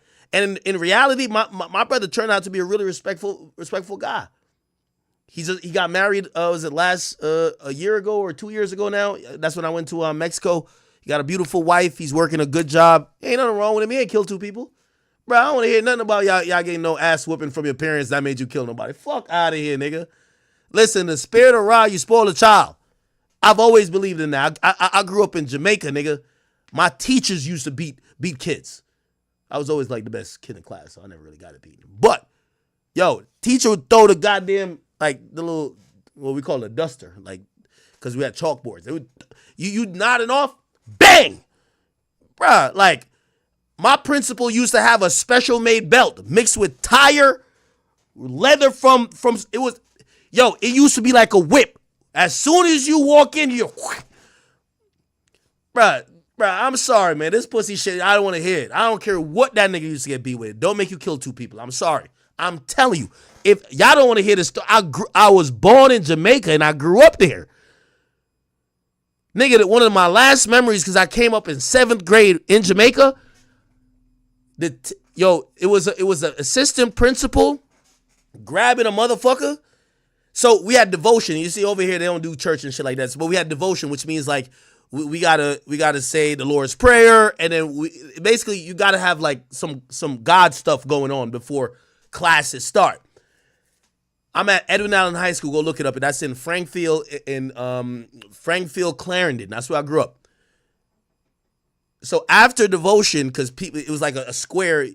Some people would bring chairs out of the classrooms to sit there. But this is high school. High school starts in 7th grade. They don't start in 7th grade over here. This nigga comes out there. So what would happen is after devotion's done, they would be like, yo, if y'all broke chairs out of the classroom, y'all got to bring it back this and third. This is high school now, not primary school. Primary school is like middle school and elementary for where I come from. This motherfucker, this principal who was just known to be like, he's the type of nigga, this is discipline. Again, I know I'm talking about an old time. Yeah, I'm in my 30s, so they probably don't happen like this no more in Jamaica. They box you up. That's how teachers get down. Like, this ain't no detention, nigga. Yo, they drape you up. Yo, box you up, nigga. Like, that's how it's happening, bro. Like, you a kid. At the end of the day, you a kid. You feel what I'm saying? So, the teacher tells this nigga, because everybody's like, devotion's over. And it's like, yo, bring the chairs and put it back in the classroom. This dude, his family is all gangster niggas. Like, he's on some stepper shit. You know what I'm saying? He one of them niggas, he bring a knife to school, everything. Yo, the assistant principal tell him, yo, you ain't hear me? Yo, take the chair and bring it in there. Yo, he looking at him because he's in like 11th grade or something. We call it 11th farm order. He looking at like, you tripping, bro. You a trip. Yo, the assistant principal, because that's how they deal with all kids, my nigga. And all of us kids don't turn out to be murderers like Tay-K. That's the point I'm trying to say. Yo, he grabbed, you gotta remember, we wear school uniforms, which means your shit is ironed, is cocky. So like we have a shirt tucked into our pants, you're wearing shoes. This ain't just you just thugging it with your pants sagging, my nigga. So you got your nice iron, you know niggas is trying to get girls, so your shit is mad iron, you looking whatever. Yo, the assistant principal grabbed that nigga like this. Yo, you feel what I'm saying? Like, yo, bro, and slapped him like, bow, take that shit and put it in there. That's the wrong nigga he slapped, because his whole family's gangsters. That nigga pulled out it's called a ratchet knife, actually. He pulled that out, and essentially what ended up happening, like his whole family came up there with all type of shit. They was about to kill them teachers, because like some people don't go for that. But just historically, teachers beat kids in Jamaica, bro. You get your ass beat, my nigga. So what she's talking about, nigga, I've seen all type of beatings get given out in Jamaica. And I believe in that. To spare the rod is to spoil a child. I don't believe in timeouts and I don't believe in detention. I don't believe in nothing, but you spare the rod, you spoil the child. That's how I believe. I'm going to tell you where I grew up, Spanish Town, Jamaica. I'm not saying I would go as hard as that, but trust and believe. If you think I'm going to say, Johnny, you're on timeout, you're out of your fucking mind. So what she's talking about, I call that discipline. That nigga just, he too bad. It is what it is. So I don't want to hear none of this shit. That nigga in jail where he deserved to be. I'm telling you. My brother got beat with a machete. Niggas got beat with, damn, it was looking like slave whips. I've gotten beat. Like, yo, sometimes a teacher will come and be like, yo, they'll leave the class. There ain't no substitute teachers, nigga. Yo, I got to go do something. I'll be back in like an hour. Teacher come back. Yo, I told you how to read this. I'm going to pick out one random nigga, or everybody got to tell me. I'm going to ask questions down the line. The first person who get it wrong, the whole class get a beating. Yo, line up. Put your hand out. Nigga, take off his belt. Bruh, you spare the rod, you spoil the child. That's how I grew up. I'm sorry. I'm not from here. I was born in Spanish Town, Jamaica. I'm not giving Tay-K no type of grace. You deserve to be in jail, little nigga, because I seen worse beatings daily. I'm telling you. All my cousins, my brothers, me. Again, I never got beat with a cutlass. I ain't gonna lie. A cutlass is a machete. But, nigga, you got your ass beat, nigga. I'm going to keep it a bean with you. And the ones that still didn't learn from the beating, they ass turned gangsters and they either got killed or went to jail. That's just how it goes. Most people, they learn to have manners. Like in Jamaica, if you grew up like us, when you see somebody after like 4 or 5 o'clock, you say, good night. Hello, sir. We call, like, we're very polite. That's how to maintain order. Like, when I came over here, I never knew that kids could run the streets. Like, I was like, what the fuck? Wait. Nigga, my mom, I used to be doing computer shit in my school. My mom or my grandma would come up there with her head tie and make a scene and then beat my ass. It was only in America I realized kids could run around. Like, you're 16, nigga, you killing niggas? Bro, I would never be able to do that. I don't know what type of parenting they got over here. So I'm telling y'all, to spare the rod, you spoil a child. So if he got beat with a 2x4, they probably should have got a 2x6. I came from Jamaica. I'm sorry. It's a different culture. I'm just a different culture. Leave me alone. Leave me alone. I'm going to move on. To spare the rod, you spoil the child. That's all I believe in. And I believe in it to this day. If the 2x4s don't work, get the 2x. I don't hear this bullshit. I'm talking about, oh, my father beat me up so much I killed people. Why you gonna kill your daddy then? Kill your daddy. Kill your daddy. You should have killed your daddy. If you like that. Oh, he beat you too much, kill him.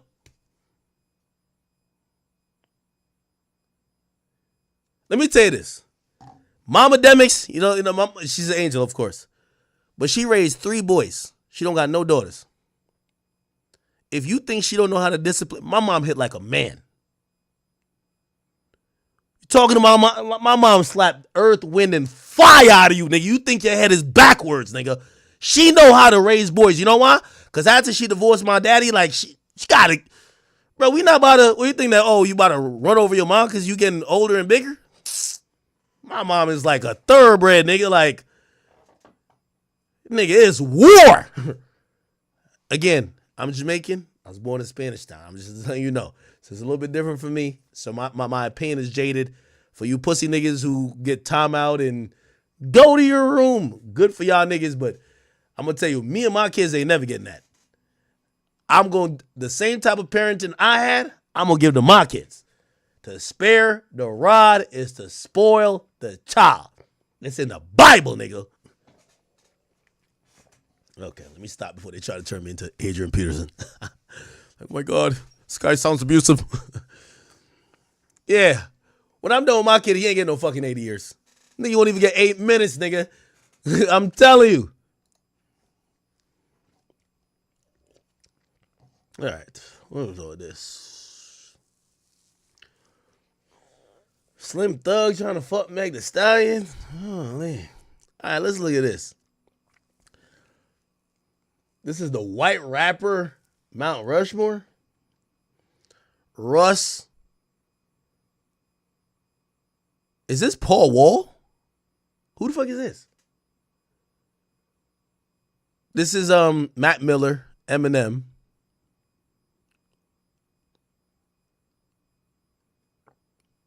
Who's this?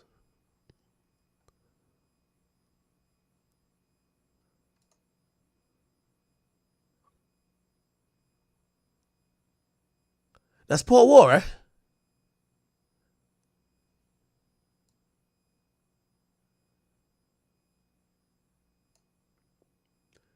Yo, respectfully, we gotta get Paul Wall off of this list. Paul Wall, I fuck with you.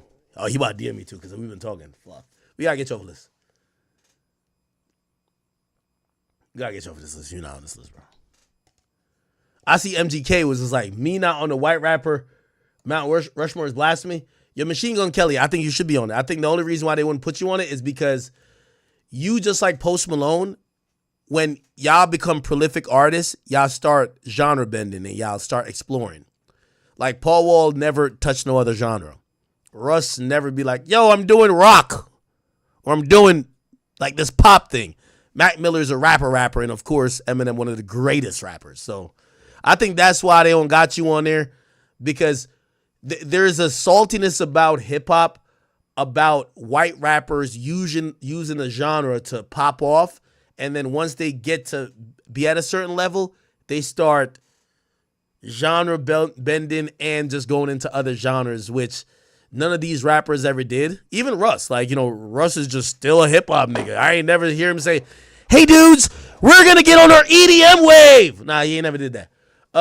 With you, MGK, you had a huge wave in hip hop, and then you also, even though you were saying rock star shit at first, but then I think hip hop was like, there was a time you got a little cool and people were waiting for you to figure it out within hip hop, but instead it felt like you kind of sidestep. It's like 6ix9ine going to Spanish music instead of saying, nah, I'm going to keep at this hip hop shit till I get back popping. Like 6ix9ine, I told 6ix9ine now, even when I post shit with 6ix9ine, I'm like, yo, 6ix9ine, I think you're way more popping in the Latin world than the English world, because when I post stuff with you, people are messaging me in all Spanish. It's like, bro, like your Spanish crowd is way more active than your English crowd. You know what I'm saying? But he has that ability to be able to sidestep. None of these artists ever did that. But Machine Gun Kelly had to do respect your in hip hop though. All right, let's see. There's another list I seen came out. They said it was the greatest R&B artist list type shit. Let's see. Wack wanted me to call him too. We gotta call Wack. Okay, so they said this is. Boosie says, the disrespect to R. Kelly. I hate how they do this, man. I also hate how no one in his era give him his credit. I wasn't around then, but I'm starting to feel like the industry was jealous of R. Kelly. Now, I thought I seen another one. Isn't there another one where he's in it? R&B Mount Rushmore? No, I thought I saw another one with him on it.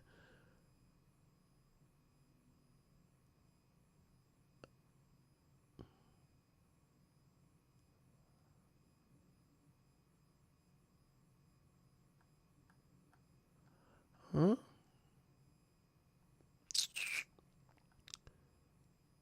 Okay, this is about accurate. At first, I was like, "Who is this nigga right here?" I'm like, "Yo, Chris Brown don't have no notable black features that have him look like this." Yo, let me just be clear, man. And I know, again, when it comes to R&B, sometimes it might be out of my reach because obviously there's so many great R&B artists that's ever came in. First and foremost, I'm gonna keep it a bean with you. Michael Jackson is not in the R&B list. He's not. He's a pop artist. Like, Michael Jackson, while some of maybe the rhythmic music could be considered R&B in how we think about R&B, because it's rhythm and blues, and sometimes that could be slightly rhythmic. But let's be very clear. If we're talking about R&B, the first person on that list is going to be R. Kelly. You're definitely going to have Usher on it. I think Chris Brown also gets on there. And then the fourth, again, I'm saying that Michael Jackson is too great to be on an R&B list. He's on a pop list. He's on a pop or overall list. If we have an overall list, it's going to be him, Bob Marley, and we could get two more niggas. For overall music. Him, Bob Marley, two more niggas. Okay? And when I mean niggas, it could be anybody. Like, I don't know if we can't put like the Beatles on there or something like that. But whatever. But R&B? Only like I'll jack these three. Like we're not putting him in R&B, bro. I ain't gonna lie to you. I'm down to replace Mike and put Whitney Houston. Whitney Houston, Diana Ross. Yo, Mike is too great to be on this list. I'm sorry, he's too great to be on this list. When I think about R&B, I don't even think about Michael. I think about Mike with pop. Michael Jackson, he's synonymous with pop star. It's a reason why Drake raps about wanting to be this pop star, and he only equates himself with Michael Jackson because Michael Jackson is a quintessential pop star. Somebody said Stevie Wonder.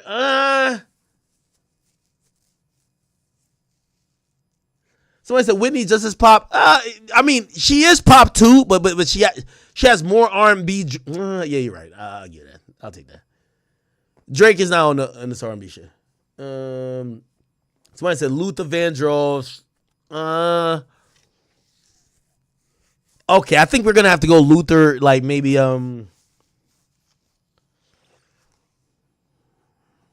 My Sherry Amor. Yeah, okay, all right. Somebody said Marvin Gaye? Bobby Brown? Nah.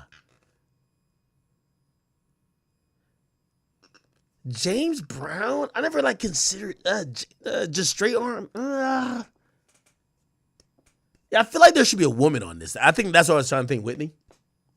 Teddy Pendergrass? Okay. And I'm going to be honest with you. This might be sounding even haterish.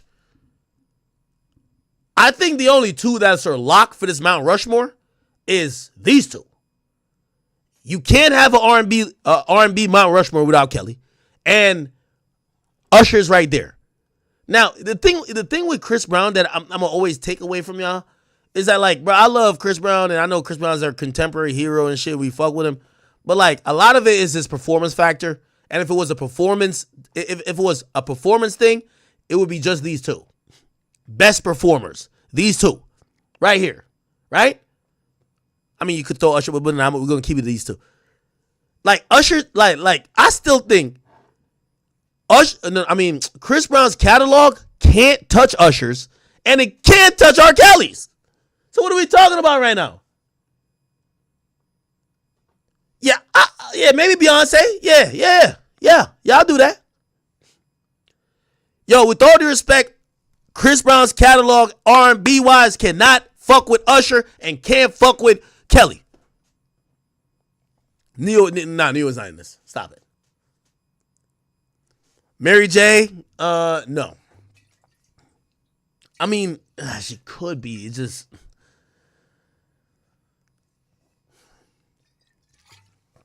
Aaliyah and Sade is not in this. I'm sorry. Aaliyah and Sade aren't in this. Yo, Chris Brown. Yo, I ain't gonna lie. I think, right, y'all gonna have me hating on Chris Brown. I can't do it. I can't do it. Tyrese, bro. Tyrese has a short R&B career in terms of like really longevity being on the hits. Fantasia, no. Al Green, no. We probably wouldn't put Beyonce in it because she basically almost did and became pop, but she did keep it R&B a bit, but still like there was almost like hip hop elements. Like that's not R&B. It's kind of like hip hop, but it's like hip hop rhythmic. It's like interesting.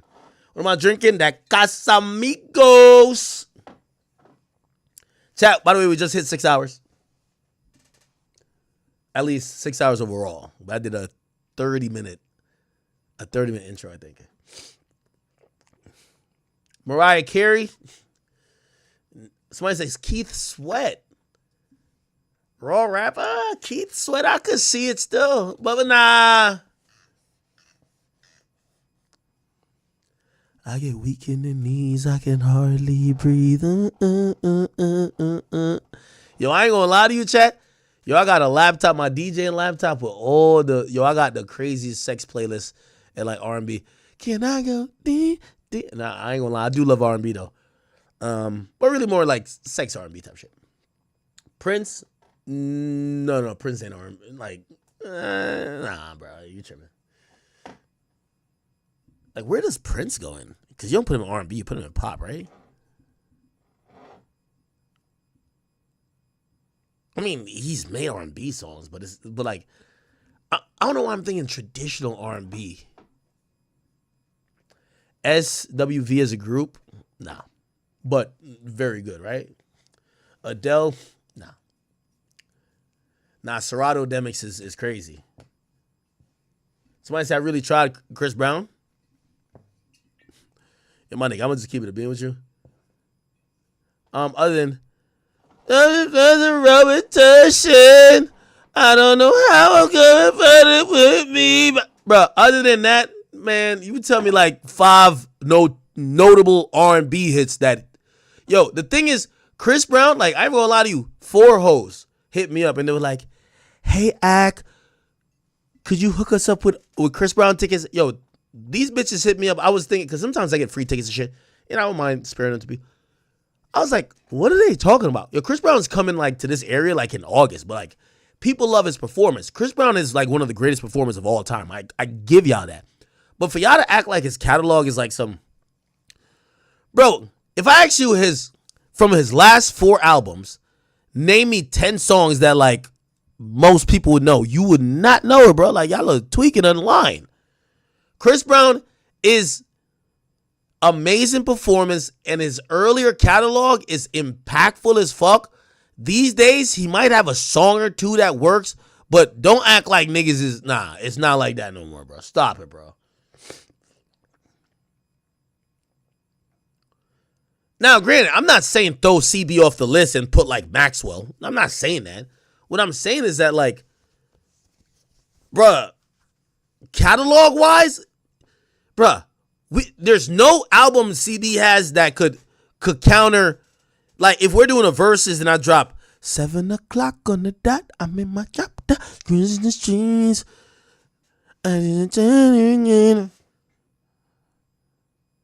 Like, I could drop an R. Kelly song and you'd be like, oh shit, that's 12 play.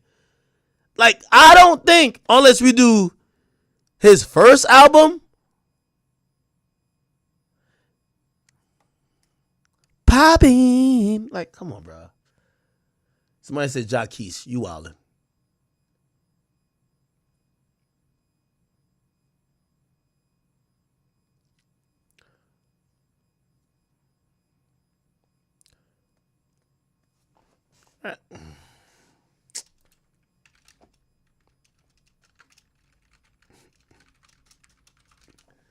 Justin Timberlake, you're wildin', man.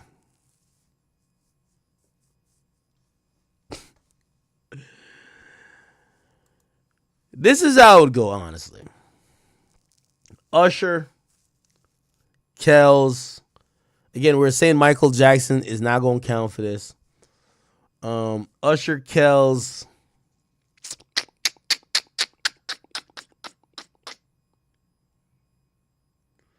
We want to seem like we in the loop.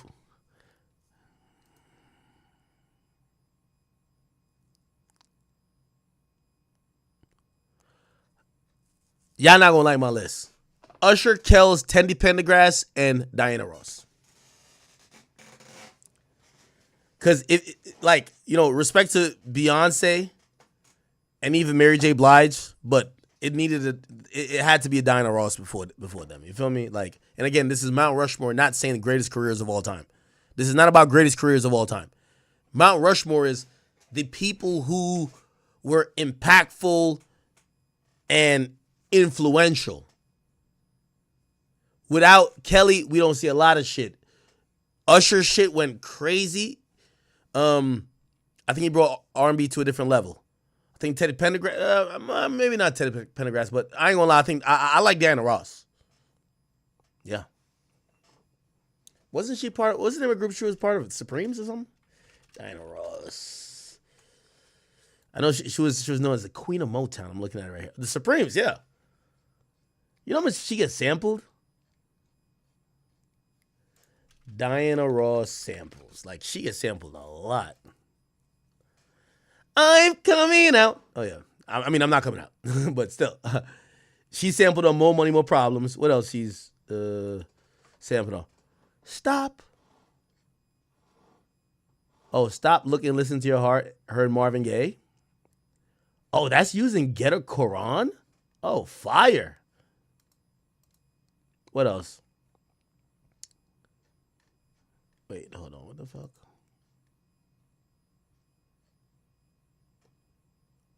There's mad songs she's been. Upside Down. Nah, Diana Ross. I might have to put Diana Ross still. And the only reason I know Diana Ross a lot because when I was sampling stuff, I used to just like pull up her music all the time because she was a popular sample everybody used to use. So I listened to a lot of her music.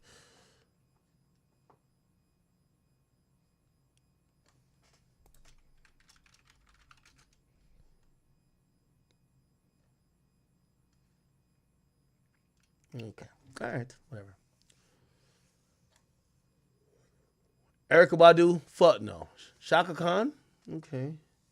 Isley Brothers, Stevie Wonder. All right, people. Oh, somebody says Anita. Huh? Oh, you know who called me earlier? Should I call him or should I wait till tomorrow, chat? Wack 100. Wack 100.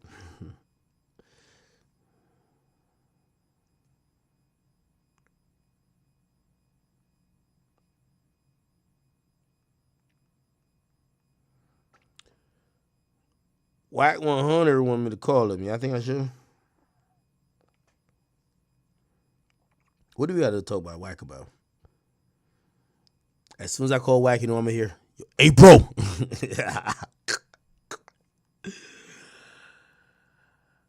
Oh, man. You want me to call him? By the way, thank you to all the members on the Academy page. I love you guys so much. Appreciate you.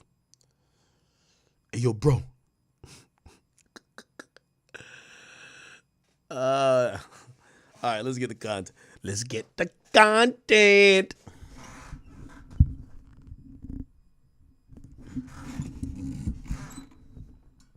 Yo. Wack! So you been ducking me, huh? No, I'm on stream. Nah, you been ducking me, bro. It's cool. I'm going over the best R&B artists of all time. I know you don't know nothing about R&B. You out your goddamn my boy. You don't know nothing about it. I said, a kid. You know I used to DJ, right? I said you are a kid, bro. I can talk about some shit you don't even know nothing about. Wack, you got to stop the capping. Listen, I said this, and you tell me if you agree. Best R&B artist of all time you better say the right one. R. Kelly. Okay. R. Kelly. Okay, all right, now we can talk. I was gonna say, but there is no but. There's no but. No, there is a but. It definitely Wait, is. no. You can't take nothing away from Usher, Keith Sweat, Chris Brown. You can't take nothing away from them people. Keith Sweat probably before your time. Can't take nothing away from them. I know about what you think. I don't know about Keith Sweat. Yo, Wack, yo. Keith Sweat opened them doors up for Keith Sweat before R. Kelly. Yo, Wack. I don't even think you was even born yet. Wack. You think? How old are you, Wack? How old are you? Wack. Nobody, baby. I know this shit, Wack. How old are you? I'm in my 30s, nigga. You okay? You don't know about that's some 80s shit. Make it last forever. That's the 80s. Listen. I'm just being real. Come on, stop playing me. Stop playing me, Wack. Bro, you wasn't born. You probably got made to keep sweat, nigga. Wack, stop playing with me like. Bro. I know about Keith Sweat. Okay, bro. Hold on, but I don't think so. So the conversation is the Mount Rushmore. Who would be on it? So the first one they put out that went viral, they didn't put R. Kelly on. Oh no, yeah, they should have. They had to add Prince to that. Talking about it was Chris Brown, R. Kelly, Michael Jackson, and Usher. They gotta add. If they got Mike up there, because I believe Mike and Prince pop. But Mike's pop. Yeah, we gotta get Mike out of there. He's too good for that. Yeah, Mike gotta come off of that. But if you're gonna leave Mike there, you gotta add Prince to that. You want to hear my list? This is my list, and I actually left off Chris Brown. Tell me if I'm tweaking. I went R. Kelly, Usher. I went Teddy Pendergrass and Diana Ross. Diana Ross is before you was born, Wack. You don't know about this. Nigga, you don't know about the Supreme. Stop it, Wack. But see, this is the thing, though. Hold on. See, there's a difference. There's a difference between R&B and oldies. Yo, shit, no. Diana Ross she's bro. a queen of Motown. Stop it. Cause see, when you Motown existed because of her. When you go to talking about the Delphonics, Manhattan, Starlights, all that shit. What you know about that, Wack? Boy, you wasn't even born. Wack, you was gangbanging then. You don't know nothing about that. You was not listening to those songs like that. We used to Blue Mag. We go to talking about Blue Magic and all that shit. Like at the Starlights and all that. At some point, Mary Wells, that's oldies. So I don't even put them with, because R&B came from them. You know what I'm saying? Without them, wouldn't be no R&B. Just like without the blues, it wouldn't be no rap. Yo, shout out BB King. It's a fact. Hey, they asking, do you fuck with Fat Luther or Skinny Luther? No, Luther Vandross, Come On and Rock. But wait, no, that's Freddie Jackson. That's Freddie Jackson. Luther. No, I fuck with the original Luther. Home. Like, you don't know about that Wack? With the original Luther, yeah. Wack, what you know about You got a Delphonics? bunch of shit. Surface. What about Surface? You fuck with Surface? I ain't really tapped to it. Pull up Choosy Lovers. You gonna lock that song in your shit. Surface Choosy Lovers. You gonna add that to your Wack, playlist. you was not into music back then. Hey, bro, you gotta remember, street niggas back in the day, that's what we played in our Cadillacs and shit, bro. Remember, you gotta remember, bro, the rap shit only started hitting, my nigga, in the late 80s. Think about it. Late 80s, my nigga. Nigga, before that, it was Delphonics, Shaw Lights, Manhattan, motherfucking Marvin Gaye, Temptations, Teddy Tender Ass. I called him Teddy Tender Ass because he got caught with the transgender getting head when he had the accident. But he is still, he hard as fuck. You know, them type of people, bro, some real shit. Prince, like, don't get it wrong. Street niggas bump Prince. This is a fact. Hey, chat, my chat's so fake. If I was your girlfriend, that's it. If I was your girlfriend, and then I'm going to be real. The song, Lenny Williams, my nigga, because I love you. That's one of the greatest of all times. And by the way, chat, I don't like how y'all fake Wack. Y'all was saying I was spitting. Wack call up, start mentioning Delphonics and all this other shit. Now y'all saying I don't know. Now they're saying I don't know nothing about music. Wack just saying some shit that y'all gotta Google. Don't listen to Wack. Getting back to it, R. Kelly, you can't take nothing from R. And R. Kelly, when I talked to him last, he told me he had over 30,000 unreleased songs. Nah, that is crazy. Yeah, he wanted me to, because I was supposed to do some business with him and help him get some of them out. But he got over 30,000 unreleased songs. It's a fact that have never come out. He has a whole Birdman collaboration album he did, never come out. Like 15 joints, him and Stunner. Chat, maybe Wack know a little bit about. I know back then this was when he was heavy into his truck and he was not listening to R&B. No, he was listening to NWA. We talking 80s, he was listening to NWA. 80s, 90s. You wasn't even born, nigga. You're right, but still, you Wack, you don't come across as a R&B lover. You seem like a hardcore. You don't know about shit like that. No. You wasn't serenading your lady. I'm gonna turn you on to something that I know you have never heard, right? Chico DeBarge. I know Chico album is okay. The album is called The Game. You gonna go crazy. I never listened to the album, but I do know Chico I DeBarge. know, bro. It's an album called The Game. And bro, we can't count out Jaheim. Nigga, Jaheim wasn't playing. Oh, put that woman first? Come on, why all that? All that, Jaheim, Jodeci. You know Jaheim from Jersey, right? I didn't know where he was from, but that nigga hard. Jaheim, but yeah, go check out Chico DeBarge. From Jersey. The album is called The Game. Whitney Houston. I know they might put it in a pop lane, but still Whitney. Come on now. Oh, but no, Whitney is, come on, she's on her own mouth. Do you throw Beyonce? I mean, I got a little thing in my mind about Whitney because of shit I saw, but I kind of blocked that out when it comes to her music. But it's like every time I see her, because I know Whitney a little different because of Ray J. I've seen some shit, but when it comes you probably were around. Oh yeah, that's a fact. Oh, I've seen some shit. Yes, I've seen some shit. I seen Whitney in one of them scenes from New Jack City. This is a fact. Yeah. Beat me up, Scotty. Fuck me up. Planet Hollywood. Shot show. I see this. Yo, you know, I got been around, brother. I done seen some things. Hey, Whitney is a New Jersey legend. Whitney's from Jersey. Jaheim from Jersey. I always do remember Whitney's funeral. Man, Ray J was an emotional wreck. It's clear he had a lot of love for her, definitely. Oh no, that was what you mean. That was his girl, my nigga. That wasn't no motherfucker. They was sexually active, 1,000,000,000%. Wait, Whitney and Ray stayed together, all that. What? That's a fact. What you mean? I thought they were like friends, like supporting each other type shit. Oh, that was his girl, nigga. He was knocking that down, nigga, 24/7. That was his girl. That ain't no mystery. Oh shit, I didn't know. Like, Hey, listen, let me tell you something. My artists, the artists I manage, nigga, I line up my 3 artists with any other niggas' 3 artists, and I guarantee you, my artists can knock down some shit. Yeah, boy, them niggas I got savages. This a fact.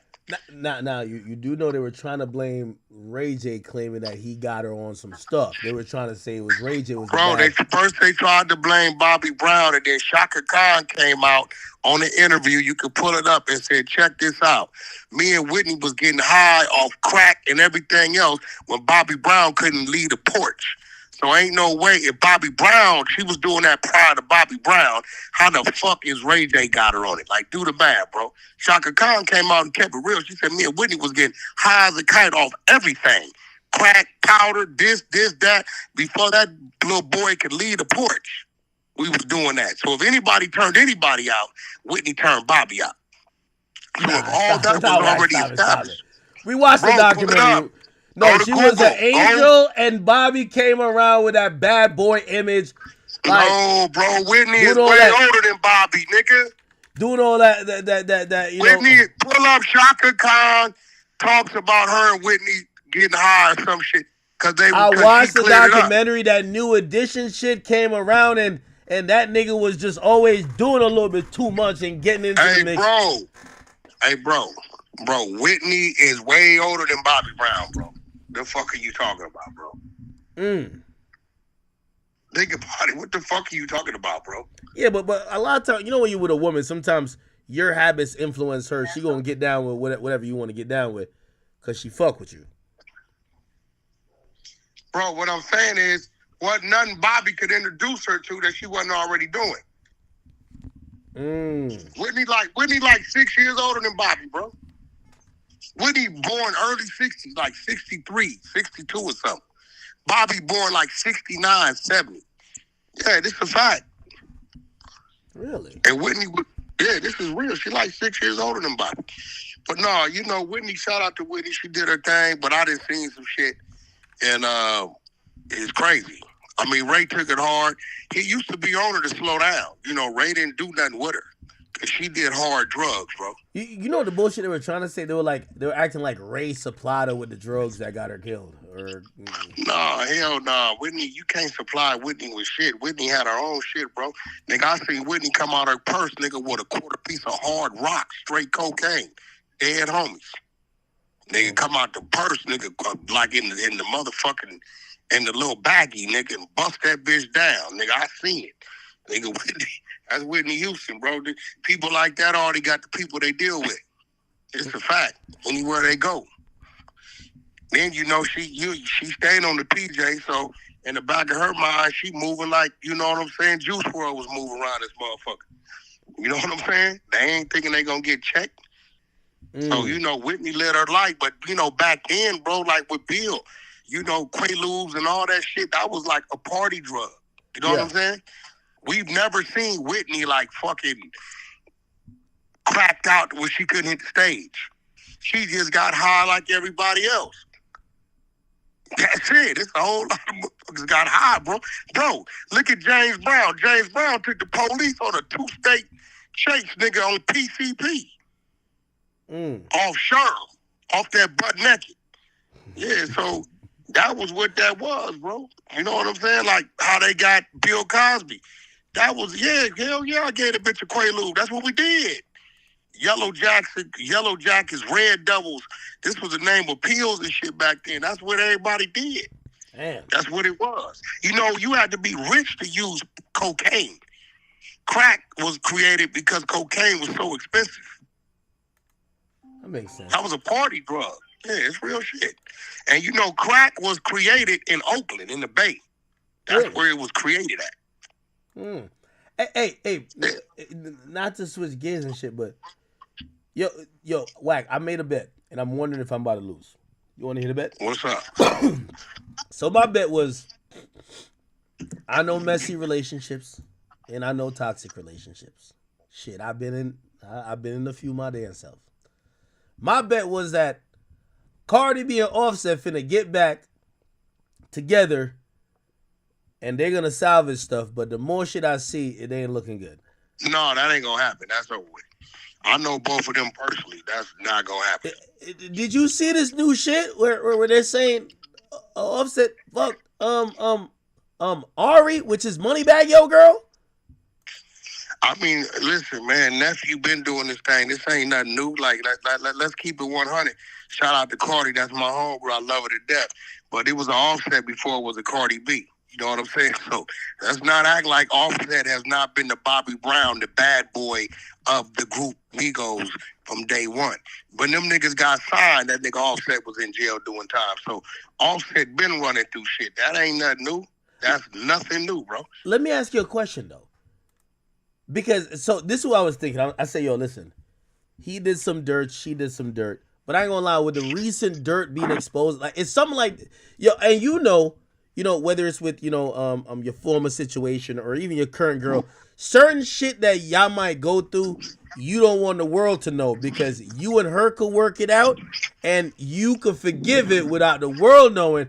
But when the world know it, it's a little bit different. Like, I ain't gonna lie, once it was kind of aired out that she might have slept with a nigga while pregnant, I was like, oh, that's gonna be a tough pill to swallow. Yeah, men can't, what men expect women to take and deal with and get over, we can't deal with and get over. The minute she started stepping out in the public and certain things, bending over in Bentley trucks with the ball player in the driver's seat and all this type of shit, at that point in time, it's like it went too far. You know what I'm saying? And Cardi been accepting it. She just got to the point where she couldn't accept it no more. So let's not put the weight on Cardi. Because yeah, no, I agree with that too. Cardi stayed down. Cardi, this situation, I love nephew to death. Just talked to him the other day. And I'm going to say into the public eye when it comes to stepping out, it's on Offset. But I will say this. I don't know what was going on with the temperament and the mood of the house. You know what I'm saying? Because for a man to do that, he got to be unhappy. And when he doing that type of shit, it's like a release. It's like you know what I'm saying? It's like him trying to like get away from what his fucking reality is. So when it comes to that shit, Offset is the culprit.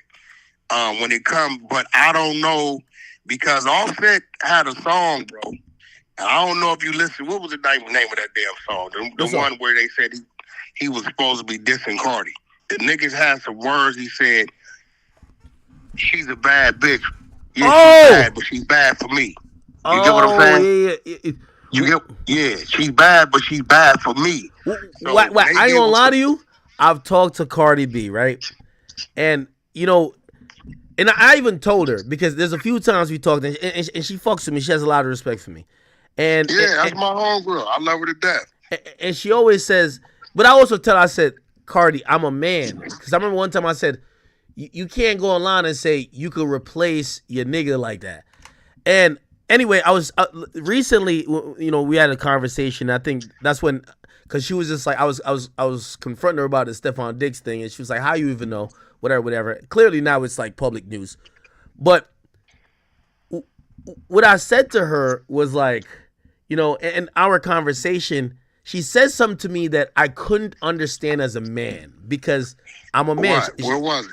She basically said, "Hey, I've dealt with a lot of shit. I've seen a lot of shit. I got put through the ringer." Like basically saying he been doing A, B, C, D, and E. How is it so? How am I the bad? Because I'm like, yo, because I think I said to her, I said, you can't leave one cheater for a bigger cheater. And she was basically telling me about a woman trying to move on, and I was just like, wait, yeah, that's not in the cards. Really looking to move on. Listen, this is what you missing. Cardi comes from moving it and doing it her way when she want to do it. Let's keep it real, right? Even before, I knew her when she used to work in the strip club. Shout out DJ K Slay, rest in peace, my brother. Shout out Straight Stunt Magazine. Cardi used to come work the party sometime. Very respectful woman, do her thing, right? But Cardi come from being able to be free, right? So then she locks down with Offset. She really was in love with Offset. She bare children by Offset. During this time, right, Offset wasn't ready for what she wanted, right? And he ran and did all the shit we know is probably a minute fraction of what really was going on with she knows. Yeah. You get what I'm saying? The phone calls, the text messages, the DMs, the pictures, and all kind of shit, Wack, right? you got to confirm this. Because Cardi put this out. I think it was her. What? Did Offset fuck Krishan in the house? No. Blueface put that out. Listen. Let's not put that on Cardi. Cardi did not put that No, out. it was I got a Blueface. phone call It was about that. Blueface. My Yeah, bad. Blueface put that out. Let's not put that on Cardi. Was that true? My phone was R&B. Was my phone not going crazy? I had Cardi B calling, Offset calling. I'm arguing with Blueface about what's going on. So according to what Blueface had in his phone, it definitely was true. He told me what he was looking at in his phone. And I stopped him from putting out the bad shit. So whatever he put out was nothing. No. Like, the shit he put out was bad, Wack. Come on, stop playing. No. You missing the point. What you think he put, that ain't shit to what he didn't put out. I stopped him. What? I stopped him. And I'm going to tell you why I stopped him. Who you think I stopped? Why I stopped him? Why you think I stopped him? Out of who did I really have in mind that I was trying to protect? Cardi B? There you go. Straight up. Yeah, I'm oh man. So wait, you don't think, like, I feel like they still love each other. Like, they're still going back and forth, though. No, listen, you can love a person, but that don't mean you got to be in love with that person. You get what I'm saying? So, when you part ways, right, it's a few elements that you want to keep intact. Y'all can love each other for the things that y'all been through, the things that y'all achieved together, y'all have children. And then you want to keep the friendship there, right? And the honor. Right? When it comes to loyalty, that's limited because that just comes down to certain things because y'all no longer together. Right? But in this situation, do I believe Cardi still love Offset? Yeah, of course. She got 3 children by the man. Is she in love with him still? No, she's not in love with him. This is why you see her doing the things she was doing. If she would have fell out of love with him sooner, she'd have been doing these things sooner. It ain't like 800 niggas ain't at her of status all day, every day. You get what I'm saying? So I don't believe that Cardi wants to go back because she knows where she left, and I don't believe Offset wants to go back because I don't think he can stomach, right, what he believes has went on, which us as men, if it happened on the scale of a 2, and to us, we're going to imagine it was 200. You know that. And now it's a mental block. So every time it should be a little spat, dispute, or argument, it turns into a fucking fight because you really mad about that shit. You know what I'm saying? So it get to a point with certain men when you know your female does something that you can't accept. Hey, bro, stop being territorial and just let her go and go your way. We only stay because we territorial. Let's keep it real. We don't want to see the next motherfucker with her. Even though we don't want to accept what she did. You get what I'm saying? It's crazy. Like, man, we real sleazebags for that shit, bro. For real. A female really forgive us and be ready and willing to move on with life. Every now and then, if they see a Tyler Perry movie and something depict what y'all went through, she might get a low attitude and you just got to deal with that. But men, nah. In back of our head, we going to keep doing way out shit because we cannot accept and we will never... They will forgive and won't forget. We won't forgive or forget. Nah, you're right, though. I ain't gonna lie to you. And this is why, like, I fuck with Cardi, but like, I'm gonna see the male perspective because I'm a male. Man, like, Offset's soul gotta be on fire, man. Like, yo, if you're lucky enough to find a woman, you put a ring on her finger, you put kids, you have kids with her, and then this shit happens, bro. I know he's like, bro, he is, bro. I can't even. No matter, he could act unbothered all he want. I'm a dude. I'm bothered for way less. You get what I'm saying? Yeah, that's a fact. I mean, yo, listen, bro. I caught R&B cheating this morning, bro. Damn, not Adam. No way. No, nah, man, she was cheating with this the nigga Dove, Dove soap, the bar soap. God What's damn. going on in there, bro? Yeah, I'm like, why the soap was all over her body? I'm like, nigga, I ought to fucking stomp that soap out. You understand what I'm saying? I'm that crazy about mine. I don't even want I gotta find something I can just spray her with. I don't want nothing touching her like that. Nothing solid. Now, can you imagine if I found out she did something? I'd lose. Bro, I can't deal with it. I couldn't deal with it. I'm telling you, in no way, especially the game Cardi's playing, she's stepping out with this dude, that dude, this dude.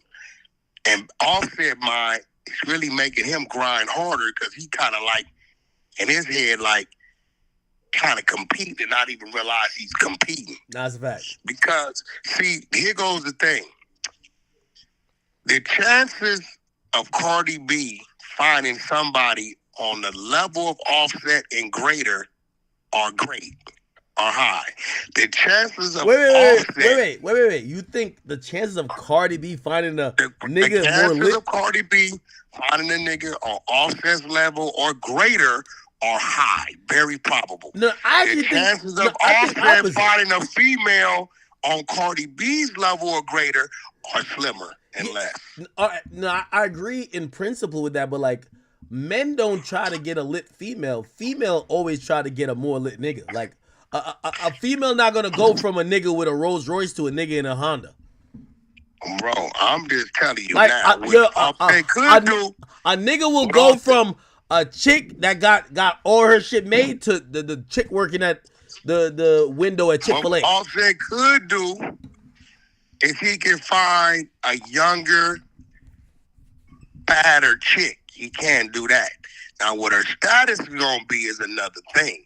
Cardi B could go out there and go to Europe and find a billionaire, or go to the NFL or NBA and find one of the top youngsters that just got there, or even come into this rap world if that's what she wanted to, and deal with an exec or top artist if that's what she wanted to do.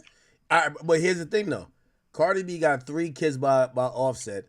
She's like, again, you know how niggas view women. Yo, she also worth about $200 million. That's good babysitter money. Yeah, no, you're right. Except if she's trying to find a nigga that's that lit, a nigga that's up $200 million don't care that she got $200 million, because you know how girls are. They're not gonna spend their $200 million. They're spending yours. That's a fact, but I will tell you this. Kids these days, if a man is really into a woman, it doesn't take away from the relationship, it adds to it.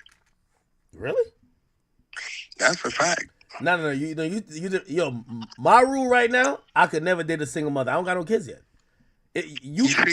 I'm not pressing continue another man. See, this is what I'm saying. You don't have children. So I get it. But when you're dealing with a man that have children or that had children, they don't mind children. That's true. Okay, I get that. Look at Future's baby mama. What's her name? No boy didn't give a fuck. Shit, he called him dad. That's his son. No. Sierra. Russell Wilson is a different level of cuckery. Well, I'm just saying, bro. Hey, by the way, speaking of which, what you think about, Ye says, did you see Ye say he want to smash Kim K with Ray J? I know you ain't sent Ray J that tweet. No, Ray J said that he just laughed about it. What do you think about Ye even joking like that, though? No, that's the mother of his child. Ray J, nah, he might not do it, because I had people, I'll never forget, it was this dude came to me, and he wanted to pay, he said, I got $50,000 for Ray J to have sex with my wife. And he said, only one thing, I have to be able to watch. Wait, what? Yeah, I swear to God. So the dude... So Ray J said, tell him, I hit her for half that, but he can't watch. I don't think Ray J had the Ford fights, right? Yep. So dude didn't want to be involved, but he just wanted to watch. He said, even if it's a location where I'm on the other side of a mirrored door or glass door, I'll pay 50 grand cash. I want him to have sex with my wife, but I want to be able to watch. So what do you think about it? I'm going to read you these tweets. Yo, Ye says, I like to watch. Told Ray J we need to hit Kim K from both sides for Superstar Part 2. He told us he used to watch the sex tape, bro. He told us that. Like, he told us that. He says, I like when a girl gets fucked by two guys in front. I ain't gonna lie. You know that's exactly what Diddy is accused of, right? Like, what? So, again, this is not a crime if it's consensual, but they said can't Diddy... say that, bro, because the Playboy Mansion been doing this shit forever. Hugh Hefner and all these been doing this. I'm not saying forever, it's a crime. bro. No, I'm not saying a crime. I said this was supposedly Diddy's kink as well, to watch his woman Cassie get fucked by other men. You get what I'm saying? Bro, some people are into that. Me personally, I'm not into sword fights. Wait, hold another man can't be in the room with me with another female. I ain't never been into that. Let me ask you a question, though. Let me ask you a question, because I don't think Ye in 2005 was into that. He's a guy out of Chicago. I don't think he would say, yo, I want to see two men fuck my girl in 2005. And I forgot the girl he used to rap about then. I don't think he was into that then. Do you think there's something about fame, or maybe like you get so much pussy that you're like, I need some other stimulation or other sexual experiences to kind of... No, I think everybody just got their kinks, and then some people grow within their sexuality, whatever that may be. I mean, but, you know, a lot of people are open with that shit. You know how the world is set up and designed today? Conversation that probably used to be private or used to be, like, secretive is not no more. People look at you like, you ain't into that? Like, what's this shit? BDSM. Man, they talk about that shit, and like, we debate rap music. You know what I'm saying? Like, it's like, at one point in time, it was like this little secret society. But not no more. It's kind of like, oh, you don't know what's going on? You're the oddball. Because I'll be hearing shit. I'm like, yo, what the fuck are you talking about? You know what I'm saying? I'm hearing these, a dime, I'm a dime, she's a sub, and there's two chicks talking. You know what I'm saying? You know what I mean? So yeah, I don't think people care. It's like being open about your sexuality. Nobody, bro, when people find out people gay, nobody gives a fuck. Oh, such and such said he gay. Oh, no shit. You know, I kind of figured, oh, okay. You know what happens? They fucking stock goes up 30%. We living in a different day and age these days, bro. Nah, it's definitely a different day and age, bro. It's definitely different, bro. And everybody, this is real shit. Hey, people may not want to admit it, unless you're having born standard 1901 sex. Everybody's doing something that another person's gonna deem to be a little too kinky for them. Straight up. And let me ask you a question. Yo, you pull up on Ye, you with R&B. Ye says, yo, Wack, you know, I always loved you. I fuck with you. Your R&B looks like the baddest bitch on earth. I got $1 million. I just want you to fuck her for an hour, and I just want to watch and jack off. You ain't going to bed on the spot. Wait. I love you, Ye. I'm going to wake you up, but you got to go to bed. Wait, so he's giving you $1 million to fuck your girl like you normally do? I don't give a fuck about, hey, bro, hey, listen. He say just want to watch and jack off. Listen, first of all, he couldn't watch me with a $4 bitch that I didn't care about. Second of all, that's my everything, so that's really not happening. The best you're going to get is to invite me to a pool party, because I like to show off anyway, and I'm going to let my girl walk around and do her thing. Other than that, not going to happen. Now, If Ye tells me, hey, Wack, I got this chick over here that's fine as fuck, and she think R&B is fine as fuck, I give you $1 million. You know what I'm gonna say? Baby, do you want the $1 million? Do you like her? She said, baby, I might have some fun with her. Why my girl $1 million? Would you let Ye watch your girl with the other girl? I probably wouldn't give a fuck about that. Okay. If she's comfortable with it, but as long as it is her and another girl. You know what I'm saying? I wouldn't give a fuck about that. Care less. As a manager, so now put your manager hat on. You know, me and R&B, we got a we got a little channel. Nigga, I know y'all got y'all whole little freak off situation, man. I know how y'all get down. What is this nigga talking about? Nah, stop playing. Hey, no. Wack, what I was trying to say is that, would you, like, I want you to think about just manager-wise. So, the way how Ye is tweeting, especially about those things, I think a little bit of that is forecasted. I don't know if people have been threatening him with certain type of sexual lawsuits, but the way he's tweeting is only going to encourage more shit. But at least on a PR level, he's going to be like, well, I told y'all I was freaky, because you know in the era and age we are, even if you're into certain stuff, if that's not mainstream, you don't want to put it out, but he's putting it out. Would you tell him like, yo, Ye, chill off of that, or would you just let him rock? Well, for one, I give Ye advice, and I tell him why I'm giving that advice.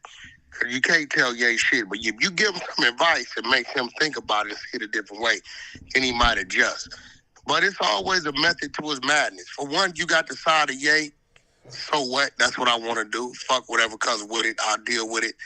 Then you got the side of Ye that's strategic. You know, if you're trying to calculate him on a step or two, Ye be thinking 50 steps ahead of himself.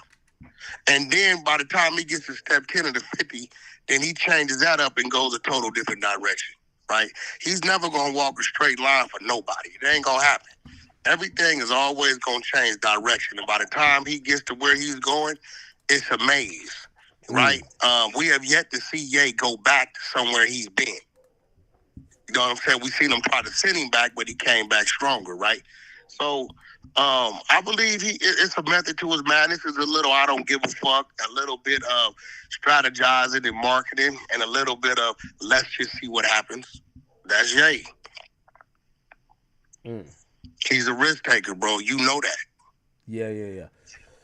Damn. Hey, Wack. Okay. What's the latest update? I see loose break. The calls have stopped. What's the update on the Big U Enterprise RICO? I feel like this is the first case that I could say I feel like you know the paperwork a little bit more than me, just because I think you've just read it and you know some of these characters. I haven't put every piece together like that. What's the update on that? And everything is as it stands. Everything has been sticking. Out of the 7, only 3 in there is Big U and Loose Cannon. They're the only 2. Remember, Brick Baby's not in the RICO. He just was arrested on the Rolling 60 sweep up. He's not in the RICO. Hey, by the way, you know I spoke to him, right? So I spoke to him, and you know he was like, this was the day before he was gonna go to court. He was pretty confident. He was like, yo, I think I'm gonna get bail. And I talked to Loose as well. They were pretty sure they were getting bail. Like, again, I haven't followed everything with the paperwork. Well, Loose Cannon went to here. I see you, Loose Cannon shit, man. Because everybody was running the narrative that they couldn't find Loose Cannon's paperwork. We can find everybody else's paperwork but his, and all this shit. And when you can't find people's paperwork like that, it starts to look a little fishy. But my team popped up, I believe Ghost found it today. So here's Loose's paperwork right here, so you have it on why they detained him. Oh yeah, because we seen the thing with Brick, and they were saying all type of things that we didn't know. I mean, yeah. So they really detained him. Believe it or not, bro, they detained him based upon the nature of the offense, and defendant's role in the alleged extortion robbery, which is why he was there.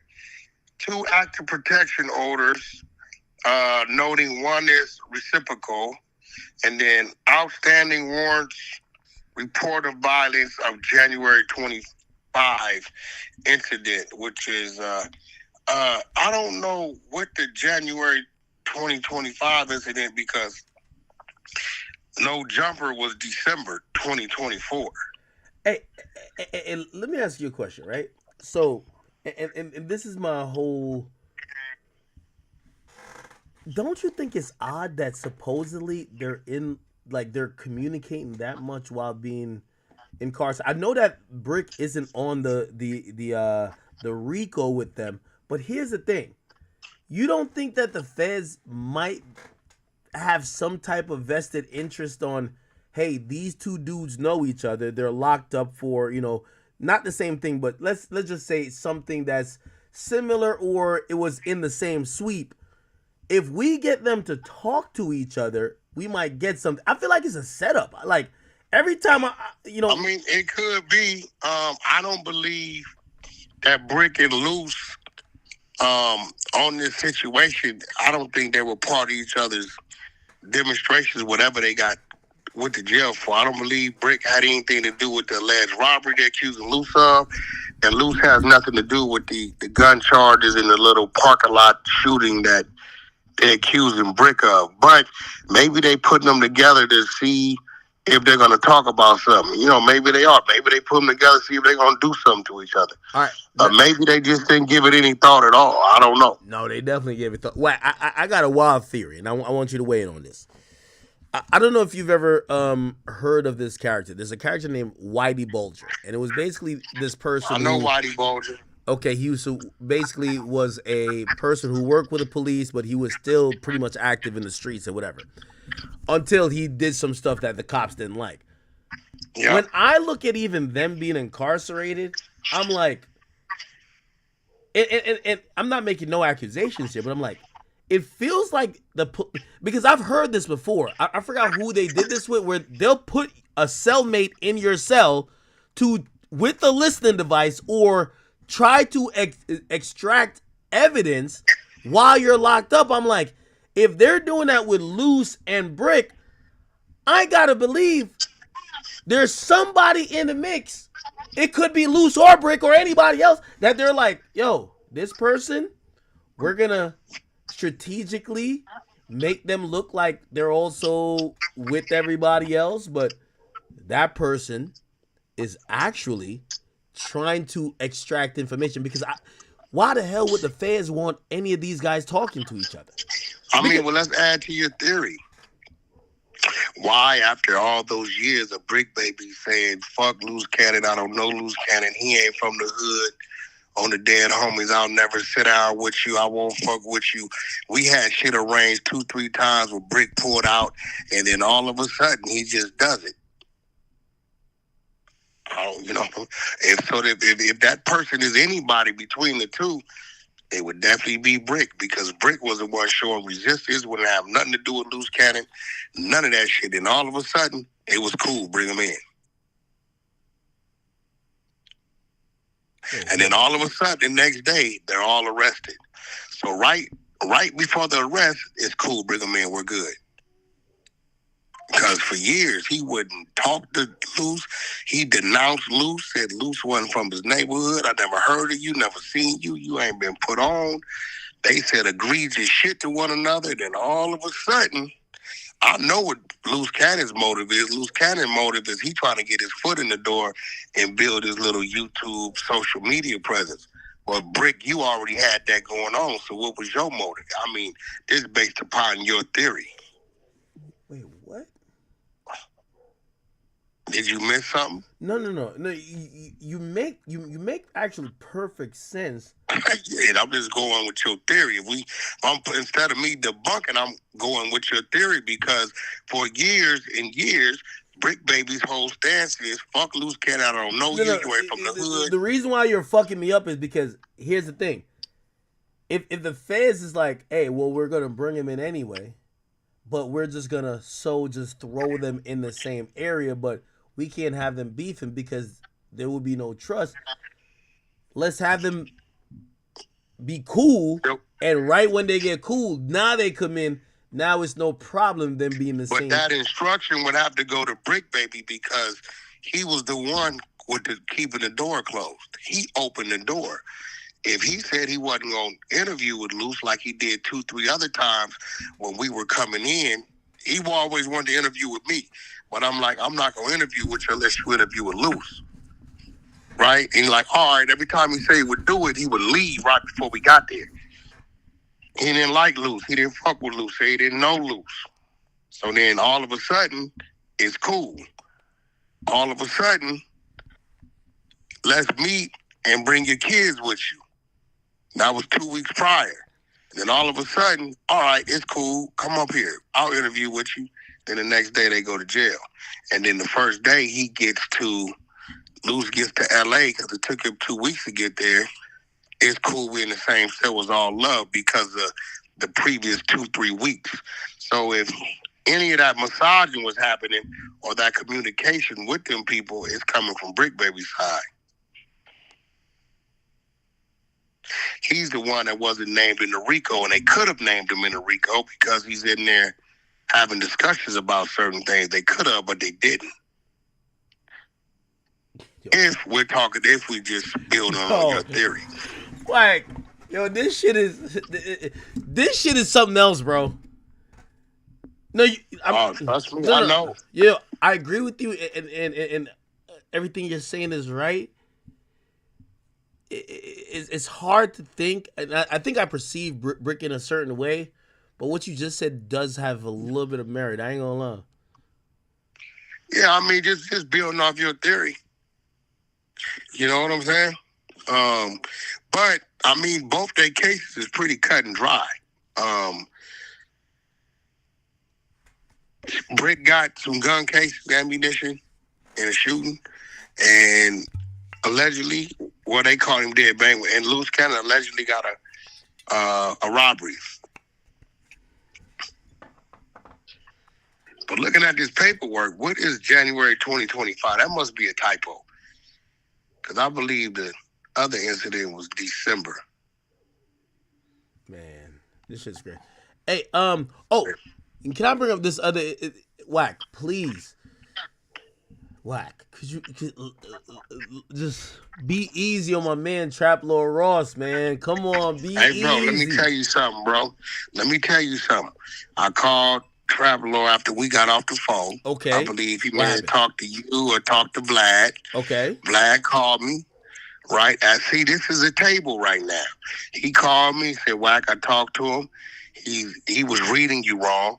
Motherfucker trolls sent me some shit on you. They phone number wide open talking about you. What I'm going to do? Screenshot it, send it to you. That's it. I'm not going to ask you no questions, nothing. Bro, somebody just sent me this. If it means something to you, cool. If it don't, cool. And then that's where it came from, right? So when he told Vlad that, Vlad said, Wack does that to me all the time, bro. That's Wack showing you he's on your side, right? Because if he'd have kept it, then that means Wack might be gearing up on you. He's researching it. The fact that he did that, he's letting you know he didn't research it, just where it came from, time and date. He said it probably within the first minute he got it, he sent it to you. He said, yeah, I thought he was like making a threat. He said, no, that's just him sending it to you. Was the number on it? Yeah, the number was on it. They were talking about you? Yeah. Did Wack respond? No. But I talked to him, and since then, you know what I've done, academics? Oxymoron time. I checked in. I called him just today. He said, what's up, Wack? Well, everything cool? I said, I'm calling to check in. I'm checking in with you, Travelor, because I want you to know that we're good. I don't want nothing crossing your mind thinking I ain't heard from Wack. So once a week, Wack checks in. Yeah, check in. I'm checking in. No, I try to diffuse it. I definitely try to like. I told him Wack can't fuck the table up, bro. I told him straight up. Here's the thing. I was gonna get him. I was gonna get him. Hold on, though. But also, too, and I'm glad you're saying what you're saying because I don't want it to escalate. I never want it to escalate. Listen, you got to realize, Wack, at the end of the day, and this is brother to brother talking right here. as much as people call, and I'm down with people saying, "Act you pussy" or you not like that. I'm cool. I'm a civilian. I'm on the. When you deal with people who are Caucasian, it's a different joint. And bro, I understand that his whole perception of what was going on, and I'm gonna be real, he felt some kind of way because they was eating his ass up in the chat when we interviewed, right? Wait, hold on. But wait, I Wack. told him. Did you ever mention? You ain't never mentioned nothing about, because I was talking to him. He was just like, "Yo, man, Wack mentioned there's something about me with a sex tape," and I was like, "What the fuck are you talking about?" Who with a sex tape? Who? Trap Lord. I don't know what the fuck. No, Trap Lord, bro. You know what? He said that to me, right? So we went back over the motherfucking text messages, right? Yeah. You know me. I'm gonna send you the whole text thread. I said, "Hey, bro, we were talking about a total different individual. How the fuck did that become you? You're asking me if I had something, and I'm correcting you and telling you no. Like, I don't know where the fuck. Well, I'm gonna send you the whole shit, bro." So I was like, "Bro, you okay?" But I have to remember, bro, dude is from the motherfucking UK, bro. I was under the assumption, and I probably should have had this conversation with you privately. You know me. Listen. So the way I heard it from him, it was like, yo, like Wack had kind of mentioned, like, not that you like threatened him, but like you had mentioned, like, yo, there's a video of you in a sex, and I'm like, whoa, that's not Wack style. No, that's cap. He was capping, bro. Like, I'm finna send it to you. The dude. I don't think he's capping. I think he misunderstood because again, there's difference in translation. Nah, bro, listen to me, bro. When you see this, he's asking me about Big U and some fights. Mm-hmm. You're gonna see it, right? Starting in March, right? And then I make a suggestion to him, right? Yeah. And he's like, "Okay, cool, yeah, right." And I don't know. I'm gonna send it. I'm gonna look. You're gonna get. I just sent you everything. Here you go. You know me, bro. That's why I hate a motherfucker that lie, because I just send a motherfucker. Motherfucker can't just send it on the spot. He full of shit. So if you scroll down to like late March, you're gonna see him asking me questions about Big U's fights in prison, right? So I don't know where the fuck he got that at, bro. Go to March 21st. No, I talked to him. He said something. He's like, I talked, because I said, yo, talk to Wack. Like, Wack is a very reasonable person, and he said something about like, I don't know where he got that from. You're looking at. Go to March 22nd. Oh no, Pelican Bay Prison, and look at where the conversation's going. But I don't know how the fuck he got. I said, bro, where the fuck did you get you and the sex tape from, bro? What the fuck? Where? First of all, I never even thought. I even think he was fucking bitches like that. I'm like, oh shit. I don't know nothing about that. That's why I'm like, yo. I'm like, if Wack told you he has a sex tape of you, and you must be a really horny nigga, because like, how would Wack? No one even knows anyone Trap Lord Ross has ever been with. You know what I mean? Bro, when you read this, you're gonna say Trap Lord's burnt out. All right, hold on. I got it now. I just got it. When you read, listen, start from okay. March 22nd, bro. That's him to the left. Yeah, I know. Okay, do the side by side. Scroll down, bro. Follow the conversation. He's referring to Saturday, March 22nd, 8:15 p.m. Okay, hold on. I'm getting there. Hold on, wait. Hold on. I'll read it. You don't even got to read it, because I'm getting there. Now, when you see what I text him, you're going to say, how in the fuck do you think I'm talking about you, bro? Okay, all right, hold on. You're scrolling down. I ain't going to lie. Wack's screen record game is definitely devious. I'm reading it. Hold on.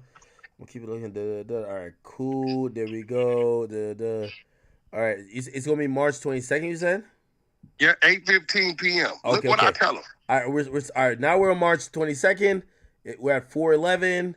Okay. Mm-hmm. Okay.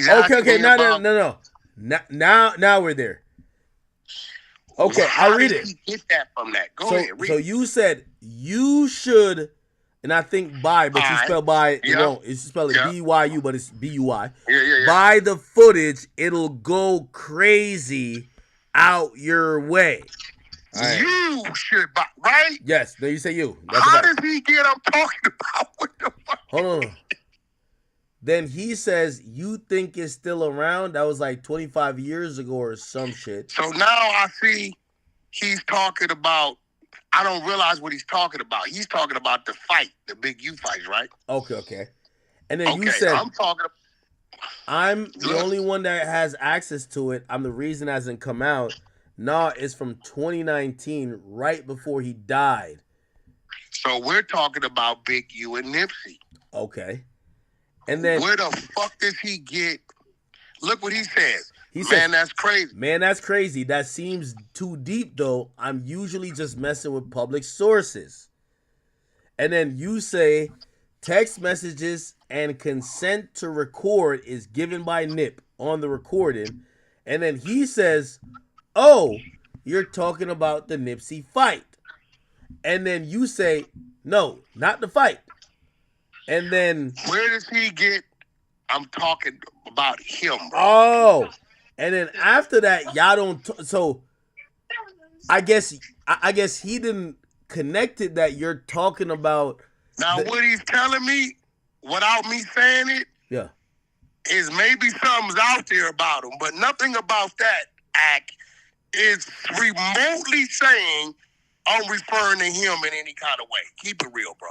No. You're right. If he's going off text messages, I'm with you. That's all it is. Now you didn't call him. You didn't call him and said I got a video of you and nothing like that. No, it's from right here. So then, he had a misunderstanding. You're talking about, which we all know is the Nipsey, that sex tape. He didn't connect that. He think you're talking about the Nipsey and Big U fight. And you're telling him, no, I'm not talking about that. It looks like he may have thought you were aiming it at him, and he stopped messaging you after. How? Because I'm not saying understanding. Nothing about him. No, I agree. But if he thought it was like that, because I ain't gonna lie, I was talking to him, and he was just like, yo, bro, I'm gonna be honest with you, like, yeah, Wack had said some stuff about a sex tape with me. I'm like, what the fuck? And I was like. I'm like, Wack ain't never talked to me like that. Like, you know. Bro, the dude, like, I hate to say it, it's bro. And I said, bro, I don't know where your mind is at. Where the fuck you get this conversation has anything to do with you personally? Where? Okay. All right. His name's never mentioned. I'm going to be honest. This is making a lot more sense now. Now I wake up and somebody texts me that. I screenshot it and I send it to him. You see what it says? Phone number it says, this sender is not in your contacts. I wake up, it says, hey, what up? I got a little dirt on Trap Lord Ross, so give me a call back. I don't call him, I screenshot it, I send it to bro. Number, or maybe it means something to him, maybe it don't. Somebody send me something like that on you act, what I'm gonna do? Screenshot and send it. That's it. Yeah. I'm not gonna call, ask you what they're talking about. What is this? I'm not none of that. He said that was me trying to extort him. I swear to God. I said, what? Bro, the dude said me sending him this was me trying to extort him. I said, bro, what the fuck are you talking? So when he told Vlad that, Vlad said, nah, bro. Anybody text Wack about me, he screenshots it and sends it to me. It'll show the number it come from. There's no text history. What are you talking about? I mean, again, you know, and by the way, chat, I know I'm not glazing or whatever. Like, I mean, Wack has been on Clubhouse, and there's people who I've known that went on there and they had a back and forth. And Wack would be like, yo, you know this dude? Like, you know, Wack always checks his sources. That's nothing near blackmail, extortion. Wack go always say you some shit. That's a fact. Yeah, I don't know this motherfucker, bro. You know this dude? I don't know this motherfucker. Motherfucker get to saying too much. And by the way, that screenshot wasn't followed up with you saying, if you don't want this to come out, if you don't want this to come out, you better do X, Y. No, yeah, I'm looking at the messages. Yeah, it didn't say that. Nothing. So I don't know. When he started talking, I'm like, what the fuck are you talking about, bro? Like, what do you... Yo, I hope Trap Lord didn't, like, give himself up and be like... That's what I'm saying, bro. No, but I didn't say nothing. No. I didn't say nothing because nothing about that. It's like, bro, if you send me some shit like, yo, Wack, they got the motherfucking video with the two midget dudes and the dude, right? And I'm saying, oh, you trying to blackmail? For me to say that means I know I might have had some involvement with that. You get what I'm saying? Yeah. I'm not going to think for 1 second you're referring to me. So that's why I didn't know. I didn't know what the fuck I'm like, bro, I don't know what the fuck you're talking about, bro. You not read it? Like, I put the names right there. I put the names, right? No. I don't know what the fuck.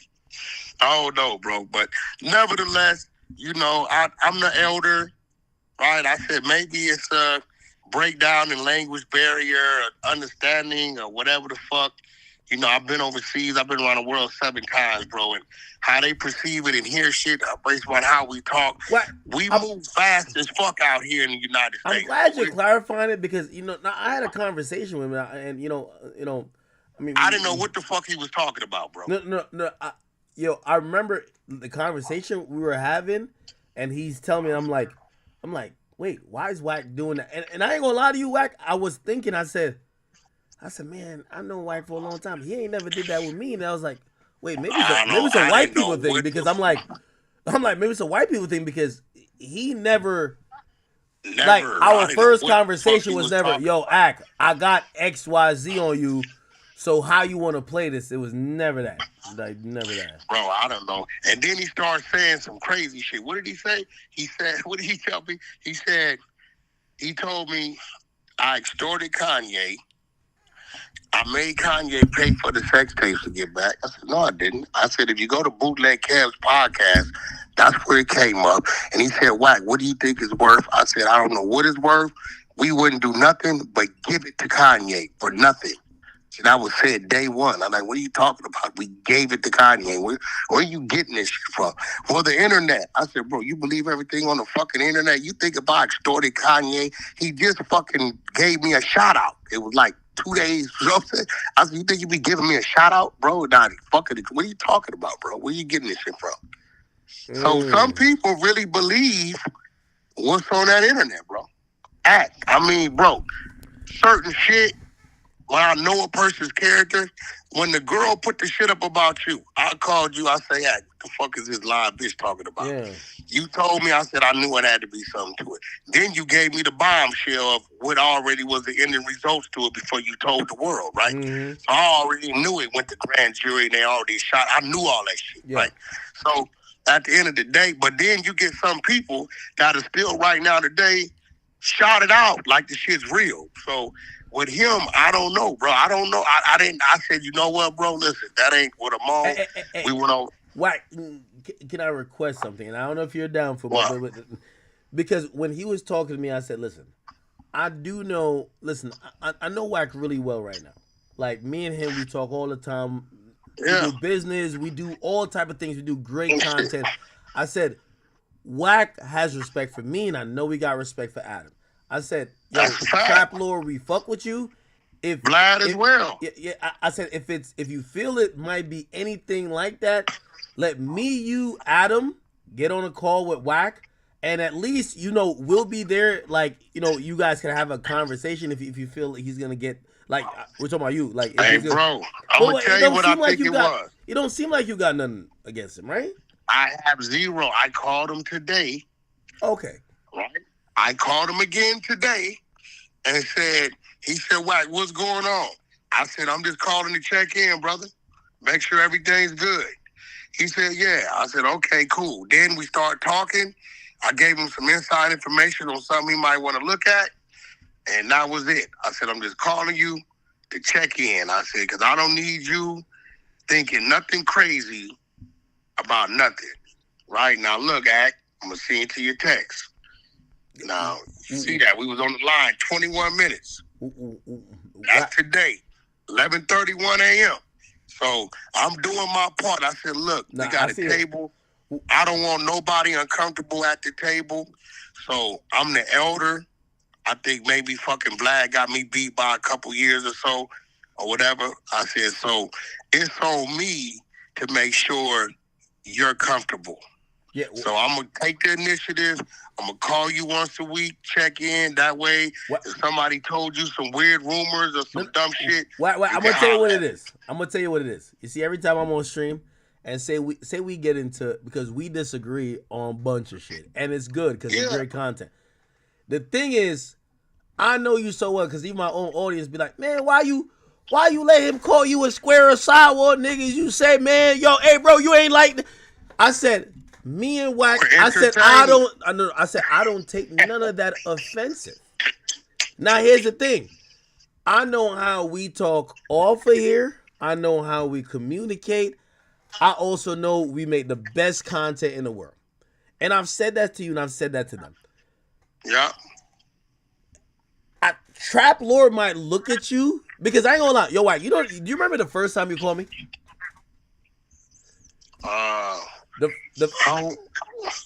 very first time you called me, it was when I landed back in Newark, New Jersey. I was at the airport at baggage claim, and the Migos situation just happened with Joe Budden in LA. Yeah. And that was the first time I ever talked to Wack 100, right? And I understand when we hear the thing is, me and you, like, even when like people put up clips and they be like, oh, Ack is trolling or Ack is or Wack is whatever. Me and Wack at this point know each other a good amount. The very first time I was going off of everything I've heard about you, I was like, oh my God. I was definitely nervous. So I think he doesn't know you like that. Because if he knew you like that, I watch you and Adam, I'm gonna give Adam a credit. Adam stands his ground with you. Adam, because you know what?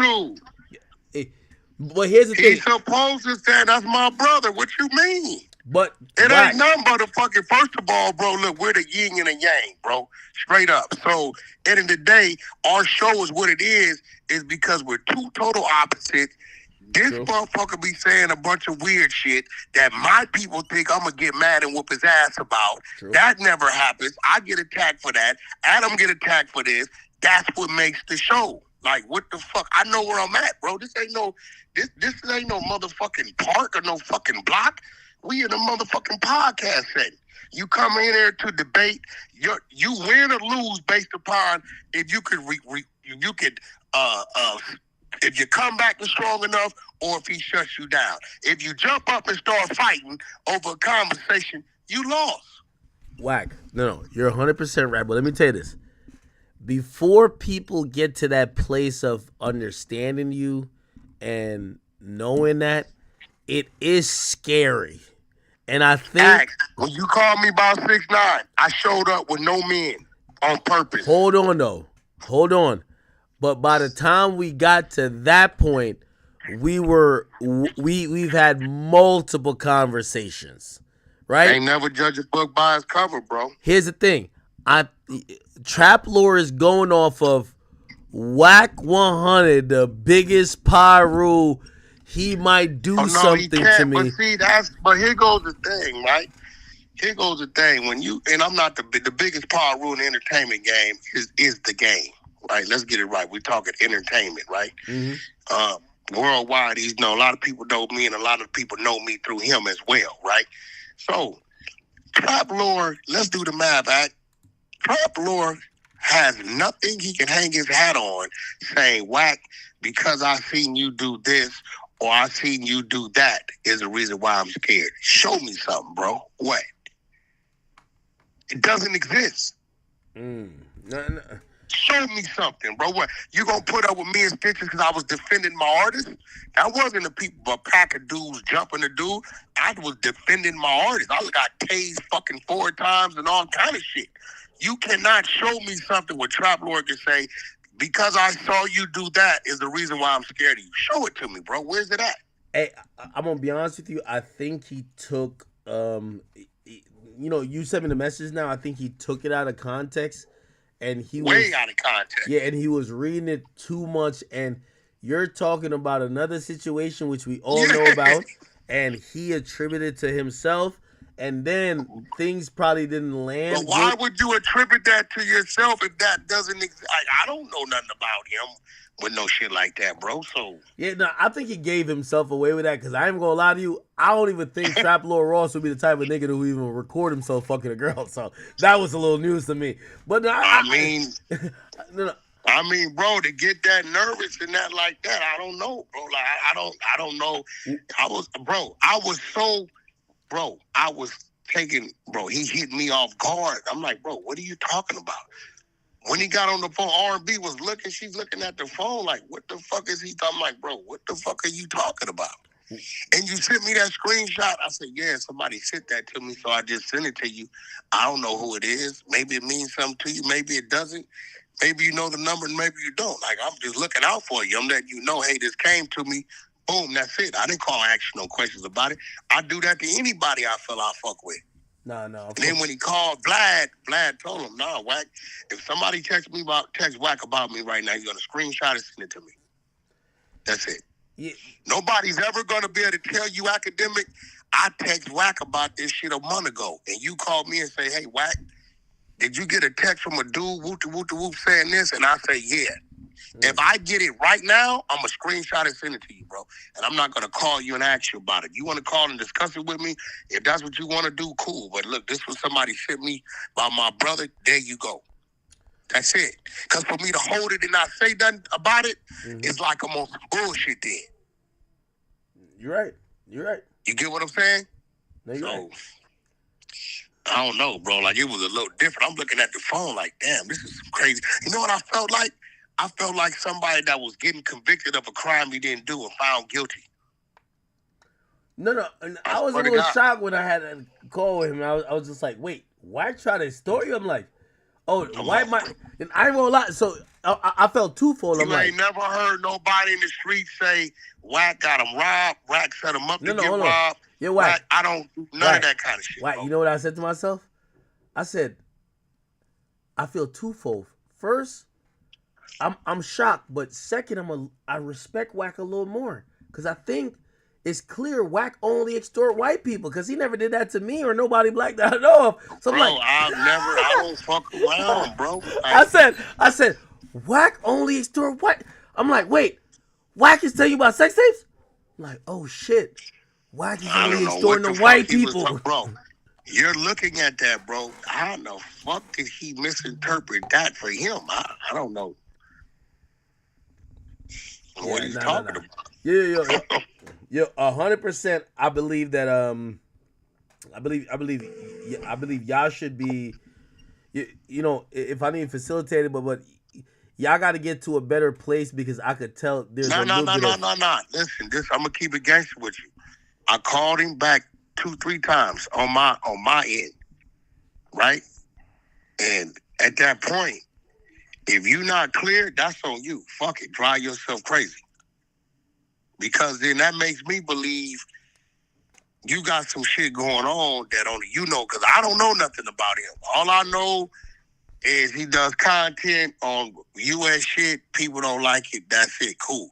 Whatever. I fuck with him. I think he got good content. I don't have a problem with his content. I told him what I had a problem with. Trap Lord, you texted me any other time, but when it came down to something about me, what I extended to you, how some shit come to me about you, I sent it to you. You sent something about me to everybody but me.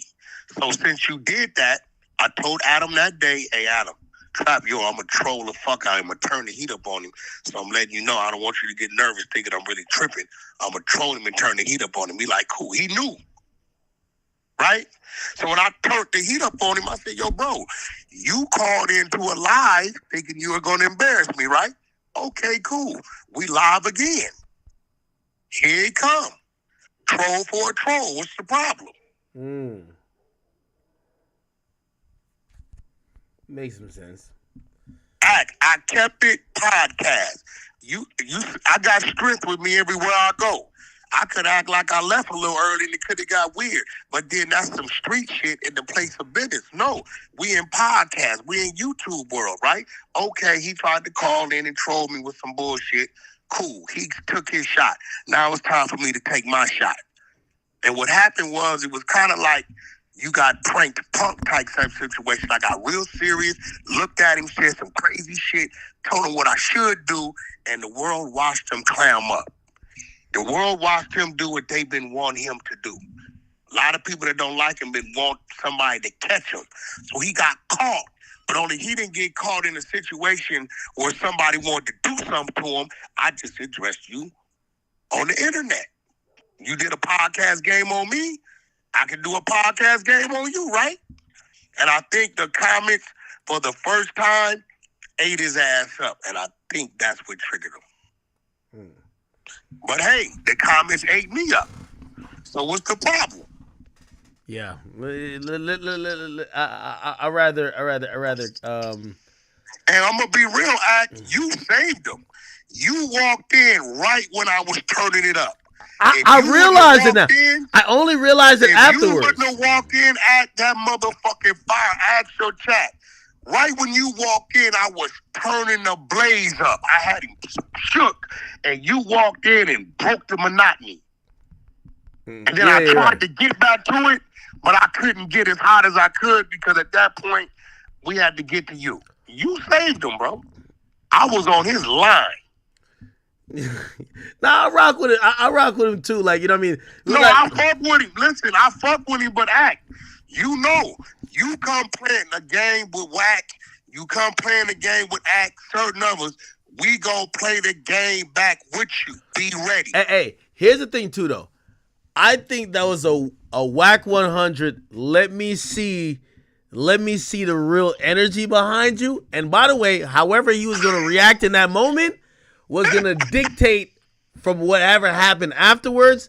And I think you are looking at it now like, oh, okay, this nigga in his feelings. He was kind of like scrambling, scraping. He was stuttering and whatever. He ain't really know. And that's a little different. And I think Adam said the best thing. Like, you have to be able to, we're on mics. Nobody's getting body slammed. What I say, you got to defend yourself. You still, whether we're on this line, whether you're sitting on the side of me, you keep the same energy. That's why people like watching us. Right? It's like, oh shit, oh shit. Nobody thinks Wack and Act's gonna come to blows. They just like, these fools is firing studs at each other. But in that situation, the guy that talks all the shit, all of a sudden he turned to Bo Peep and the people saw it. Because you're right. He didn't know. And I'm gonna be real, I think he knew what he did was some bullshit, and he didn't know. Fuck, is dude tripping? Oh no, you played a podcast game on me, right? I played one back on you. Now I didn't jump up.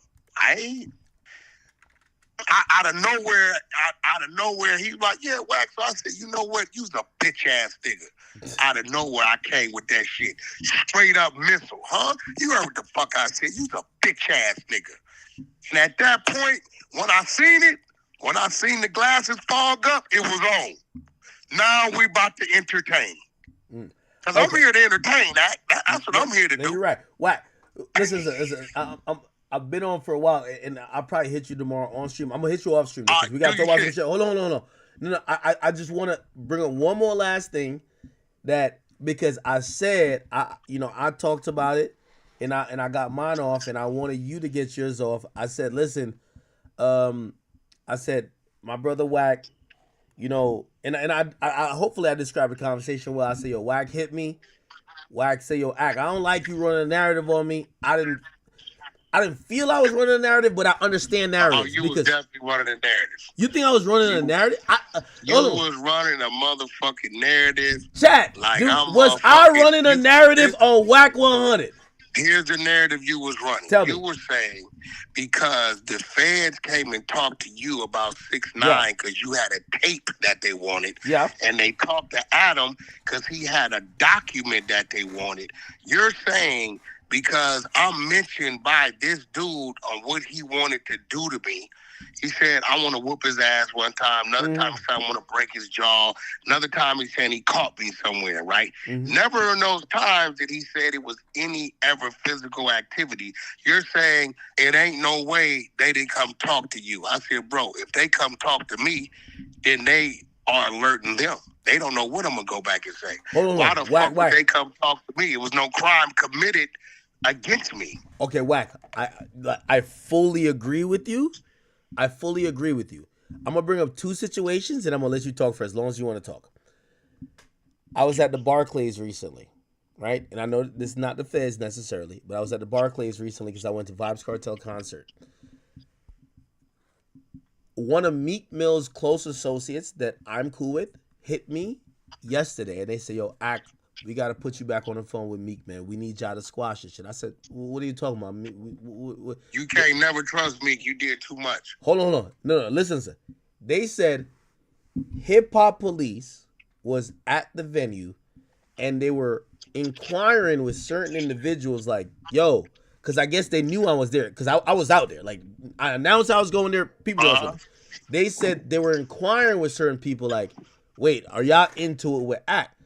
For those people, because they do business in the music industry too, it wasn't their thing is this. When New York and especially Hip Hop Police start feeling a certain way, New York is bro, y'all got more of that shit than anywhere. The Hip Hop Police. So they said, yo, if we got to get this shit right, because they're looking at it from their aspect. We don't want to get banned from some of these venues because niggas got supposedly got issues with you. Like it ain't like that. And I understood that. Or they don't want to get locked up or indicted. Now, let's get to the other situation. So that's the first one. Bro, you and Meek Mill shit can't go to no fucking lockup or indictment. That's just them making sure it ain't no problem. Making sure they ain't trying to do nothing to you. It gets there quickly. I'm gonna tell you why it gets there quickly. They banned Chef G from Rolling Loud. Hip Hop Police told Rolling Loud he can't perform.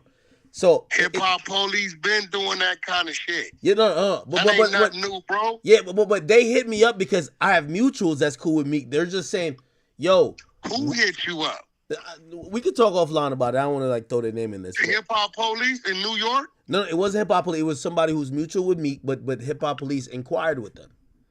Oh well, I mean, bro, that's you know what? I'm gonna be real. Even when it comes to that, that's a lot of times them sitting there kind of watching the internet. But you guys were in the same place. When K Slay used to give his boat, the straight stud, the little yacht parties, right? This is how I met the Hip Hop Police. I pulled up, they jumped out on me. I thought niggas was gonna try to kill me, right? Niggas had on motherfucking Air Force Ones, white tees, motherfucking True Religion jeans, where they had the badge like 21 Jump Street under the shirt. It was a motherfucker named Curly. They called him Curly or some shit, light-skinned dude. Yeah. Right? So Curly would get the flyer and then email Slay and say, hey, bro, such and such supposed to be in town hosting the club this same weekend. You're not bringing them to your boat because we think it might be some confusion. If so, we might shut your ass down. Straight up, they would tell them. So if it was two people that knew had a problem and they see Slay doing an event on this day on the boat and then dude is supposed to host the club, they would straight up tell Slay, if you got this dude coming on that boat, that then you got this dude, we're going to shut you down at the docks. Pier like 39 or some Wack, shit. What you're saying is hitting so close to home because when... No, bro, I watched, I seen it. Hold on. The associate that's... And I'll tell you off stream. The associate that's cool with Meek, that's also, I'm decent with, they said, yo, Hip Hop Police hit us about Saturday. And I said, I only went on Friday. I had tickets for Saturday. I let my brother go. They said Saturday, they knew, or you were supposed to expect it to be come back. And they were making sure, and they told niggas like, yo, bro, if y'all niggas got issues with Act, or if y'all do whatever, it's going and I'm like, so I was talking to them to say, listen, I'm a civilian. So if I put police on somebody, I'm going to tell them I put police on them. So, I ain't going to hide and do nothing. So I said, I never contacted no police. And by the way, Meek ain't Jamaican. I'm Jamaican. Everybody know I'm going to be at a Jamaican event. I said, if Hip Hop Police had those conversations with y'all, now it makes sense because there was a hip hop police. People were pointing out certain people that saying those are hip hop police the day before, and I guess they took note that Wack is here. I don't even know if Meek was supposed to be there. To this day, I don't know, but they're doing their due diligence and probably said something to his team, and his team probably say, "Yo, bro, if they saying this to us." Was you on the flyer or something, Matt? Was you on the flyer? I announced I was going. I posted it everywhere. Okay, I'm going. That's how they knew. On top of that, bro, it's snitches in the hip hop community. They tell. Like, it ain't no fucking different. By the way, you know how many times gangs bust, we pull up on the bus and I get off and they waiting, bro. I didn't had like Wack. 15 encounters with them. Wack. That's how I know the dude's name. I said, "Hey, bro, what's your fucking name?" He said, "They called me Curly, light-skinned black dude, about 6'2". Yo, Wack, this is why I got spooked a little bit. When I spooked, well, I'm like, what the fuck y'all talking about? Because in reality, yo, every place I normally go, and I go to the Barclays, I go to Madison Square Garden, I do go to places in New York, but I never announce it. Everybody knew. I even had a stream. My stream that day was called, I'm going to stream an hour before I go to the Vibes Cartel concert, which was at the Barclays. So I made like this real public announcement. I'm going to be there, which I never do, but it's Vibes Cartel, my favorite artist. So now when they tell me this, I'm like, somebody must have told him I was going to be there, because I don't know no hip hop police to tell him. Like, and if they're asking people who they feel is associated with me, because that's what they told, they were like, "Yo, bro, we're not trying to get locked out of places. We're not trying to get blah, blah, blah, blah. We're not trying to, like, it ain't like that. Yo, we don't want police be involved with our shit, and they talking about you." And I'm like, what the fuck? Talking about me? But it's hip hop police. So I was like, all right, I'm down to, you know, me and Meek got on the phone one time with Savage. Like, it went bad afterwards, but I'm like, yo, I'm not really trying to, like, nobody's never done nothing to me. Like, they never put hands on me, nothing like that. So I don't want to put police on y'all. Like, bro, we could just ignore each other. Y'all leave me alone, I'll leave you alone. I'll stop talking about y'all. Y'all don't tweet about me. And let's do that. But I was just shocked that hip hop police would be on to that. Man, check this out, listen, man. That shit ain't, look, what you talking about ain't got nothing to do with what I'm talking about. That's just niggas watching the internet. End of the day, right? Just because a motherfucker's caught on a wiretap about what he's dreaming about what he's dreaming of doing. Wack. I gotta say my second thing. The second thing is that even when you had told me about the Jay Prince thing, I mean, you never met Jay Prince, or you met him one time, or whatever the case is. Oh, I didn't met Jay Prince a gang of times. No, but here's the thing: if the feds called you about Jay Prince, why? They definitely did. I recorded it and put it out too. Did you find it? We listened to it on stream. If they called you about that, why wouldn't they call you about Big U? And by the way, that was an assumption. Because you got to remember, bro.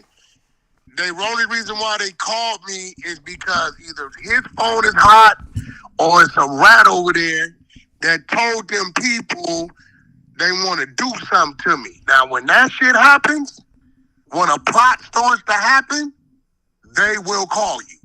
They will approach you. If they hear me on the phone saying, yeah, word is that nigga Act go to his office at about 3 o'clock. I'm going to have some niggas out there watching him. We're going to follow him home, and then we're going to wait a couple weeks, and we're going to send somebody at him. They're going to call you. If they catch me saying, yeah, fuck that nigga Act, I want to break that nigga jaw, they don't give a fuck about that, bro. It's two different things. So for them to call me like they did, that means they intercepted something over there. So all I did was shut it down. I don't even fuck with the nigga. Right? So at that point, he got a leak over there. His phone is hot, or some niggas close to him is on there talking. Somebody was saying some shit that was potentially a threat at me as far as a real plot. You get what I'm saying? Yeah. And they caught it. That might be true. Hey, I'm telling you right now, bro, if I would have said anything different from what I said, then they would have took whatever they caught on that line, they'd have booked him. Hey, let me ask you, 6ix9ine told me this. I think I've told the world already, but it always spooked me when he said this. He said the feds. So this is Southern District of New York, which is the FBI, Homeland Security, all these people. He said they interrogate him for 12 hours about every single thing. He said after the interrogation, he said a different set of feds came in a room where he was at, and he said they asked him, "What you know about Jay Prince?" I ain't gonna lie, that spooked me too. It told me the feds want that nigga, and when I watch his documentary, he even admits they've been wanting him for a long time. That's why I think he been cooperating, keeping it real. You think Jay Prince cooperate? Nah, no. That's a fact. Shit. Been a whole lot of incidents, a whole lot of situations, a whole lot of shit that I know about. Hey, did you see that video where he was walking down the street, but he seemed like he was taking shots at you? I mean, what I like though is I'm the only dude in the world that got real estate in his head. You've never seen Jay Prince talk about anybody more than he talks about me. It's funny. Okay, but Wack. Now I don't take him You are kind of seriously. making it hot for him though, like. I'm not making a motherfucking thing hot for him. What you mean? Nigga trolling is trolling. I don't know what that nigga do every day. Yeah, but Wack, if you're talking about him and his son, and you told him in a certain way, like now he's probably thinking. What you mean about him and his son? Bro, everybody know about his son, bro. What you mean? That nigga got a sealed file. Dead homies. Fuck out me. I'm gonna talk. Look, anytime you take shots at me, I got a whole war chest on them dudes that I ain't let loose. But every now and then I gotta spank them. Every now and then I gotta spank them. That's it. I mean, that makes sense. Like, nigga, ain't no, hey, bro, see, I'm the dude when they say, hey, nobody does this, I'm gonna do it. Fuck dude. See, I see people in a different light. I watched dude get kicked in his ass, bro, and didn't do nothing about it. Who got kicked in his ass? Saying? Who? Jay Prince. Wait, Junior? No, the daddy, Las Vegas, Suge Knight, kicked him square off in his ass. He didn't do nothing about it. I seen this. You seen him get kicked in his ass. Nigga on my mama. This is not a loose canister. This is the Wack. No, this ain't no, hey, bro, listen to me, bro. Listen to me. I caught the nigga in the alley at Sunday service after Ye's little church shit and confronted him. So everybody want to talk this bookie and all that shit.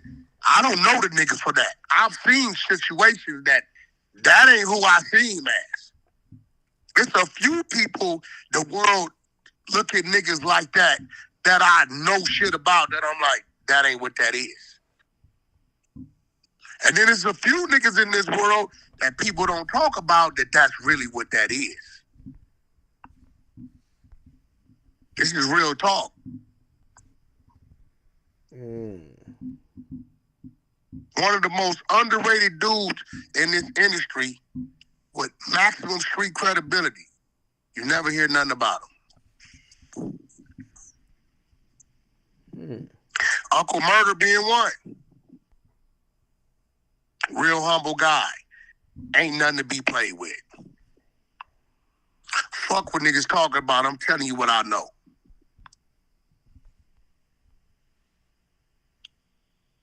You get what I'm saying? So a lot of these dudes, let's act. I'm gonna put it like this. A lot of people that you think is that, you only think is that because of what the chatter was when you come into the game of other people saying he's that. And guess what? Those same people that's telling you ain't never seen dude do shit, but other people told him. Now, if you ask somebody, who the fuck seen dude get it in? Ain't nobody can tell you shit, bro. It's just what the chatter is. Wack. I'm a nigga that has been around this shit for a long time. Would you ever go to Houston? When the fuck I want to. That nigga don't run Houston. He gets strong in the fifth wall. Don't get it fucked up, bro. Niggas got teams everywhere, bro. That's like he can come to LA. That nigga got a team out here like I got a team out there. It ain't no one nigga that can stop no one nigga from going nowhere, bro. But everywhere you got, it's a Burger King and a McDonald's. It's some Crips and some Bloods. It's hot and it's cold. It's red and it's blue. It's black and it's white. Everywhere you want to go to New York, the niggas that don't get along with them niggas, that's who you fuck with. This shit is elementary. That shit ain't hard. Ain't no, bro, don't no one man run no city, bro. You got a point. May have a nigga run a block, but don't no one man run no city, bro. Not one. Show me one. Show me one. Show me one motherfucker. John Gotti didn't run New York. He ran a section. Now you're right about that. Yeah, so that shit don't work with me because niggas tell these stories. I know niggas telling these fucking monster stories about niggas I know is known rats. Nigga, that nigga ratty. Nigga, that nigga, what? Who? Man, that nigga, but he know I know. Nigga, you know I know. I done seen some shit with some of these dudes. It's a lot of shit that occurred way before niggas' times to where some of us are still around, bro. Come on, bro. Come on, bro. Like, at the end of the day, Charleston White then called that nigga 15 million bitches right in Texas. Yeah, I was wondering that. I think he probably forgave. Yeah, that's what I'm saying. Stop talking that boogeyman shit. Boogeyman go get it, nigga. I don't want to hear none of that shit. I don't want to hear that shit. I don't want to hear it. You think if I go to so last time I went to Houston, I was with Sauce Walker. Yeah, I gotta check it. If I check it with Sauce, I'm good. Sauce solid. Ain't nobody. You heard what Sauce said. Nigga, if Takeoff would have been with us, it wouldn't have happened. And didn't give a fuck about how they took it. He ain't say that. Yes, he did say that. You asked your chat. The next day, he said if Takeoff would have been with us, then none of that shit would have happened. Fucking with the wrong team. Ask your chat. Your chat, is that true? The fuck? Like, bro, stop believing the hype. His son ain't shit. Junior ain't nobody. That nigga weigh 118 pounds, bro. And that nigga grabbed onto my arm in the fountain blue, begging me to get him to safety. I don't believe Well, these I keep niggas hearing that out story. there, I don't know if that story. Nigga on my motherfucking mama. I gave my baby mama phone number. Want to call her? She was right there, nigga. I don't gotta tell no lies about shit. Nigga, we can call down in and live, nigga, to the nigga that run live, nigga, who had to open up the side door because the nigga had a minor with him. You're not talking about headline the mic. I said, bro, keep Birdman in the front up top. You know what's going on. I look at this nigga, he's like, yeah, I said, I'm gonna take him to your area, bro, down bottom in the back. So I don't gotta tell no lies about nothing. About nothing. I know a lot of these niggas' truths, bro. I just saw niggas get choked out, slapped up. I done seen some niggas get knocked out. And niggas, you know what I'm saying? Yeah. I done seen some shit. Nigga, I watched Puffy get pressed by a little homie. You watch who? Homies at Chalice. Nigga, call Hit Boy and say, Wack told me the story about your little homie from PDL that pressed Puffy into security. Had him shook up in the parking lot. Puffy like Diddy? Wait, Puffy like Diddy? Yeah, what? Man, the little homie was loaded, come in the parking lot. He said, what's up, Playboy? He said, I ain't your Playboy, you bitch ass nigga. I don't even like you, nigga. PDL, you bitch. Told his security, bag up, nigga, for I'll flatline all you niggas, you bitch ass nigga. Puff on the motherfucking gate, shook. Little homie. I had to come out there, dog, what you doing? Fuck, hey, bro, leave them niggas, let them niggas be. They here for business, bro. Puff, you straight? Wack your man. I said, I got him. Come on, homie. I done seen some of the niggas you, bro, listen, bro. Right. I act. Y'all niggas do it how y'all do it. I come from this shit. I done seen it. I know what it is. You call Lil Wayne and ask Lil Wayne if Wack ain't made some boogie mans, call him and apologize. Ask him. I believe that. I believe that. I don't got to call that. I believe that. Hey, on some real shit. I believe that. Lil Wayne them tell you, we don't even know Wack paying attention. Next thing we know, we done got to some shit. Next thing we know, niggas on the jack apologizing. God. Wack on the jack. Like, bro, a lot of these niggas think these names and shit. Like some of them be that, but a lot of them don't be, bro. Some of these niggas been caught with transvestites. You know what I'm saying? That's why a lot of these niggas shut the fuck up and don't play with me, because I expose their ass. It's real shit. Nah, you right about that. Hey, have you talked to? I mean, I feel like you and Luz, it was a little interesting before you got in, or he got in. But have you talked to Luz or Brick or anybody who got locked up before? Locked up recently or no? I talked to Luz today. Oh, really? Oh, that's dope. Yeah, I mean, you know, they just waiting on their court date. Damn, when's that court date gonna be? I think he goes back in May or something. Damn. He's trying to go back for another bail hearing. His last bail hearing, they brought the no jumper shit up, and they said it was a police report in. His attorney doesn't believe it's a police report in. So if they can't provide a police report, then they got to strike that from the reason why they ain't letting him bail out. Wait. So they're saying there's a police report from that incident outside No Jumper, the jumping. That's what they saying. That's what they said. But nobody's seen one. Yeah, it got to be a police report though, because the feds was talking about certain dollar amounts of what was taken. They feel like they knew more. God damn. All right. Yeah, so they definitely brought that up.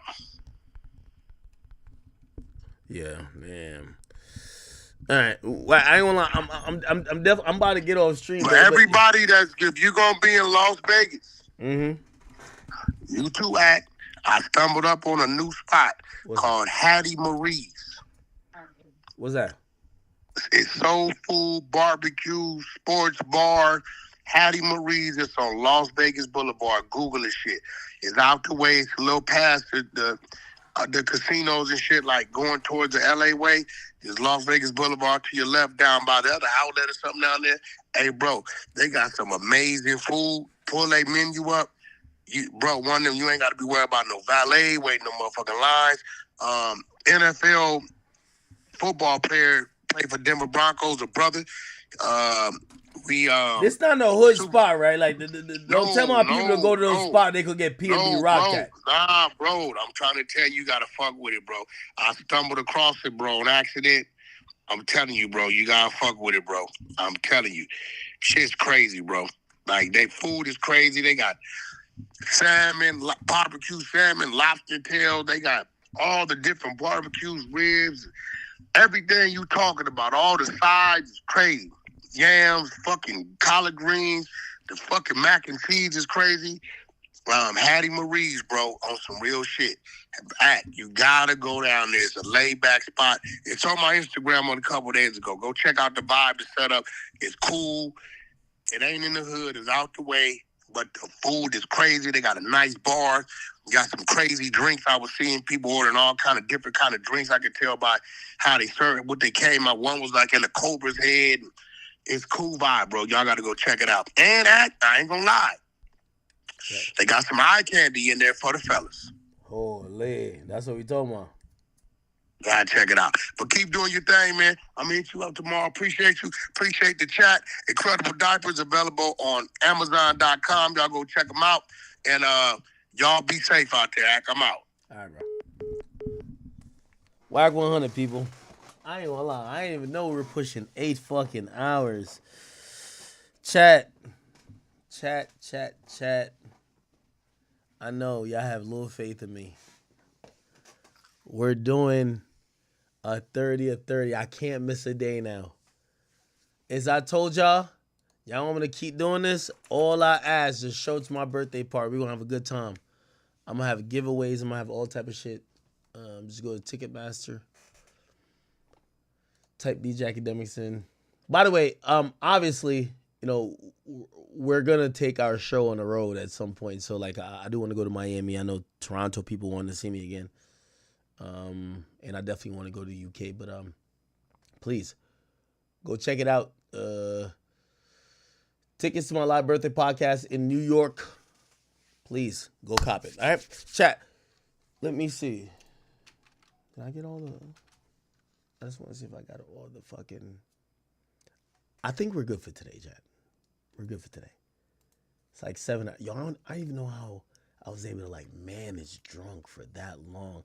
Yo, Ruger Red, thank you for all the subs or the memberships actually on the Academy page. All my Academy supporters, I love y'all. You know what's so funny? A lot of times we be focusing on King Academics, that page. The Academy, that's where niggas really be at. The Academy, like mad people over there. Also, by the way, we do have the Academy chat on the screen. And King Academics, I got to be honest with y'all. Like, I love y'all. I read y'all messages. Like, I read y'all chat on my screen. But the reason why the Academy chat is on there, because them niggas, they be going crazy over there. Like, they tapped in. So we got to, like, show support. All right, chat. I'll be back tomorrow. Don't believe me. Just watch action. We got to do a 30 of 30, and it's going to culminate at the live show, my birthday podcast. I love you guys so much. Appreciate you guys so much. And just thank you guys, all right? Hopefully I gave you enough entertainment. I tried, but I definitely left some topics on the table that we could get to tomorrow, all right? Love you. Peace. See you tomorrow.